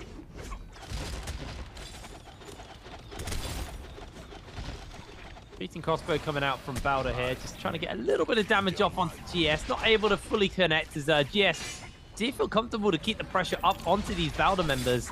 Malin being run down, but a lovely little clip onto 2 members there from Malman landing on to GS. But GS, they are unfazed by this. They've got the cliff edge to use for scale rushing and just keeping the general momentum up onto Malman. Not even necessary, just going to drop on his head. Lue has gone a little bit low, is in danger as he's taken down. Malman has now got that Bane's Breath burning for them. Can they make the turnaround? But OUG have come in with a third party. SS in some serious danger. The Bane's Breath is raining down though, and OUG need to play a little bit more careful around this one as they've been able to get Anne with the pistol. And looks like they should be able to just about break away from this one as OUG keeping the pressure up. Moon desperately trying to get away. I think Moon got hit there. No, they didn't. Moon is able to hold fast for just a little bit longer. Going to reset inside this Bane's Breath as SS feeling comfortable just to stand and tap dodge all of these breath attacks coming down onto them in the area. As Moon going to do their looting and their healing and then look to just rejoin the rest of their team away. But OUG, honestly, they are just staring them in the eye. They do not care about this Bane's Breath at all. Yeah, Blue Moonbane doesn't really damage as much as normal purple and gold. Actually, with the rarity change, increases the damage and frequency of how often it hits. Blue Moonbane you can kind of just surf. Now we're seeing WBG jumping into JDG. Ultra Pop. There was a little bit of a disengage, but Takeda ult is still coming out. We still have 3 shoves on Jing. He's looking for some high value shoves here. Able to, with that pulse sword, chase down his opponents, getting giant chunky attacks in. He's going to send that double charge in, doing a ton of damage to JDG. Zipping ult is out, healing, going down for both teams. They're just brawling it out, but JDG, both of their players are going to get deleted. It looks like WBG is just super scaled with the purple weapons. It looks like WBG rushed to have purple weapons instead of having that Moonbane. You saw OUG in the north rush that Moonbane, and in Immortal War you can either buy Jades, Moonbane, or weapons, and it's so critical for teams to hit a power spike at the right time in this early game. If you have that purple weapon on all of your teammates, your Takeda is going to be a little bit more powerful. He's going to have more ghosts to shove the other team with and influence the win heavily. And once your Takeda hits a certain point, he becomes an unstoppable force as long as he doesn't get juggled. That is Takeda's one weakness, is he doesn't have a true combo break. Now, this whole new area in the north, the top left corner, they just added this, I think, within the past 2 months. There's a bunch of tree houses and a ton of new loot. But they also added a ton of trees and stuff here. It is incredibly hard to find your opponents in this area, and you can easily get ambushed by Vipers in that area. It's very sketch going through there. Yeah, it is. This looks like OUG, actually. SS is chasing Moon into the zone. Like you said, in the last game. At this point in the game, Zone 6 not actually going to do all that much, so they feel fairly comfortable to just keep this chase going. Moon maybe feels a little less comfortable as he gets himself over the shouldered by SS and finished up nice and easy. The king. Sorry, Moon goes down as it was SS who was able to pick that kill up. I don't know where I got the king from. Does look like the rest of OUG are able to make sure that that kill does happen uncontested. Realm of Yangs will be spawning up. It looks like Ventus and WBG are going to be contesting that. Wolves are also in the area, still in the north, looking to see if either they can get that Draco Storm. Not that they know what's in there, but there's a Draco Storm in that Mora's Blessing. Or if they're going to jump into those Realm of Yangs. It looks like a bunch of teams are ready and prepared to take those Realm of Yang fights, though. So it could get pretty messy pretty quickly as everybody's going to launch in. GS unable to get into the Realm of Yang in time, unfortunately for them. They may try and play the ambush game here and try and catch a team as they come out, but there is always the worry that they might have a buff you just don't want to be fighting into. Alliance versus JJH inside the Realm of Yang. Sandstorms coming out already. Instant action. Godly transforms, looking to try and find himself the grab. Is able to get one onto Lucky. Takes a chunk of damage in response as well. Lucky able to wiggle his way out as Godly's losing way too much health. The damage coming out from Lin with those charges on the ultimate is making short work of the health bars here. Alliance just ripping through JJH's water in the transformation. is able to stay alive and do some disruption, but they've already lost a player. They've already lost the man advantage, and this is just all on Alliance to wait out the Yuetian. But the Yuetian is actually doing a lot of work here. Godly getting some damage down. Lin trying to just get those vertical strikes off with the longsword, charge clicking constantly, finding an opportunity and an opening as Godly pops the bell. The Sand Wisp chases him down, but he catches Lin mid-air. Lin's able to survive the bow shot to finish it up. And that is going to be Alliance winning the Realm of Yang. Like I was saying before, monks, they're just getting slayed, Hipbrain. They just die to this Temi Takeda. The wind wall just turns the monk into a sponge, just absorbing endless amounts of damage. I just feel like right now monks are going to need to evolve with this new strategy existing. Since everyone's so comfortable around monks' slow animations, we're seeing this monk fry strategy, as I like to call it, and monks are just getting cooked. You literally only see a couple monks a game, and especially on this very this very aggressive day with fireflies everywhere, you're not seeing that monk dominance like you did before. You're seeing some of the best monks in the game. WBG Sleepwalker is recognized as one of the best monks in the game, and even he is not running monk every single game like he used to. So the way the hero point's set up, you can actually run monk 5 times if you so choose. And what we're seeing now is a lot more variety in all of this. Now, unfortunately for GS, they weren't able to get into that Yang, and they ended up getting picked off on the outside. They do get taken down, so unfortunate for them that just because of not being able to click E on a circle, their momentum is going to die this game, and they're going to have a heroic last game in order to survive. Now, WBG has been here before. I've seen them top 5 of the league multiple times. They're probably chilling. Even though they're in 8th place right now, they're most likely going to have a great game here. And with Alliance and KZ both still alive, Alliance has 7 kills. We could be seeing that same pop-off game like we saw GS previously, Hipbrain, where Alliance goes crazy and gets another 30-point game and just puts the top 7 into disarray where everyone's under pressure. It is within the realms of possibility as JJH have found themselves a fight here versus Balder. They need to try and cleanse that Realm of Yang debuff. That was a bit of a tongue twister for me there, apparently. But they are just going to escape. No way they're hanging around any longer. OC and KZ, though, finding themselves in a fight here. OC already opening up pretty rough here as KZ got the Yoto ultimate to absolutely obliterate those health bars. OC, this is so scary. The Z-Ping healing's pretty big, but the Hater Slashes doing oh so much work. KLZ trying to get the damage off, and there go the Vermilion Burstmite buffs onto OC. Slayer has been slayed. Ventus coming in with the third party, but KZ able to win that one up. As Sansi also falls in the middle of that fight. Alliance getting themselves in a fight here versus JDG. They are going to pop their Burstmites as well. And all of the buffs are gone now on the back of that. Very, very explosive couple of seconds where multiple teams do fumble and fail when they've got those buffs. But like you were saying, it's a bit of a buff and a curse at the same time. Yeah. The Vermilion Burstmite, because it gives you that confidence to kind of take those fights, but also it kind of gives you that like recklessness. And I guess it's okay. Like, it is effectively risk-free. Like, the worst thing that can happen with a Burstmite is you get countered, drop your weapon, and then die, and then not respawn with it. That's like worst case scenario.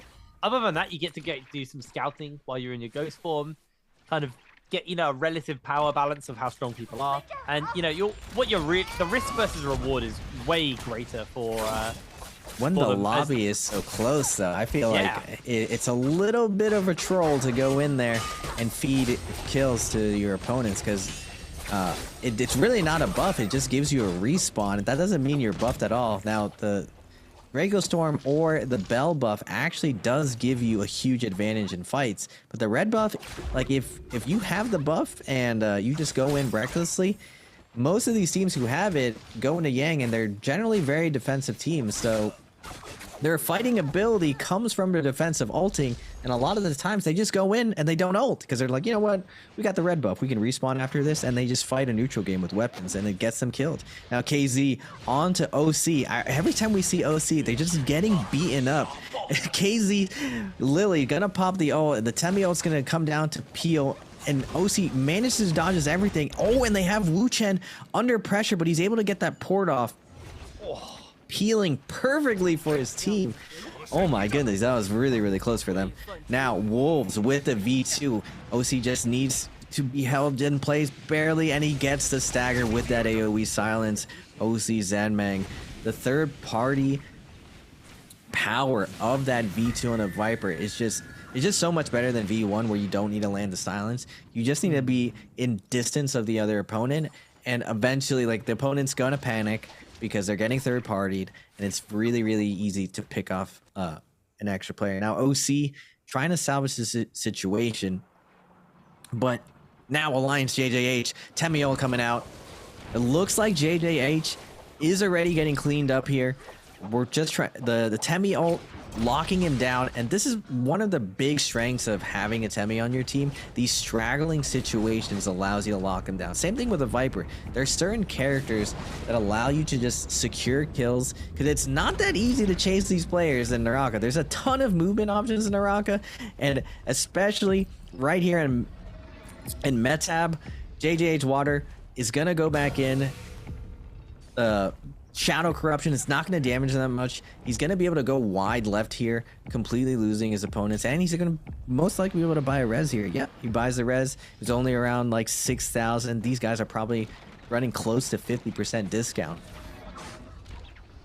Yeah, nice and cheap on that front as Slayer getting chased down. I like this from Wolves. They're finally starting to pick up that pace. I think they feel the pressure of some of these other teams popping off, so they're going to make sure that they pick up a kill, but Slayer's going to do everything in his power not to get taken down, but there's the over the shoulder. There's the follow-up, and OUG coming in with a third party as LXX gets taken down. 14's low. He needs to find the stun. He's unable to do so. OUG once again shut Wolves down out of the game.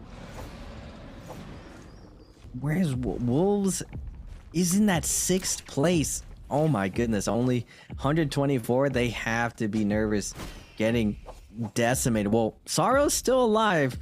He is running deep into zone. Corruption's kind of at half. It's not looking good. Can possibly res one of his teammates, but when there's a will, there's a way, Hip Rain. He can still make it to this end game and possibly secure some placement points. And when you're looking at the list, TK is on 111th, Qualling is 119, Bauda being on the top end at like 127, and a 30-point game is completely reasonable. So if any of these teams between 9th to 5th has to feel a little bit nervous of, they need to stay active, they need to keep this aggression up. The King with the snipe though, catching Saras, denying Wolves. I cursed him again. It's the Mystic Might. It was the Mystic Might. The King had his number the whole time. You could see where he was because of that. That was really unlucky for Wolves. They just 2 games in a row have been like just super third-partied by OUG, and it is absolutely undone them. Yeah, they got 5 kills, so it's not the end of the world, and also a few teams have already been knocked out, so there may be a multiplier, but it's not a good game for Wolves. They are going to be sweating at the end of this one because WBG 4 kills in, Alliance 8 kills in, KZ 4 kills in, all in relatively close proximity to them. Even OC have 8 kills.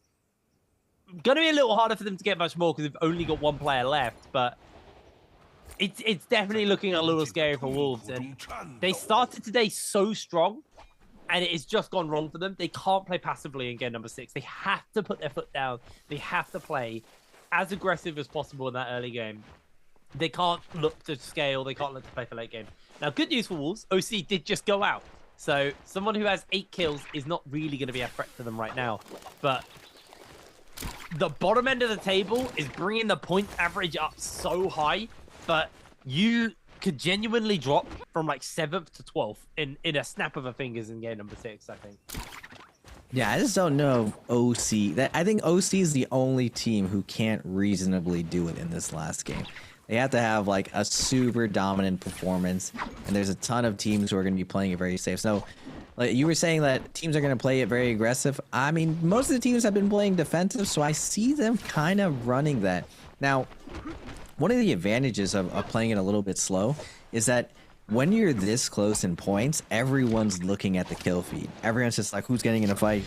Everyone's like hyper focused. It's like, oh, one of them's down. They might go down. But like you were saying, like they still need to stay aggressive because that gives you a false sense of security where you're just like, oh, if we just play this easy, they might just die. But you don't want to do that. You want to keep your destiny in your own hands and find situations that you've been finding throughout the tournament and take them. And when you're playing this weird defensive situation, you don't really prep to just, all right, we're going to just play safe now on our last round. This is kind of a position where you have to adapt to what's happening and keep your emotions in check. Because what gets you to this point as a pro player is your ability to get these kills. It's not playing this defensive play style. You got to leave the chips on the table and stay aggressive. Now, once you get those skills, then you chill. Once you find those positions, you execute your strategies, either Firefly, Moonbane, getting a purple weapon, you get your timing attacks down.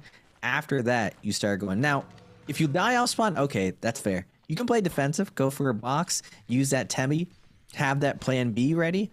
But if that's not the case, you should be getting in there, finding these positions. And we're seeing a couple teams here. And that's what I was saying, Hiprain, on Colorado, it's so big with only 12 teams that a lot of teams are just in full purple armor by endgame. And this is just not the case in a full lobby. You see a lot more blueberries in endgame. You're not really seeing a lot of weak teams who are not geared out for these endgames. Even JDG over here.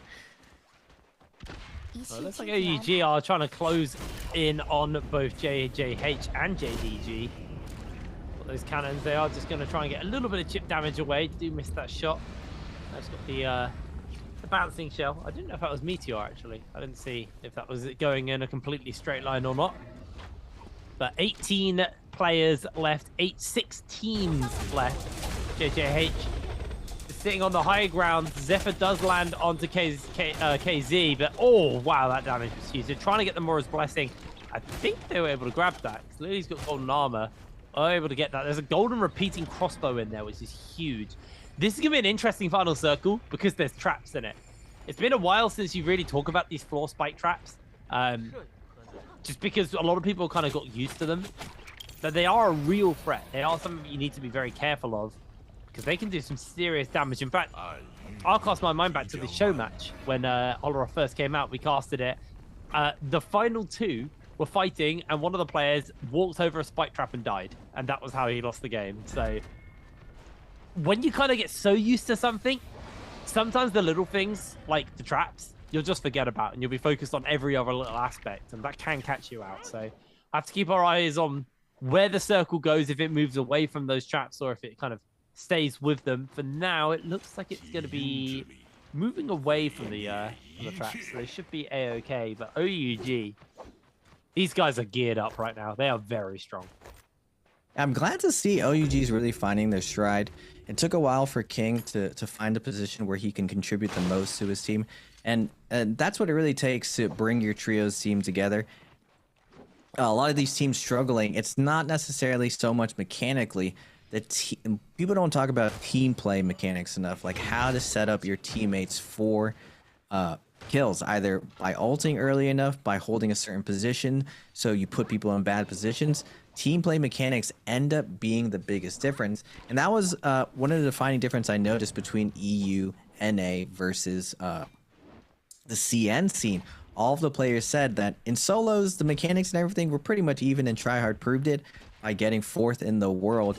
Their dueling capabilities isn't that far beyond our regions. It's just their team play is on another level. Their willingness to play as perfect as possible off of each other with zero selfishness is something to behold. And you're seeing it with these teams, how they're willing to play this range game, not really get in there, throw focus attacks and everything. They play these late games all the time. I've heard about their scrims where they're not even allowed to attack each other until that 4th end game. And when they do get in fights, they let each other rest, and they play these late games so often. This is almost non-existent in our region. So they're getting crazy amount of reps running this scenario with these, you call it Buccaneer mode, with the cannons and everything. You're seeing a standardization of this too within the meta, where most teams will hold a cannon and another ranged weapon. And I say this JDG with that pressure during the Buccaneer mode, able to catch Alliance lacking and securing the kills with that V2. Now they're running a variation that I was really curious about, having Takeda instead of that Yodo. Able to secure those skills. I like Takeda more than Yodo. What do you think about that? I like them both. I feel they offer very similar things. I think that's why there's always like that discussion on which one's better. Because both, you know, do large AoE damage, are kind of like the primary carry of the kill. I mean, you're seeing what SS can do with it right now. Like, that just strips health bars away. I think, especially with the fact that Yoto's kind of had a lot of nerfs over the last, like, 9 months, where, you know, originally they touched the ref, then they touched her ult damage. I do feel Takeda's probably a little bit better. But the difference, I guess, what is the kind of the big difference maker for these teams is the power of Yoto's ability to kind of reposition when she's in her ult. She can get aerials, she can get away from all of the actions. I feel like that's the major strength of running the Yoto over the Takeda. But in my opinion, I think I'd rather run the Takeda. He's got, obviously, you know, they both stagger the monk and stuff with their ults and all of that. But I value the Takeda more, because I think Yoto F is kind of not an ability anymore.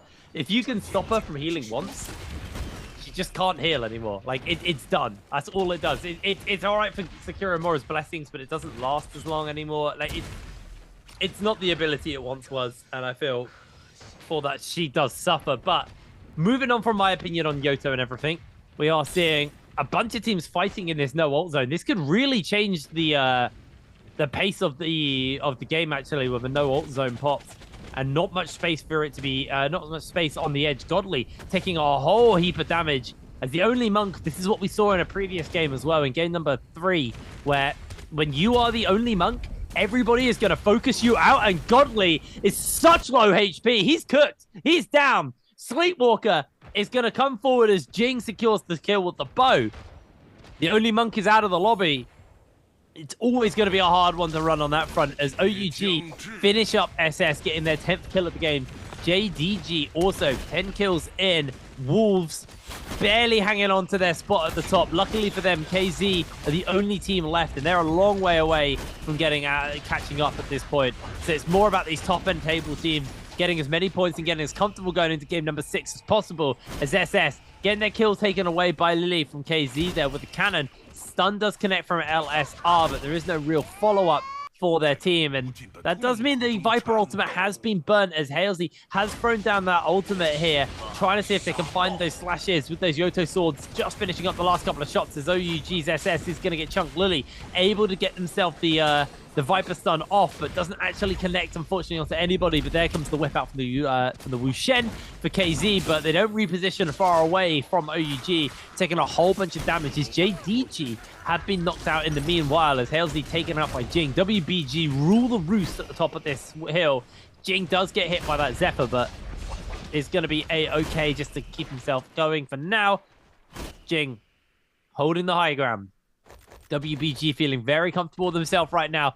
Only a couple of teams, only a couple of players left. 3 teams and 8 players between those 3 left. Lily chunked out heavily. SS jumps up forward as Lily goes down to Jinyu there.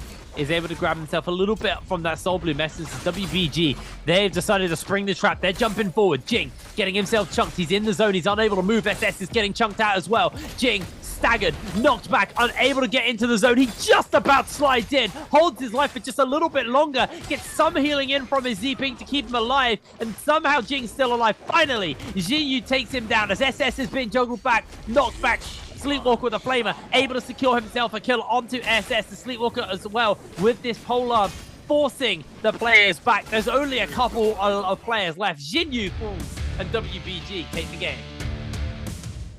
What a tight match from WBG. And like I was saying before, I'm not surprised that WBG won this. They've been here before. They're usually a top team in the league. Look how calm and composed they are. The lights are not getting to them. Unfortunately for GS and KZ, this is a type of high pressure situations. Now, KZ was able to still get 5 kills and get up to 115. So they're in striking distance to qualify. The low point being 111 points TK, and Wolves being that soft floor, as you said it, at 124.4. This last game has around 6 teams who can possibly make it in.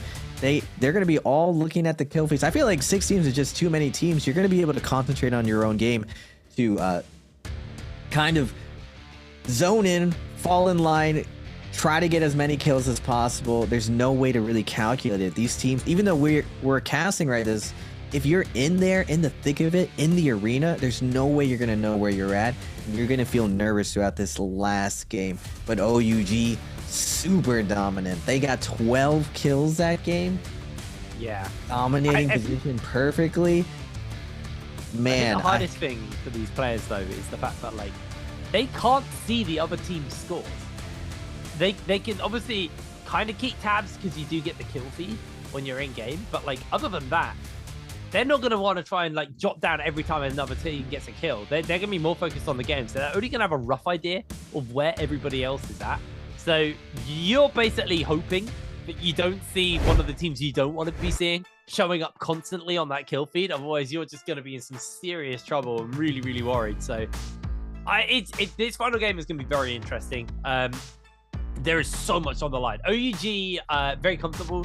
Same for Ventus. I think these guys at this point are pretty much locked into their top spot, so they can be very comfortable themselves on the back of that one. But man, all of the other teams are probably, you know, a little bit more sweaty, especially towards the bottom end of that top 7 and the kind of lower tables as well. Like any team, I think, can make it into top 7 at this point, and I think basically from 3rd down, it's realistic that like any team from there could get knocked out. At least 4th down, maybe top 3 are safe. Top 2 are definitely safe. I think it's JJH who were in 3rd. I'd have to see the points, but we will get a scoreboard before we get into that final game, so we'll have a good idea. But realistically, there's a lot of movement that could happen in this game, and we've seen the likes of GS pop off in that final game, like in game 4, where they just look really, really good. They got that 20-point game under their belt, and they just springboarded from 11th into the top end of the table. They're going to want to try and keep that going. They have only got 5 points this game, so that might affect their capabilities in this next game. Like you said, you only kind of hold that high from winning for 1 game. So it's really on them to make sure that actually does pay off for them in the long run. Yeah, WBG is going to be feeling really, really good going into this last game. They've been here before. They're at the top of their game right now, fully warmed up. Alliance did super well. OC did really well. Even though they're at the bottom of the leaderboard, they did get eliminated before endgame. They did get 8 kills, though. They have to be feeling good about that. So they're going to be digging deep. Probably going to open out of the gates very aggressive because they need that Hail Mary in order to qualify. KZ with 5, Wolves is 5. It's looking like a ton of teams got their... They have their offense running. So my prediction, at least going into this last game, the teams who are really, really far behind are going to come out swinging, kind of like how WBG did here with that Temi, Takeda, zipping comp. But a lot of teams, I feel like they're gonna fall back on your hated composition. They're gonna fall back on the Monk comp, and they're gonna try to just play Yang, play it very solid as possible. It's gonna be on Morris. They've been here before. They've done this a million times. They're going to go to the tried and true Transformers, I believe.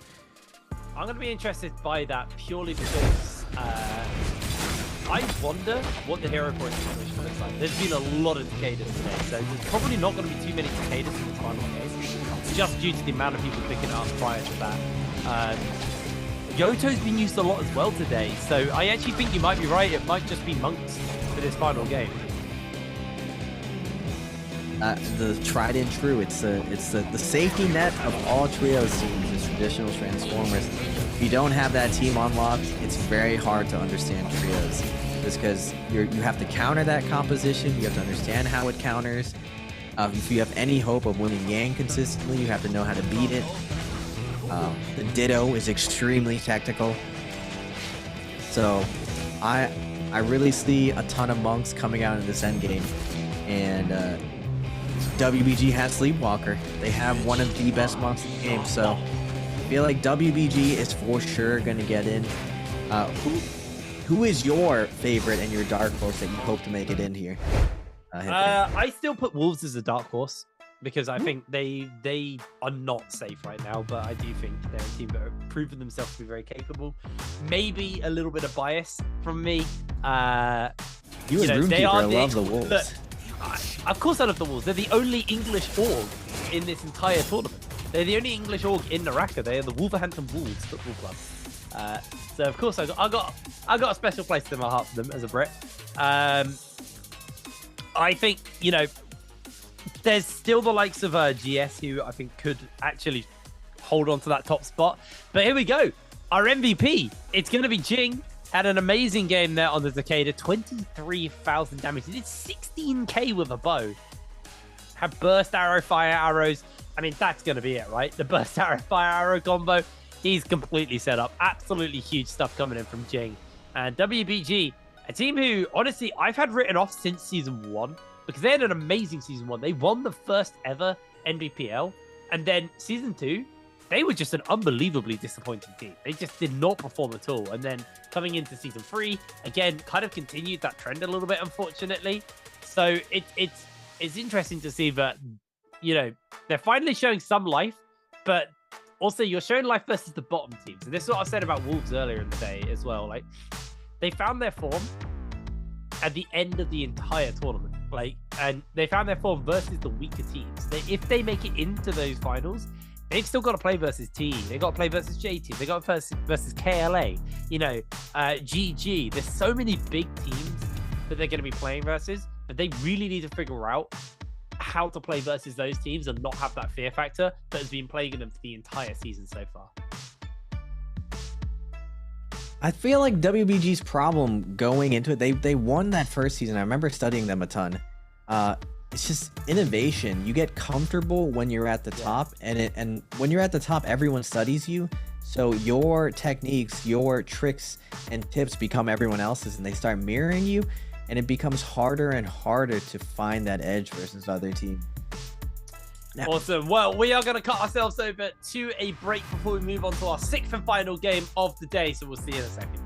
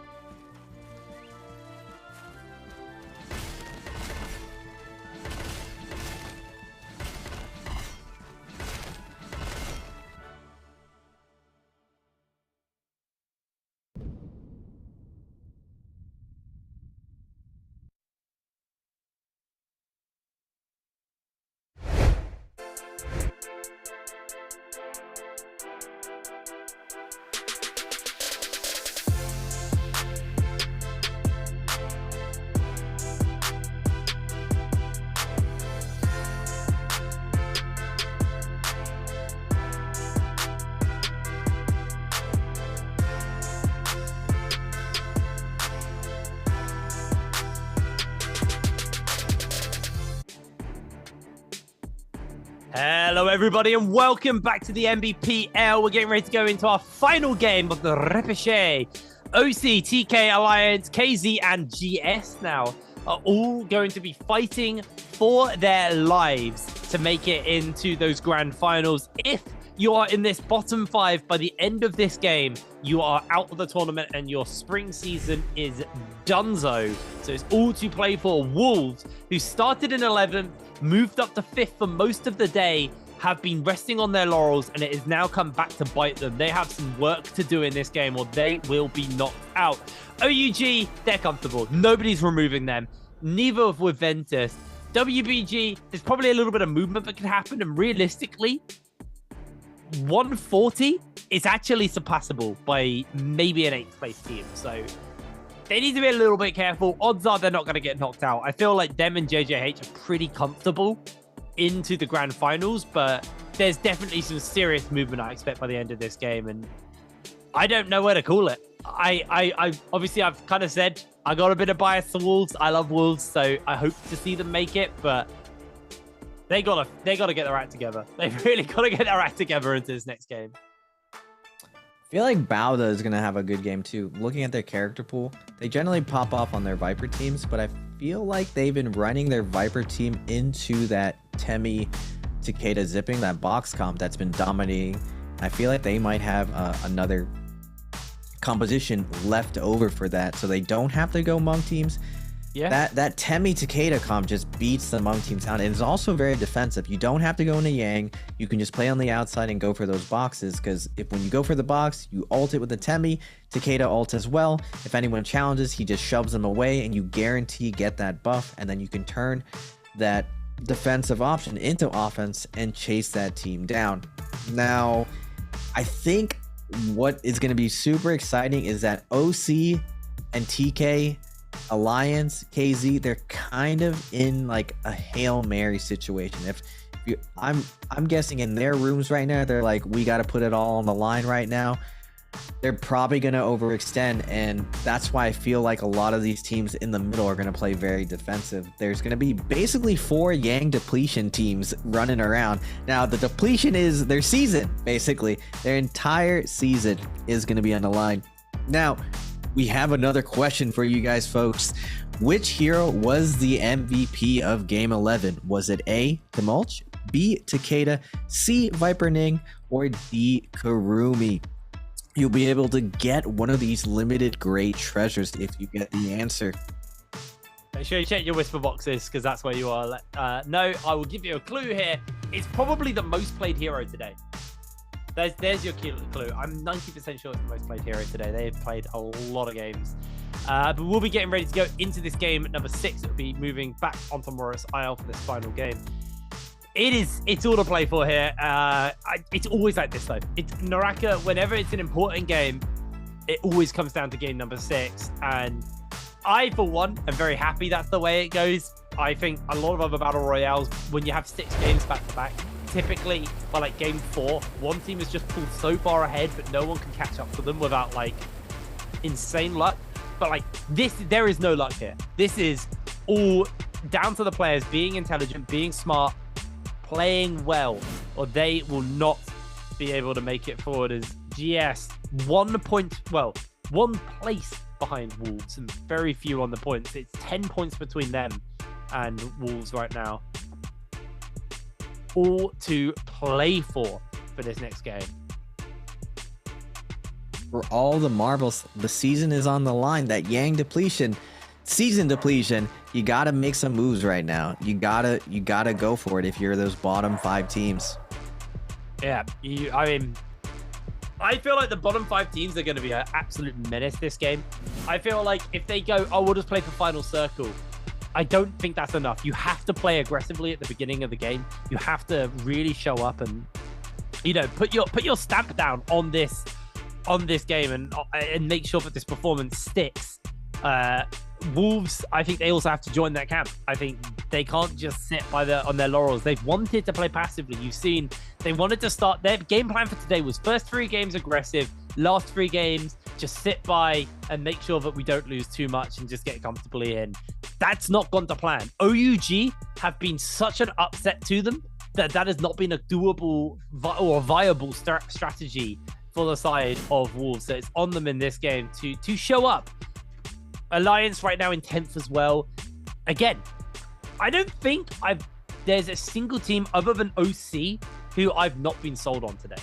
I feel like out of all of our teams, I feel like everyone has showed up pretty well and has actually had a relatively decent performance. OC are the only team who I just think have been kind of trashed today. And I'm not afraid to say it. I'll always say it. You can see how tight they are. Look at Alliance's faces. They're looking real tight. One of the guys picking his nails. The other one's just dialing in. They're looking real tight. Even the coach is looking up, just like, man, this is for all. This is the whole season. What could I have done to show these guys? What play do they have left in the tank? Now, Bauda, one of the OG organizations, even though they've had a lot of shift in their players, still look impressed. I feel like their body language, deep breaths going in, Jocelyn in the chair, they're looking pressed too. This is the moment of champions though, Hitbrain. Like, this is what defines your career. If you're in esports, you're in the business of winning. There's no excuses at the end of this. You're either going home or you're going to the finals. And you need to find that gear to play your A game here. You can't get that C game going. You can't get that B game. We need A game going into this final round. Really, it really is do or die. And I hate saying that term. I hate using that term, but it really is. It's last chance saloon. It's whatever you want to call it. It's just at the end of the day, the bottom 5 teams have to step up here. And I think they're capable of it. I think there's a lot of teams that are very capable of it. I think the inconsistency from these teams has also lent in to the bottom end of the table to not be, you know, out of it right now. Because there could be a situation, there could be a world where instead of like all of these teams looking very tense and very kind of geared and ready to go into this final game, there could have been a world where the top 7 just killed it all day, and those guys were just never going to make it. And they're like, this game doesn't matter. This game matters, and it really comes down to the individual performances of the teams, and it's no one else. It's on the team. That's the major thing here. There is no one to blame. There are no fingers to point. If you make it, it's because you played well in this game number 6. And there we have it.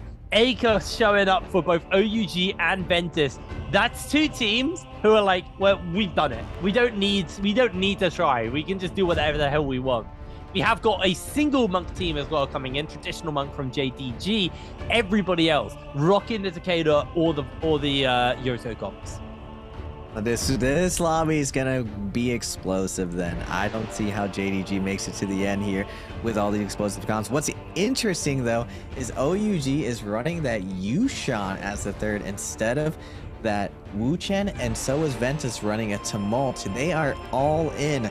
I feel really bad for some of these teams because once you get in a fight here, you are getting committed. Unless you have a Wu Chen on your team, you're getting all in, baby. All the chips are going in the middle, and it's Morris Isle midday. There's no recovery. Once you invest your ult, you better hope your positioning is stellar because you're not going to be able to go and run to a Firefly for safety. That's it. That fight is it. It's all on the line once you get into that first fight here early and mid game. So I'm excited to see what happens off spawn here. Looks like hot drops. Yeah, it's looking pretty spicy. We got the money drop just slightly north of Celestia, and that team's going to be coming in hot. Oh, Wolves, we got a hot drop.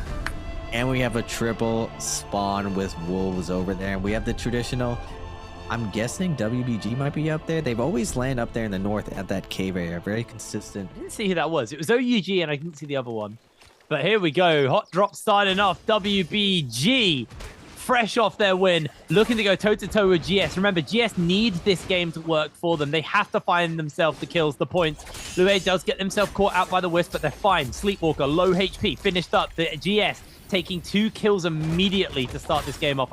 Only 1 actually at the moment as Lue gets himself the armor swap. It's going to be enough to save his life for the moment. The third party's coming in as OUG find kills on the side of the screen, but in come TK, another team looking for these kills, and uppercutted. Now another one falls, and this is just gone so good for TK. This third party has been flawless. KZ also joining in. The hot drop is absolutely chaotic. Another team is making their way over. TK Buo being run onto, as it looks like KZ should just be able to finish them up. The cannon fire coming down, and in slides our third, fourth, fifth, and sixth parties. OC charging forward. Counter lands onto Lily, bops them back, able to get a whole bunch of damage off, and there's so many teams in the area. Alliance trying to put some kills on the board themselves here.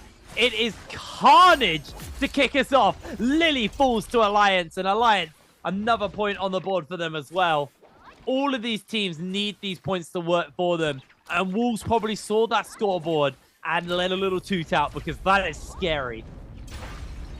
Yeah, Alliance, TK, KZ, GS, all on the board here. So many teams are around the Celestial area, and the Moonbane is going to come down, spreading everyone out. But that also sounds the dinner bell. You know multiple teams there. You know a team's getting committed. Speaking of commitment, KZ gonna come back, try to get sneak up the rest, but ends up getting picked off again, feeding more kills to this Alliance team. They were really far on the leaderboard, but as the kills keep climbing, you don't want to just give up all these kills to these teams. This is the problem with going all in.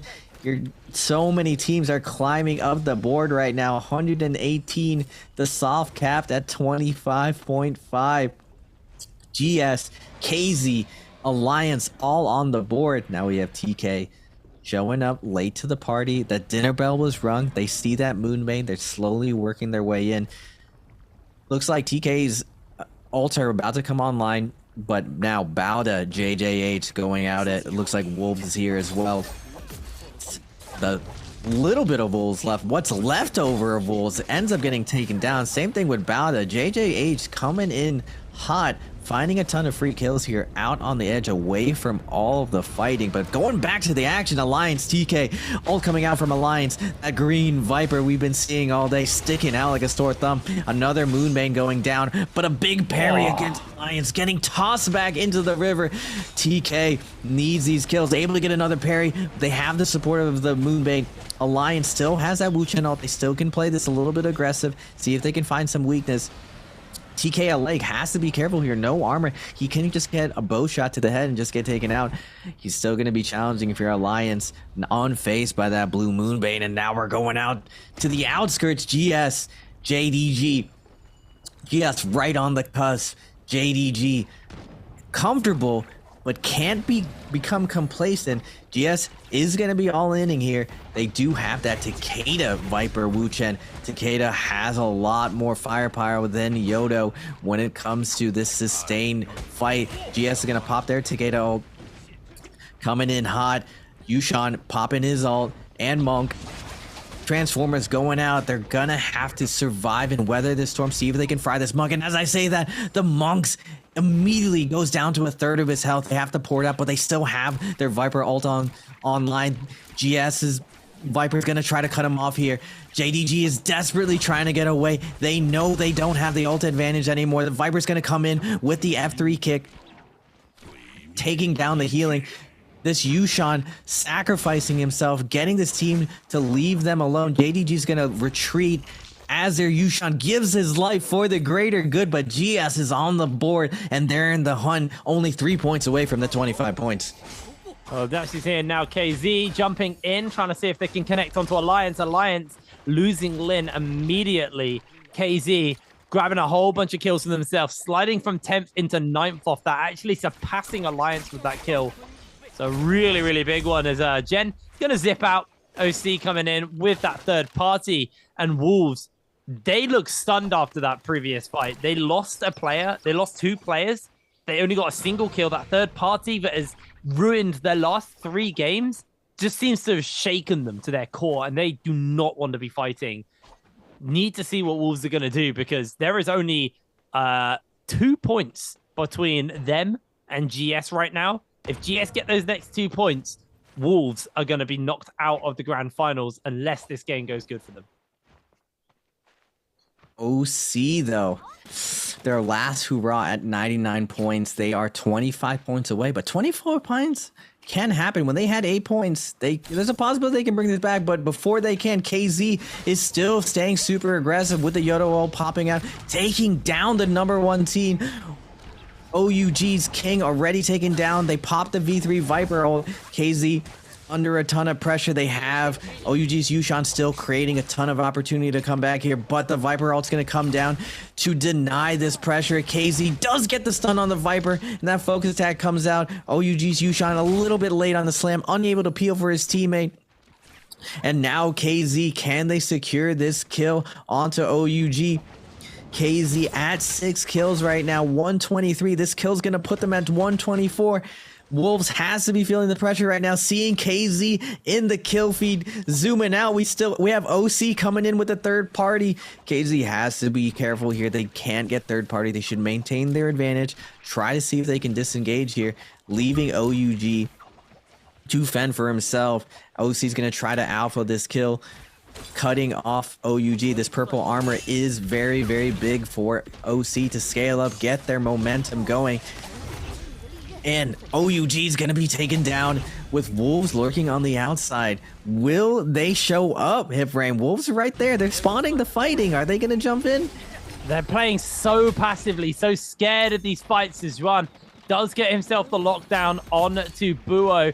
Buo's just eating the repeating crossbow strikes, and there we go. Alliance, another kill under their belt. They're looking for Annalie as well. If they can take down these TK members, they may be removing competition from the tournament for themselves. They only care about killing out these weaker teams, these lower teams in the scaling, because it means they have more of a chance of actually making it into that top end of the table. They want to deny these guys from scoring points, from getting themselves on the ladder, effectively on the board, as Xinyang is going to get himself caught out, drop very low, desperately trying to get away. The grapples trying to keep them locked down in place, and there it is. The King are knocked out. Their hopes are done as Alliance score yet another kill, climbing into 8. That has to be heartbreaking for TK. At 113 points, their hopes and dreams are over. They'll be watching the finals from the sidelines, but GS still in it. The Yang is going down. They're scouting out. Do they want to go in? Who is going to have the cojones to go in there? It looks like JJH and Ventus gonna go at it here. We got the Takeda zipping to Moltz, the classic box comp, the most dominant comp right now in NBPL. Takeda's gonna be coming down. No ult pop yet. They're gonna invest first at some ult. Gonna try to line of sight this V2 from Ventus. Takeda ult's coming out. He needs to peel for his teammates here. Zipping's ult's coming out to try to help there. Tumult survive this burst. He gets out with 1 HP. JJ Water gonna try to finish off. Gets the jumping LMB onto Skew. Now, trading out kills. It's a 2v2. Anyone can still take this. Dreadful Whale coming out. But the Akos, the kitty cat, Prancing, gonna get the uppercut and the toothpick. The jumping LB's coming out. The lockdown. Water can't move. He's just getting juggled over and over. His zipping's gonna come and try to help him peel. It's a 2v1 though. Can Akos make this work? But the zipping with the peel and the pistol shots. Now we still have JDG and GS. GS's hopes and dreams. They need to win this fight. They already have the Kurumi down. This is a great situation. The Yushan goes down. Now it's just the Monk. GS showing up today. Showing up this last game. Monk, the last format, is trying to hold the line, but he's gonna get stunned and melted. Just like ice cream on the sidewalk, goes down, and GS's hope for the finals keeps going. Well, Alliance, they are keeping their hopes going, and they're looking to fight OUG, though. This is a big team. Lucky, heavily chunked out already, needs to just try and get away. No ultimate available to him, is getting some of the healing in from the Z-Ping, as he can take this opportunity to get a reset, but he doesn't actually want to get that opportunity. He wants to keep the pressure up onto OUG. Juan, low HP. The King chunked out, taken down. SS, very low on armor. Jinyu as well, also low. Lucky trying to use that aerial combat to his favor. SS chunked out, got that pole sword. It does so much work, so much damage. Lucky goes in for the heal, cancels it because he wants to get involved in the fight. Dodging away on that vertical strike as as they get Jinyu so low. Now they're looking for the lockdown. Jinyu desperately trying to get away. SS goes down. Jinyu getting a heal off. Some armor coming back to him. Alliance, they can take their time now. They have the advantage and the man advantage in their favor. They're going to try and actually get Lin up as Juan jumps in onto Jinyu. Jinyu forced away, low HP. That armor has gone. He's in so much danger. Grappled out. Juan keeps the pressure on. The transformation coming out as well as they try to get some of the healing out. They've got the Viper Stun, though, to keep Jinyu in place. He's just playing around the tree. They're trying to keep Lin up. Lucky's low HP. Jinyu doing so much damage to Lucky. All he needs is the slam. The Viper desperately trying to just keep them off, but this is a run-away game. Lin is still okay, though. Lucky gets some healing off. Slam comes down now onto Juan. Purple armor chipped away, completely removes. Jinyu loses his transformation though, so now he's in danger. Lucky comes back with a full chunk of armor, grapples on. OUG are out! Alliance with 11 kills. Wolves dropping down, but this 11 kills on Alliance, they're in great contentions as long as they just relax, slow down. They've secured the qual pretty much. They just need a little bit of placement, a little bit of multiplier that they showed up. They got crazy and super aggressive, getting 11 kills off spawn. Same with GS, an explosive off spawn going down all over the map. OC still in the running as well. They're up to 6 kills if they keep this going. There's still 26 people alive. It's a long shot, but they still have the dream alive as well. Now KZ looking at OC. OC does have the buff. They do have the 20% reduction. They didn't even go Phoenix buff. They went with the buff to find the action. They do have the damage reduction. They see multiple teams there. They're playing this really, really smart, not overextending, not overcommitting, and Bauda on the edge as well is going to be committing to that fight, and it looks like OC is willing to retreat here. With only a couple seconds left on their buff, they don't want to commit to this fight.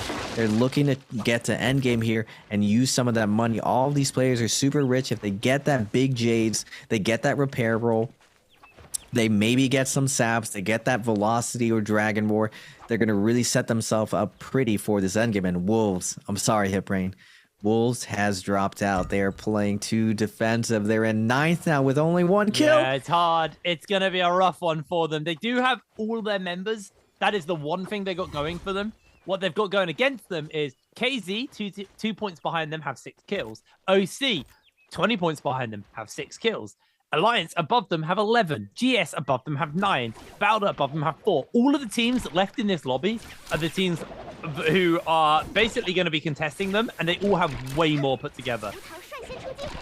I don't know if this is actually going to be remotely doable for the side of Wolves. I think their hopes are pretty much scattered unless they pull out a miracle in this tail end of the game. As Kopi trying to get rid of that debuff, that Yang debuff on them. There's a slam coming down. This is a messy fight already. Kopi heavily chunked out, has thrown that ultimate though to make sure that nobody's in real threat, any serious danger. GS desperately trying to hold on to that top spot, and if JDG kill them here, it's going to be rough. But Kopi, low HP. Kopi being run down. This could be just another kill picked up. GS securing the kill with the repeating crossbow. More follow-up. The charge click on GS, making quick work of JDG. LSR countered, parried, knocked back into the zone. And with seconds left on their life, they are in for a seriously dangerous position. JDG are going to be knocked out of this game. The transformation comes out. The wind walls go down, though, and healing up. And this is going to be the end of the members of JDG. Unfortunately, LSR trying to find the slam, is able to get it, but their health bar is too low. They're taking zone tick damage. They can pop the bell all they like. Down they go. They are out. That is one of the teams who are in the realm of being knocked out, being eliminated. So watch them slide up and down a little bit here. That might have breathed some life into Wolves and Alliance. JDG's Monk able to get that last kill though in his dying breath. That one kill might be the reason that they qual. You see right now, GS is only 0.1 behind him. Every point matters so much right now. And now Bauda, KZ, both of these teams need to win this. Traditionally, you never see these two compositions inside Yang, but they're going at it. There's no day 2. There's no tomorrow. This is the last game of the season. It's do or die. KZ versus Bauda. Ultra coming out, Yodo popping out. They're looking for the execution. Lily's already super low. She's risking it all, not popping out, looking for the perfect positioning. The V1 comes out. They're holding their Takeda in place, but the Invis comes out from the Matari. The F comes out. They do get the port away. They're going to get a little bit of armor health, but there's not much room to run, and the Takeda comes in hot with the giant R&B, chops Lily in half. Now KZ on the ropes. Jen can't hold the line, and finally the last player goes down. Bauda's hopes looking a little bit brighter, winning this Yang and gonna get this buff to keep this going forward. It looks like Wolves as well got the Mystic Might buff. Your team is still in the running, Hitbrain. Yeah, well, unfortunately for Wolves, nobody jumped in the realm of Yang with them. They got a free realm of Yang. Sure, that's great for gear, but they needed the kills from a realm of Yang. They needed a safe 3v3 to take, but they didn't get it. They didn't get the opportunity. So Wolves do have a Mystic Might, so they do have that damage reduction, so it's on them to try and hunt down. The problem is there's two other squads, sorry, with the Mystic Might, so there's a lot of people running that damage reduction as well, and with the ability to scout. So it is going to be a hard ask for Wolves, but with JDG out, there has been another slot that has potentially opened up, because there is no more points that can be earned by JDG. 36.1 points is the current floor to make your way in to that top end of the table. With GS having 12 points, kill multipliers, placement points will change that up massively, and GS could climb a pretty significant margin into those spots. So we'll keep our eyes on those players and see how exactly they will pull this off and how they're going to be looking on that front. But now Wolves, Mystic Might, nobody's about. This is literally worst case scenario for them. They need to fight. They need to use this buff. They got 68 seconds left on it, and they can't find a single player to take out. They can't find a single fight to commit to. And if they lose this buff and gain nothing with it, that's just, I think that's it. I actually think they're going to be playing for late game kills versus teams who already have a bunch of kills and good armor and gear. That's true. They are 10 points behind. It's not looking very good for Wolves. As the teams scale up and get better armor, they become a lot harder to get kills. Now, KZ does have Yang depletion. There's going to be a small window that Wolves could possibly take advantage of. They are fairly close on the map. Wolves is in the bottom corner, and KZ is getting dangerously close to them. Now, will Wolves pull the trigger, though? They've been pretty passive throughout the day. With only 2 minutes left, though, KZ desperately needs to find someone. You see them fanning out, covering as much ground as possible, desperately searching for someone. GS heroically getting over the line, but there's still a lot of people alive in this lobby. There's still 24. And I am a little bit sad, though, Hitbrain, that the Akoses, the strange metacoms, they go out first. They haven't had enough time with it. That's going to be my excuse for them. They're the nice guys to the lobby, though. They didn't grief anyone. They kind of fed some kills to these teams to have the drama unfold. And as I say that, though, Bauda, WBG in this corner. WBG doesn't really have to risk anything. They're just holding their line. They've been here before. Just play a solid game, trying to get this end game. But unfortunately for them, they run into KZ, and they know, they smell the desperation, and they immediately react and ult immediately onto them. Temiol comes out, Takeda Colts comes out. Unfortunately for them, Wu Chen Port goes down, and KZ still has a double. They're going to be coming back in with the Vengeance. If WBG doesn't get out of here, they're about to get all in. KZ only has 58 seconds. They need that was too early. Down. Yeah, they fired the trigger a little bit too early. WBG Sleepwalkers able with the line of sight, everything, and now a third party comes in. KZ, a little bit of a misplay. They had the play perfectly. They dropped the ball, Hitbrain. No!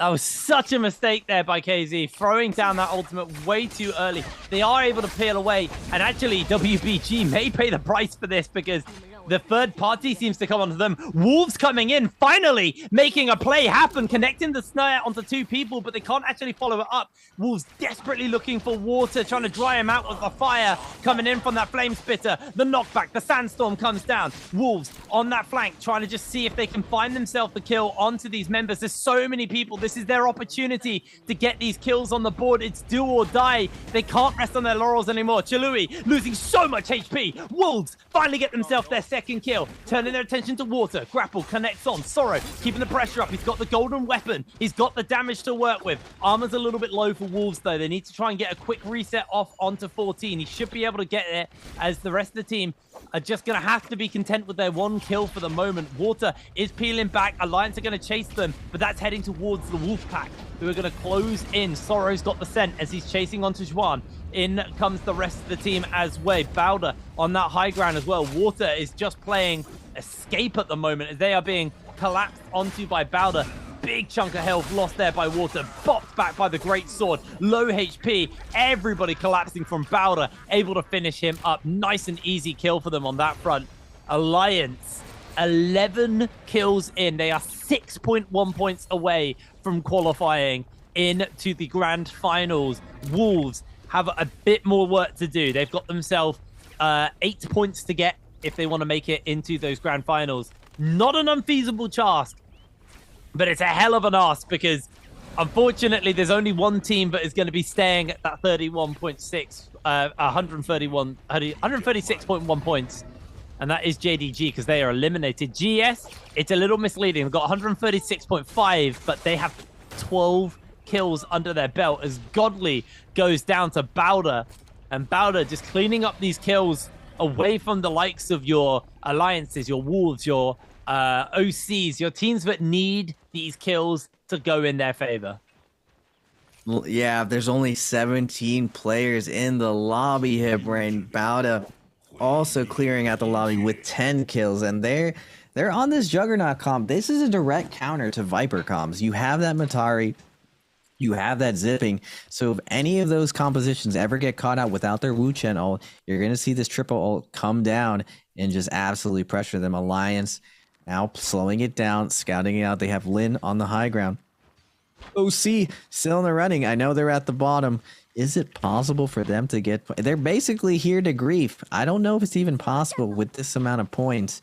A miracle would have to happen where they literally get every single kill from here. But OC doesn't know this. They don't get to see the leaderboard like us. For them, it's do or die still. They're actually just a ticking time bomb for the rest of the lobby.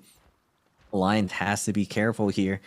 If OC realizes they need more points, they might just take these fights and push for the Hail Mary.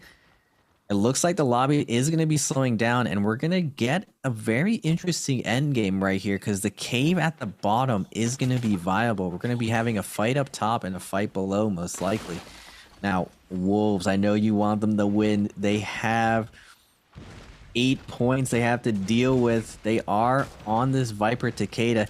As long as they go last, the name of the game here is ult last here, and they're going into the tunnel hill. This is perfect. You want to get this isolated fight here. You don't want the lobby to know if you're forced into a fight that you're ready to get third party. Down here at least, as long as you get this ISO fight, you can secure the win here. They don't need that much. They don't need to do everything right here. They put themselves in a position to win. It's been slow. It's been steady. They could have found other spots, but it is what it is. This is where we're at. Now, Alliance, on the other hand, they're soaring. If they get any amount of multiplier, I'm pretty sure they get over the finish line. JDG is not looking good. They're really praying that Alliance and Wolves really choke this situation.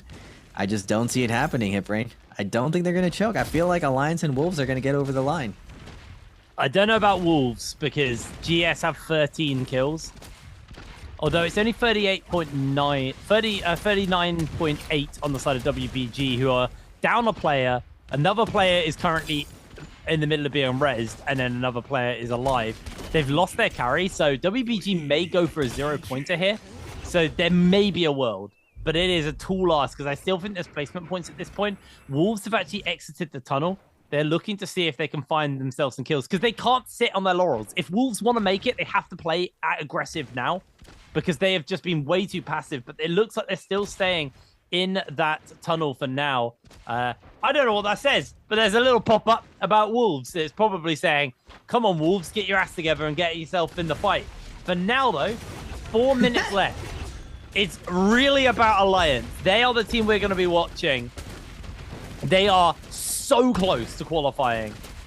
And it is really about, for them, about just not getting knocked out here. If they're knocked out here, they might not get enough points. If they survive till the final moments, they may just have enough. They may just make it, and they may just take JDG out. JDG fans are praying to see the downfall of Alliance. Because Alliance, lucky, but that's a bouncing shell, actually, as that bomb does fly over them. The Alliance are actually getting blitzed. They found themselves in a really bad position. Health bars being chunked out. Alliance clambering back to the top. Zwan throws down the ultimate. He's going to try and look to catch out onto Slayer, dodging away on what Slayer can do. Everybody is going to collapse onto Alliance. Zwan goes down. No! The save from the ultimate coming in from the Wu Shen. Zwan able to get himself a health. LXX joins up. Wolves finally making a play forward, securing themselves a kill as Slayer's getting toasted by the Flamebringer from LXX. Avoiding away, I'm getting caught out by the Viper. 14 has caught Slayer. Slayer goes down. Wolves secure themselves their 4th kill now. They're finally putting some kills on the board, trying to clamber and climb their way up the standings. Bowder sliding forward into Wolves 14. Moon's losing a lot of HP here from that golden flamer, and the nunchucks coming out as GS have got themselves in a bush. It's only their clone though. They are just so low. Bowder chasing for this kill onto Xiaohu. Xiaohu low HP, desperately trying to chase away. Annalie from OC's the one to pick that kill up, pulling themselves up a little bit closer. Wolves secure themselves a kill onto Alliance. That's a big, big pick for them. They are 3 points behind Alliance, but Alliance have so many kills to get multiplied.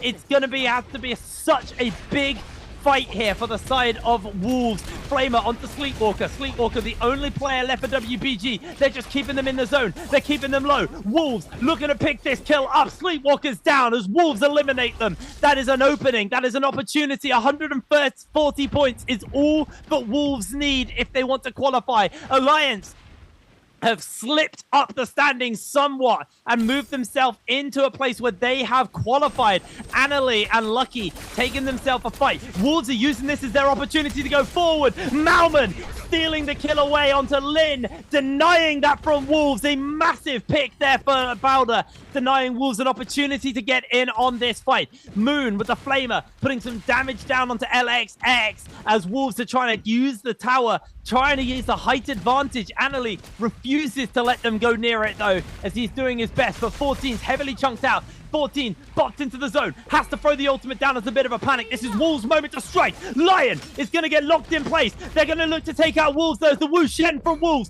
back into the tunnel. It's in the zone though. They're going to be taking zone tick damage. Wolves have completely fumbled the play. They've knocked themselves out of any opportunity. Wolves are eliminated and it is all done. Lucky, the final player for Alliance, has to 1 versus 3 against Bowder, throwing down the ultimate. Can't really do too much. They're going to be spread out, dodging everything he throws their way. Lucky is toast, but it doesn't matter. He has done it. Alliance will qualify for the grand final.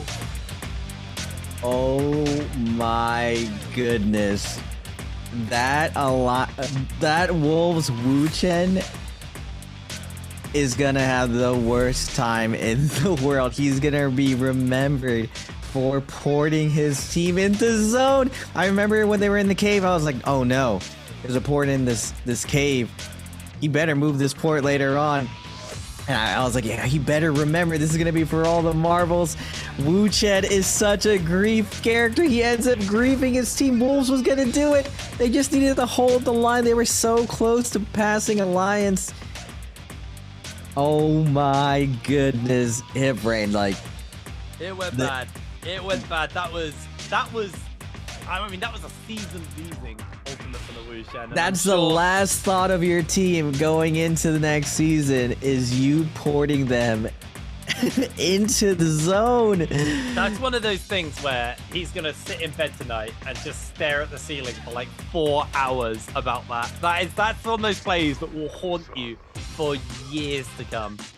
For the rest of your career, that's it. That's going to define your career for such a long time. I don't know how you dig yourself out of that hole. You put your team into the hole. You could see the desperation of the Viper running around in the circle. He's like, where am I? Where's the exit? How can I get back in? How do I clutch it? Oh my God. That guy, I feel so bad for him, HitBrain. You can feel the heartbreak on Wolves there. They finally found that aggression, and I think we can point fingers at that Wushen ult as much as we like, but I think the major flaw was they didn't do anything until that final circle. They showed us that they were a team that were very capable at the beginning of today. In that previous game, they showed us that they like at that tail end of that game they showed us, but there it is. They are so upset with themselves off the back of that one. Absolutely heartbreaking for Wolves, but honestly, like I said, you can point fingers at an individual player, an individual play, but the reason they're in this position is an accumulation of mistakes in the last 3 games. It wasn't that one play. They were in 5th for most of today. It was these last 3 games where they just decided they didn't want to do anything. They wanted to play too passively, and it bit them in the bum. Oh my, the heartbreak. You can see just the absolute sinking feeling of that team. They can't believe they're on the verge of tears. That is the worst way to go out, right on the line, to be the bubble team, to be on the cusp, knowing that like all you had to do was just that little bit more. This is gonna haunt them for the rest of the season. This one's heartbreaking. Because they got knocked out too early, and then they just had to sit and watch their place disappear with no opportunity to defend themselves. I was saying that idea, HitBrain, that you want your destiny in your hands. Now, it doesn't mean that you play super defensive where you let the moment slip away from you. You have to get some kills, then you got to hold the line. You got to hold the line. You saw GS come from the depths, absolutely clutch it, dominating the lobby, bringing it back. But this has been a long season for these guys. Like, they've put in weeks and weeks of practice all for this moment to go to the finals. So the heartbreak that they must feel is tremendous. But the victory for some of these teams who showed up and clutch it, they are elated to show up that last half. There were so many teams right there going to the last half. It was competitive throughout the whole day. All 6 games, it was back and forth. It was really uncertain who was gonna make it. It really was. It was. I love days like this, like key days, where it really can just come down to those final games. I mean, every time we in NARAKA, when it's you know a final day of playoffs or final day of losers bracket or whatever, it always comes down to that final game. And I guarantee you the grand finals will do the exact same thing. It will really come down. I reckon we're going to have a race between the top 3 in the final game of the grand finals in 2 weeks' time. I have every faith that's going to be the case. NARAKA always leaves it so clutching. Unfortunately, expect more heartbreak. Expect more tears, because it's going to be an amazing couple of weeks coming up. And we're going to have some players who are going to be heartbroken. We're going to have players who are going to be happy. I'm excited to see the top level teams play now. I want to see Alliance show up though, because they fought their heart out to make that final spot. They fought tooth and nail to make it in on that final spot. And if they just fall apart in the grand finals, it's going to be such a disappointing thing to watch, because they showed us they are a capable team. And I don't want to see them falter and fumble when it really matters. I mean, I can hope for it for Alliance, but I feel like OUG and JJH definitely has some stuff. They got my dark horse vote, but the teams at the top, the XEG, the Koala, the GG, the The TE, those guys are monsters, and it's not the same. Right now, these guys, if you're fumbling to qualify in a last chance qualifier, now you're going into the main lobby. There's no qualifying here. You're playing for top 3. It's a completely different mindset. And if you haven't been playing for the top 3 the whole time, this is a one part of just like being a very passive team can hurt you in the end, because you're not really putting yourself in that high pressure situation to get the most points in the lobby. You don't know what it's like to lead a lobby, to have everything going for you, to leverage your luck ahead of you. Just because in Battle Royale, there is a little bit of luck off spawn. If you're going to be running a very, very aggressive strategy and taking those 50-50s, you're hoping for that weapon off spawn. But when you get it, what do you do with it? When you have that huge lead, we saw OC get those 8 kills, and they're not able to make it to endgame and capitalize it. When you get these big kill rounds, you need to convert in that end game. You need to know how to navigate all these tough situations where you see multiple players at bay, and you don't want to be the team that's getting focus fired. It's not luck at that point. Your positioning, your position 2 needs to guide your team to safety. You need to know when to hit the gas pedal and not just sit there and wait for something to happen for you. And that's what you see with Wolves. They wait so long right at the end. They try to barely get over the finish line, and they end up porting themselves into zone. Now on the flip side, JDG, they do get their kills off spawn, and they're unable to survive transitioning into that end game. Just heartbreaking for them as well. And it was probably, actually no, there's nothing more painful than Wolves. That was probably the most painful thing I've ever watched in NARAKA. Porting into zone for finals. That's by far the most painful thing. I can't, like, I played so much NARAKA. I've seen so much of this Nbpl. I've never seen something so heartbreaking, porting something, and then seeing the team's facial reaction as they're like tallying it up and they're hoping that they got over the finish line. Oh my goodness, that is going to be a tough conversation with the teammates.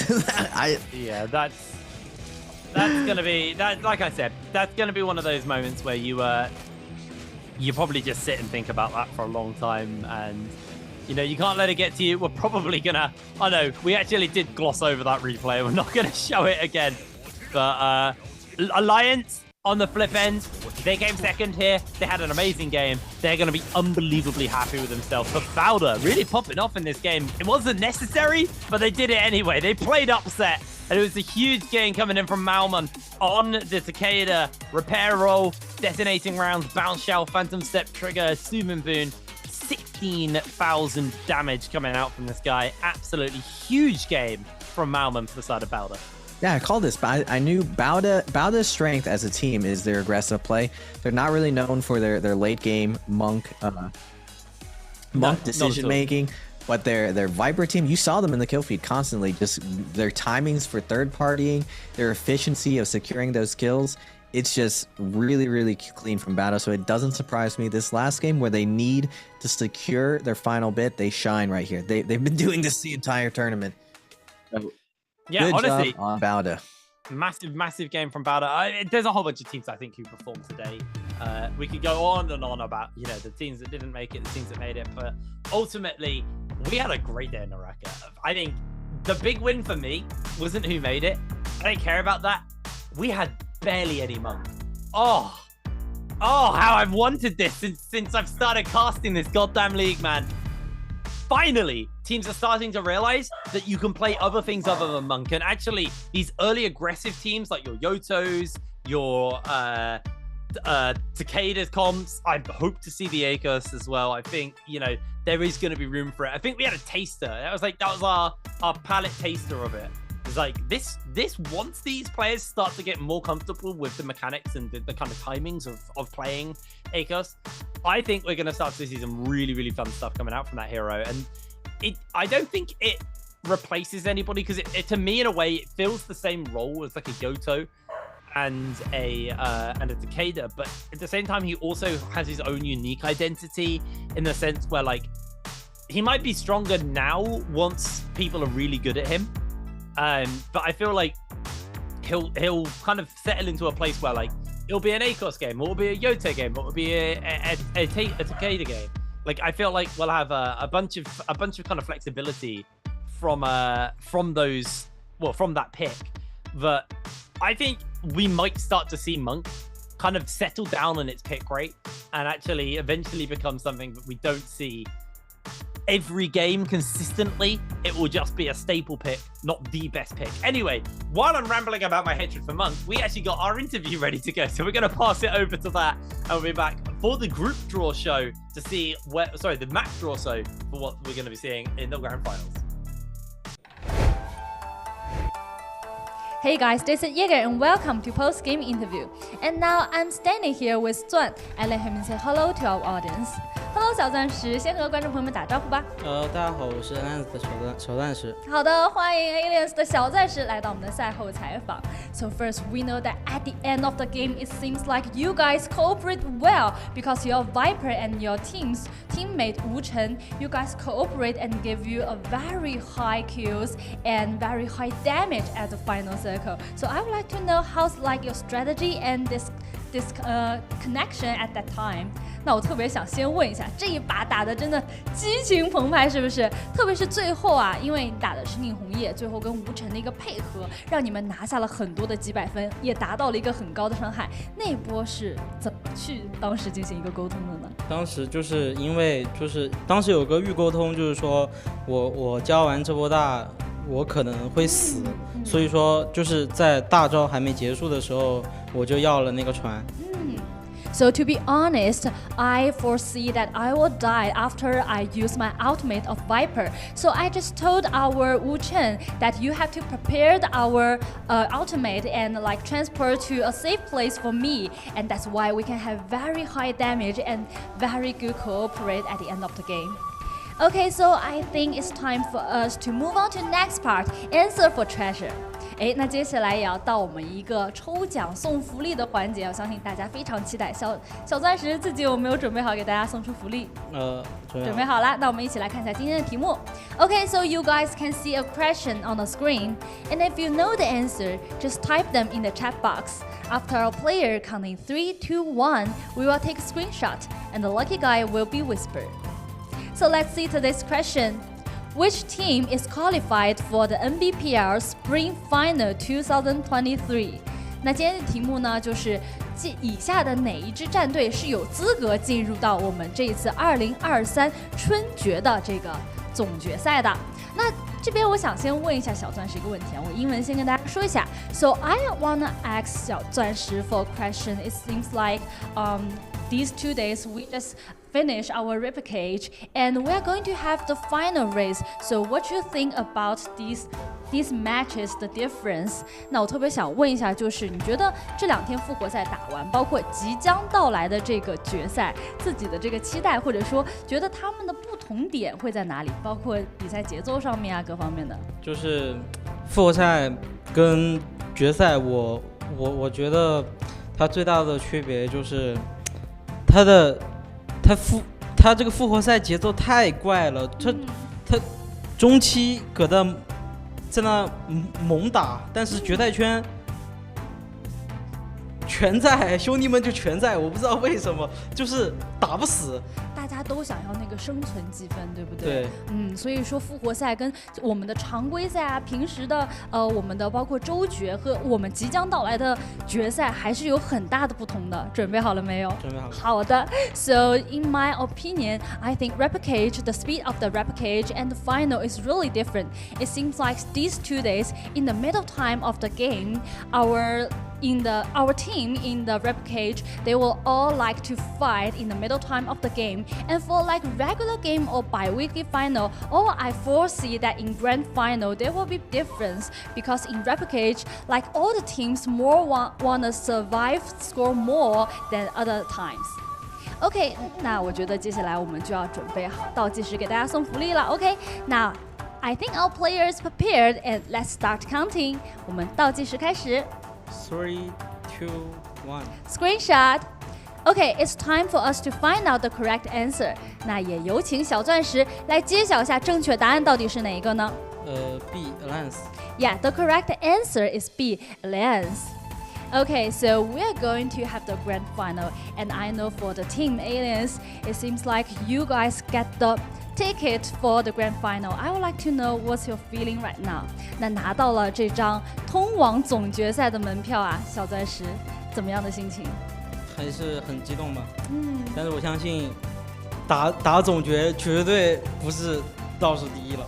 一定会有更好的一个发挥，是吗？是的。好的，期待你们的表现。So I was really excited that we entered to the grand final, and I would like all the audience just expect to our performance, and we won't be very low at that time and cheer up for us. Okay, thank you. 谢谢小钻石来到我们的这个赛后采访，也再次恭喜你们。Thank you, Zuan, for today's interview, and we will get back to our casters. Thank you very much. Getting ready to get into that map draw as well and see, what we're going to be from. We haven't had Holoroth's Starry Night at all this season. This is a kind of thing I want to see. That'd be great for the grand finals. Also, on a side note, we've still never seen Red Armor at all in pro play. Like at least in NA, in China, in Nbpl. We never had it in any of the broadcasted EU ones. We've never had it in Nbpl or Worlds. I don't know about NA, but that we've never seen the Red Armor, and it's about time. It has a 7% drop chance, and I've never seen the goddamn stuff. Anyway, while I ramble, I've seen it before. I think I've definitely seen it. That'd be NA then. God damn it, you guys are lucky. Unfortunately, and commiserations to JDG, Wolves, KZ, TK, and OC. These guys will not be making it to the grand finals, but OUG, Ventus, Balder, JJH, WBG, GS, and Alliance all made it. And man, Alliance made it by the skin of their teeth. Same for GS, to be honest. GS, last two games really went good for them. They really pulled that out in the last couple of moments, and I'm sure WBG were probably sweating a little bit when they only got 1 point in that final game. And I mean, you can see how close it was. Anyone could have overtaken them in that final moments, and it just things went right for WBG, but didn't go right for JDG. And ultimately, those are the 17s who'll be making it. But these are the teams who are going to be playing in the grand finals. It's TE, J-Team, EWG, GG, XCG, GD, JL, OUG, Ventus, Bowder, JJH, WBG, GS, and Alliance. Where the hell's KLA? Am I crazy? I think KLA are missing off this graphic. I think so too. They should be the last. KLA are playing, so keep your eyes on those guys. There's the koalas are missing from this, but these are our trios qualified teams. Who have you got your eye on? I guess is probably a really good question. For me, my favorite has always been TE. I've watched FPX since the first Worlds. Even though J-Team won it, I thought that FPX or TE now was the most consistent team as far as their strategy. And not only are they most consistent, they also had the most innovative style I saw of every team. When I was talking about the enforcing I just got a bit of a sorry to interrupt. I just got a bit of an update. Apparently KLA are banned. I don't know what happened there. So they're not playing in the grand finals. God damn it, they were the team I had my money on. Not actual money, by the way. But I genuinely actually was betting on them as my dark horse for the whole thing. I'm gonna have to find out what the hell happened there. That's tragic. Crazy that they're banned. They were one of the most consistent teams going into this. Going into this last season and everything, or the finals. The reason why I choose TE and everything is because of their innovation and their ability to control space. It's so important in these end games. And even though you saw these other teams doing super well, Alliance got a 100-point game, but it's in a lobby with no monks. And how you play those situations is super important. Oh man, that really shakes things up for me. Who do I think? Because I feel like TE are probably the obvious choice now for me as like the team to win the whole tournament. But is there a world where J-Team finally show us that they can win a domestic? Because they've won the international twice. They are the only team that ever won the World Championship. But we'll have to find out. Anyway, it's time for the map draw. This is the point where if you've watched me do these before, it turns into chaos because I have goddamn no idea what any of this is. I mean, I know what it is, but I can't speak or read Chinese, so it's very hard for me. So we'll be doing the normal map rotation that we always do here. at the NBPL, we'll be doing Morrisile, Holoroth, Morrisile, Holoroth at Morrisile. And game 1 and 2 and game 4 and 5 will be back-to-back like we normally run. So both our Holoroths are a game, but it's kind of like an add-on that goes back into it. I assume we'll be drawing from 2 bowls in those orders. So we'll be finding out exactly what we're going to be doing. And it does mean that I think there's 2 map pools that get left over. No, there's only one Holoroth that doesn't get drawn. So everyone put your hands together and pray for me that we finally get Holoroth Starry Night. That's all I want. That's all I want. I haven't had that map in professional yet. But we'll be starting with Morrisile. That looks like Dawn to me. Yes. Holoroth, Morrisile Dawn is going to be our first map of the day. Moving on to Holoroth now. See what they're going to be drawing on this one. Come on. That might be promising. Oh my god, it's happened! Yes! Finally, we have a Starry Night! Oh, I'm so happy. All right, game number 2 is going to be Starry Night Holoroth. I'm going to get your insight on that in a little bit. On what you think about that one and your thought process on that one, Raven. But before we do that, let's see what our Morrisile number 2 is going to be. That looks like Dusk to me. Yes, it's Morrisile Dusk. Morrisile Dusk for game number 3. Game number 4 will also be Morrisile. This is between midday and night as our second to last one. That to me looks like it might be midday. Which it is. Oh, I'm actually killing it. No, wait, that's night. There it is. Morrisile Night is going to be our game number 4. And now game number 5. So this is either Dusk or Cloudy. I believe Cloudy is where we get the snowstorms. So I want Cloudy because Cloudy is nice and fun. And it looks like I might have cursed that and made it Dusk. 阴天. Nope, that's Cloudy. 好的， Wait. 最后是巨枯洲。 Oh, I have no idea. It's Cloudy. What is that? Oh, it's Cloudy. It says on the bottom of the screen. Moxie had a go at me for last time for not reading the bottom half of the screen. It looked like night, to be fair. It did look like night. Let's see what this next one's going to be. Our final one. This is obviously Morrisile midday, as we would have known, because it's the only one left over. But that is going to be the rotation for all of the grand finals. So I'm curious, because we've never actually had Starry Night in professional play for Holoroth, because it was added a little bit later. What does this do for the map? What does Holoroth Starry Night add? 黄昏天气。 A very, very aggressive day. Just because nighttime means the Fireflies are more guaranteed than normal. Dusk, it's not 100%. Fireflies always land in the same positions, but the difference between night and dusk is there's way more frequency during the nighttime Fireflies. And on Holoroth, being such a wide open map, you're gonna see the Vipers come out. Now, normally you would see a ton of monks on this map, and now we're actually seeing one of the old metas during the second world showing up, just because that Yushan monk Tumult does really, really well against the Vipers. We called it Sandformers at the time. It was pretty much almost 100% pick last year, with TE coming in with some counterplay. And so right now you've been seeing a ton of these teams do it.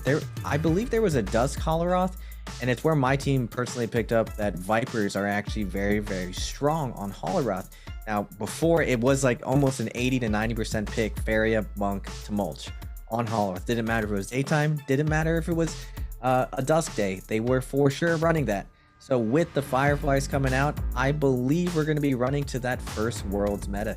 Sandformers versus Attack on Titan, but with the added benefit of this Yang. So I'm very curious to see how these teams split up the map and how these end games go. Now, with these other teams coming in, like Bauda, they're known for their attacking playstyle. They're going to be running that on these end games, but will the other monk teams be able to hold the line and play it out? Now, with Koala not being in it, with AOW not being there, that's two really, really strong players not being there. So I'm curious to see what ends up happening. Now, I can think off the top of my head 4 or 5 teams who are going to be challenging those Yanks and going to be making those end games. AOW is more of an aggressive team, but Koala was definitely an end game team at Brain. Like, they were a staple as far as, like, if you go into Yang, you might run into Koala on their traditional. They probably had the best traditional Transformers in the league. though. It's going to be surprising to see them not there. And it means that TE and possibly one of the teams today, this last chance qualifier, this is looking a lot better for WBG, GG, JJH, these other teams who do go in there into Yang and try to challenge XTG and crew to jump in there, see where they're at. Especially momentum going into this finals. The other teams didn't get to play this week. They're going to be coming in cold. These last chance qualifiers, these are guys are coming in. They also do get a little bit more time to practice though and prepare. They don't have to reveal their hand. Like you said, the ACOS, you rate it quite highly. And I feel like the reason it didn't get quite as much play today is because it's only recently been enabled, so they haven't had as much time on it. For the guys who don't get to play, they can just sit at home, practice, and have this as a potential extra comp that they can run over the other teams who maybe aren't as well practiced because they were more busy prepping for these matches this week. So you basically get an extra week of prep if you don't have to play in the loser bracket final.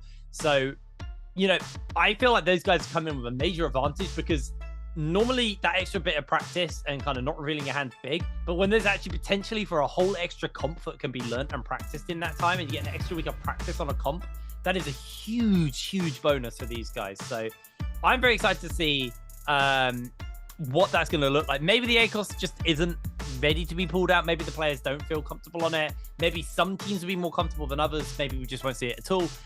We'll have to find out, but we do have that's not next week, it's the week after. We'll have 4 days of NARAKA goodness coming up from Thursday all the way through to the Sunday for those grand finals. I'm so excited. I'm absolutely buzzing to get into that action and see, you know, what teams we're gonna have and how people are going to be performing. I feel the loss of KLA, that's really shaken things up for me because I feel like they were a team who are dynamite stick when they would play in in any game, because they just either not do a lot or they would absolutely slam the top end of the teams. I feel like they were a major threat to TE because of how uncontrolled they were in a way that they were very unpredictable. I feel like TE now are probably in the most comfortable position they can be in. I think GG did find their form towards the end of this split though, so there is a world where GG could also look quite good. J-Team are one I want to keep my eye on because, I mean, it's about time they actually win a domestic and not just international. But at the same time, they haven't looked that great domestically this year. Like, they never looked great at Nbpl. We've done 3 seasons of it now, and I've never been sold on J-Team. It was only at Worlds where I was like, J-Team are a legitimate team who look really solid. So maybe it's time for them to kind of prove me wrong. I feel there's a whole bunch of teams to keep our eyes on. I think T is the obvious one. Any dark horses for you then, Raven? Has to be J-Team. Every single time I count them out, I'm just like, what? J-Team won? Is this... For some reason, no one considers them the GOATs when they've won back-to-back Worlds. That's really crazy when you think about how many teams they have to beat, how strong the competition is. So I'm just going to give them that respect, that they're for sure at least a dark horse. Now, I'm always going to root for my team, TE. I've always learned from them. I always think they're the best. And XEG, I think those two are the front runners. GG, Koala, WBG were more defensive teams. They would have their good games, but they mainly counted on sitting back, playing their Transformers, not really overextending ever and playing their late games. Now, their end game strategy, god tier. They would always get 20 to 30 points on average. I'm super excited to see it, and I can't wait to cast it with you, HipBrain. I am very excited to get into those grand finals. They are going to be absolutely brilliant fun to watch. So make sure you do tune into us for that. It will be the week after next. There are qualifying games next week, 3 days from Friday to Sunday. So make sure you do key your ears to the ground about that one. But the grand finals will be coming up the week after that. So thank you very much for joining us here at the final day of the Repêché. We'll be back next 2 weeks for the grand finals. Until then, we'll see you later.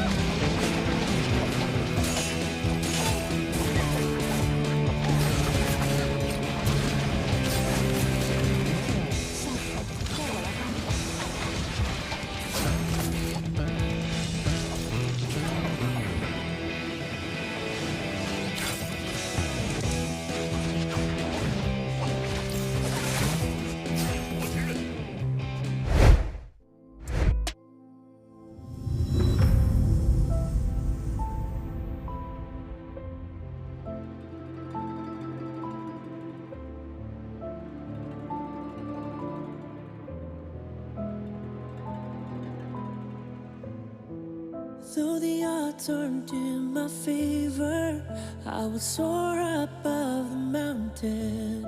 I won't give in nor surrender.